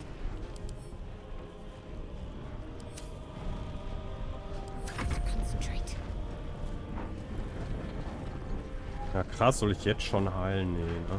Ich kann auf jeden Fall die Aura machen.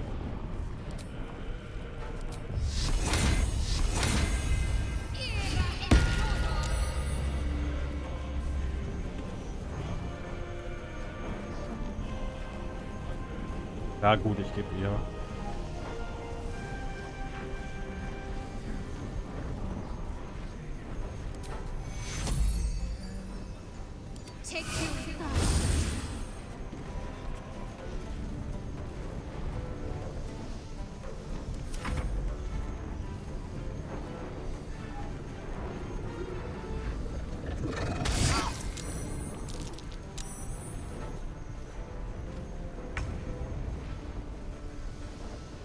Okay.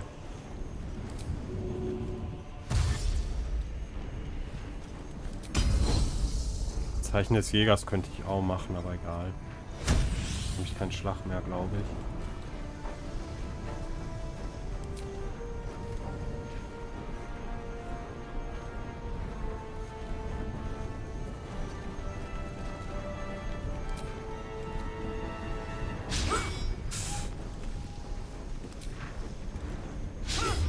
Zweimal daneben geschlagen. Okay, zum Glück haben wir geheilt. Dann geben wir jetzt Zeichen des Jägers. Ne? Der echt noch eine ganze Runde überleben sollte, bis die da dran ist.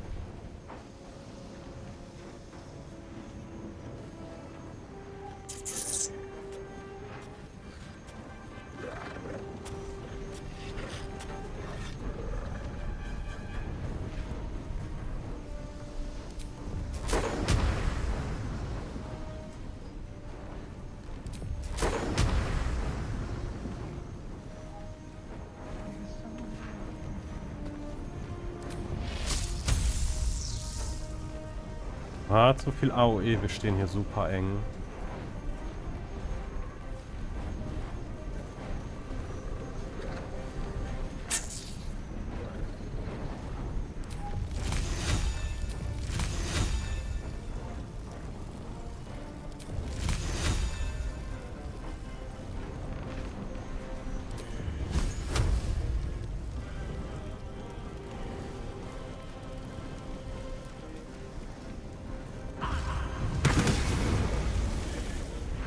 schlecht.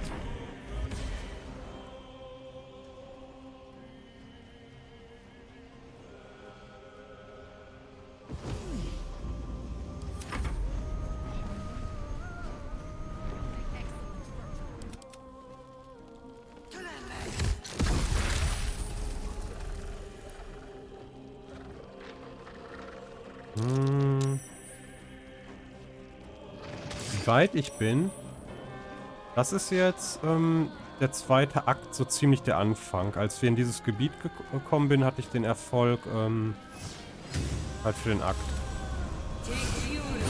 Aber ich weiß gar nicht, wie viele Akte das Spiel zum Beispiel hat. Wenn es jemand... Oh nein, kriegt sie wieder. Aber das ist ja doch... Hatte ich vorhin beim ersten Mal einfach nur so viel Glück.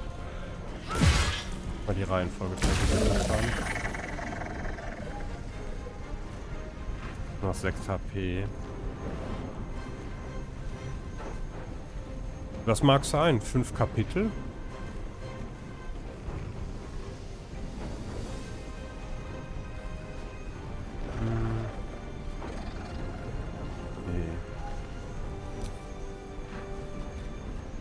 Töte ihn bitte. 150, sehr schön.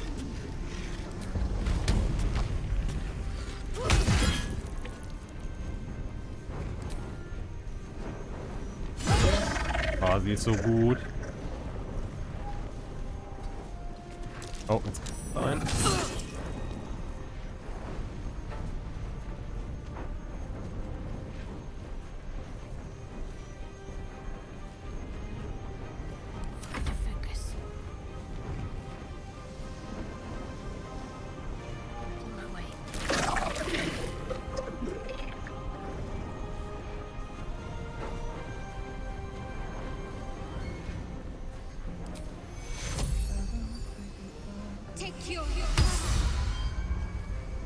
Wenig.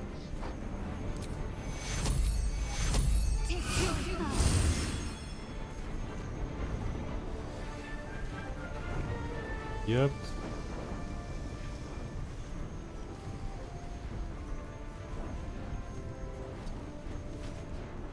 Ach, übers Eis ausgerutscht. Oh nein, und dann ist die Konzentration weg von dem Zauber. Schade. Den hast du nur einmal nach einer Rast immer. Eieiei. Aber gut, wir haben das Schwierigste geschafft. Ich glaube, unten kommen die ganz gut allein zurecht.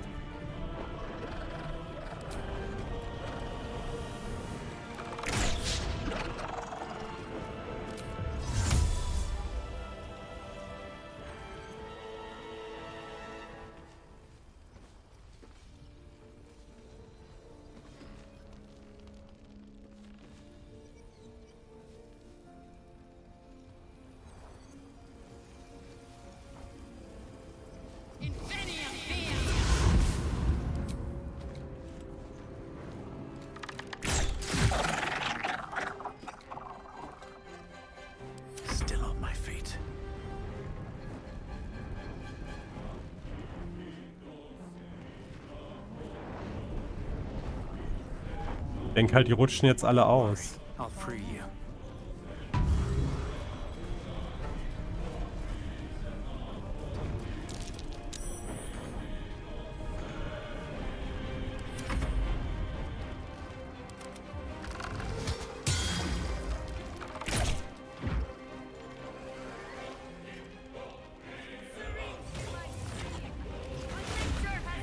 Da ist noch irgendwo ein angeschlagener. Das ist...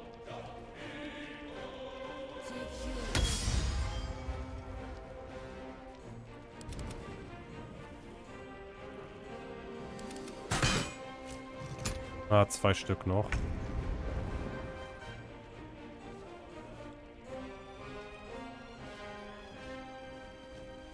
Knees high.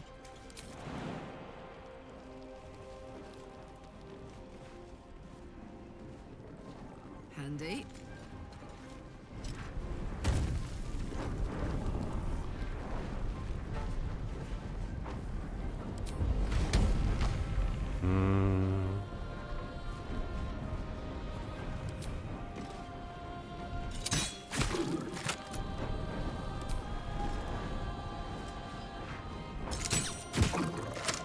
Okay, immerhin gut Schaden gemacht für ihre Fernkampfmöglichkeiten.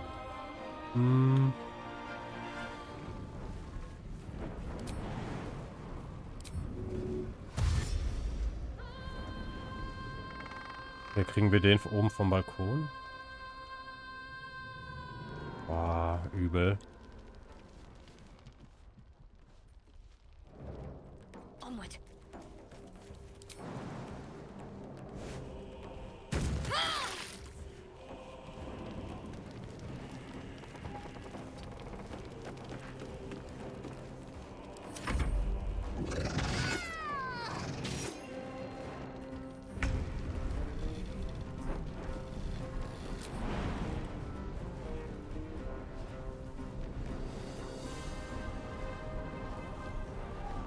Wieso liegend?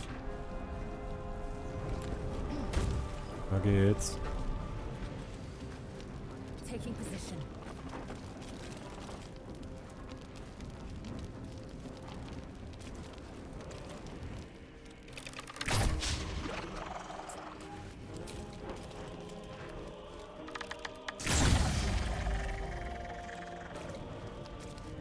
Nothing important is ever easy.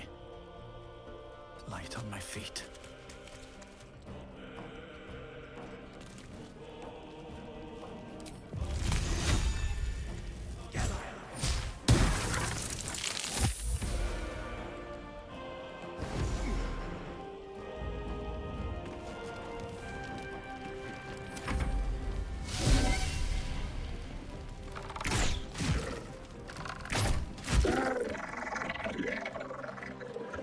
Okay, dann ist die Person gerettet. Einer fehlt noch.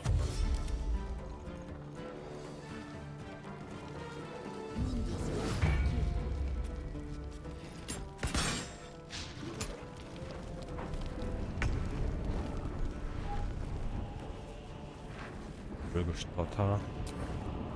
Want another?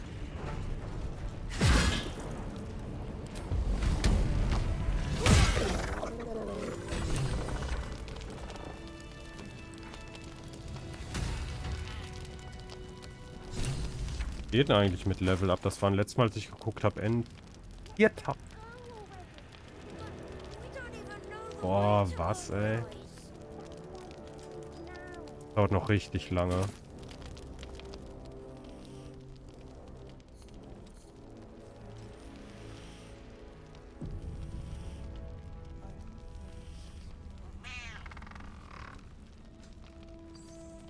Jo.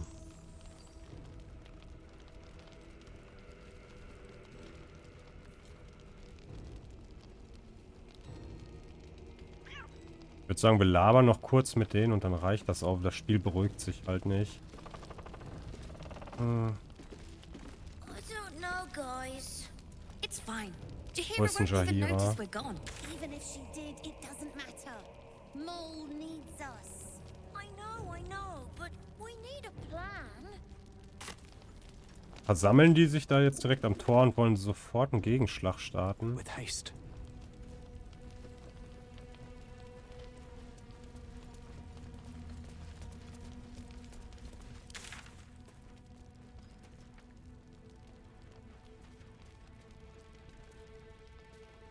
There's more where that came from. Wish we had stone or steel. Ja, so halbwegs, nicht alle. I wish we had a bloody army. Hm.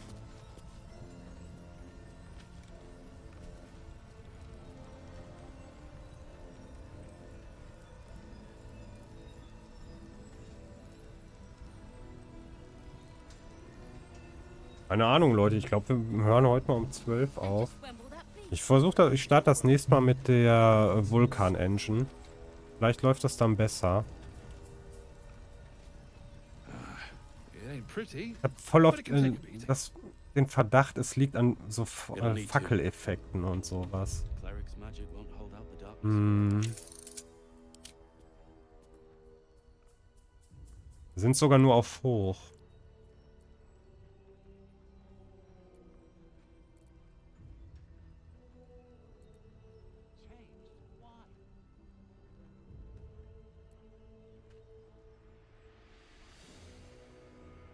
Ahlenbüschel.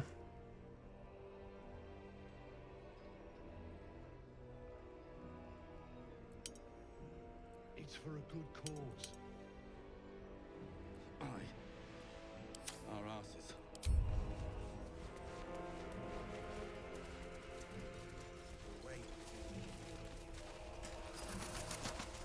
should speak up.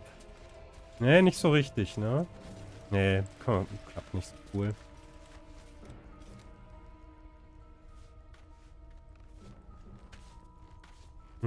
Gut, Leute, dann weiß ich nicht, wenn ihr nichts habt.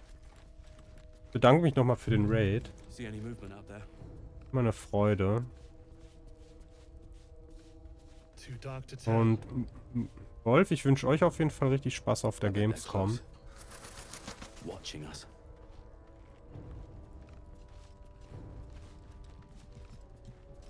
Und ja, keine Ahnung. Ich werde auf jeden Fall zu Donnerstag noch mal gucken, wie das läuft mit Baldur's Gate. Ich habe halt ein bisschen, das liegt halt, mein Rechner ist hier oben sehr heiß gelaufen. Ich glaube, das ist eher ein bisschen ein Hardware-Problem. Dass ich die Sachen nicht gekühlt kriege. Ja. Wie gesagt, wenn Samstag dann alles irgendwie so läuft und ich stream, dann zocken wir das Armored Core. Das kommt aber schon am Freitag raus, glaube ich.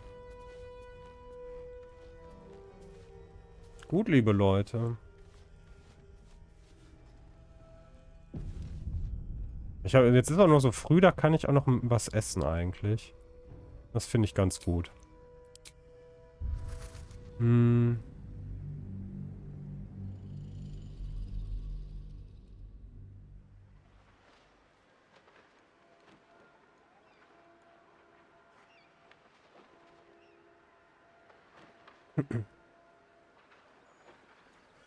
Na, also dann. Hey. Habt eine gute Nacht. Morgen guten Tag. Und wer Bock hat, der kann hier Donnerstag reingucken, wie immer. Ich bedanke mich fürs Zuschauen. War auch cool, diese Gaming-Show zu gucken. Die Pre-Show von der Gamescom. Kann man mal ganz gut machen als Gaming-Stream eigentlich. Ja, dann habt noch einen schönen Abend. Wir sehen uns beim nächsten Mal. Bye, bye.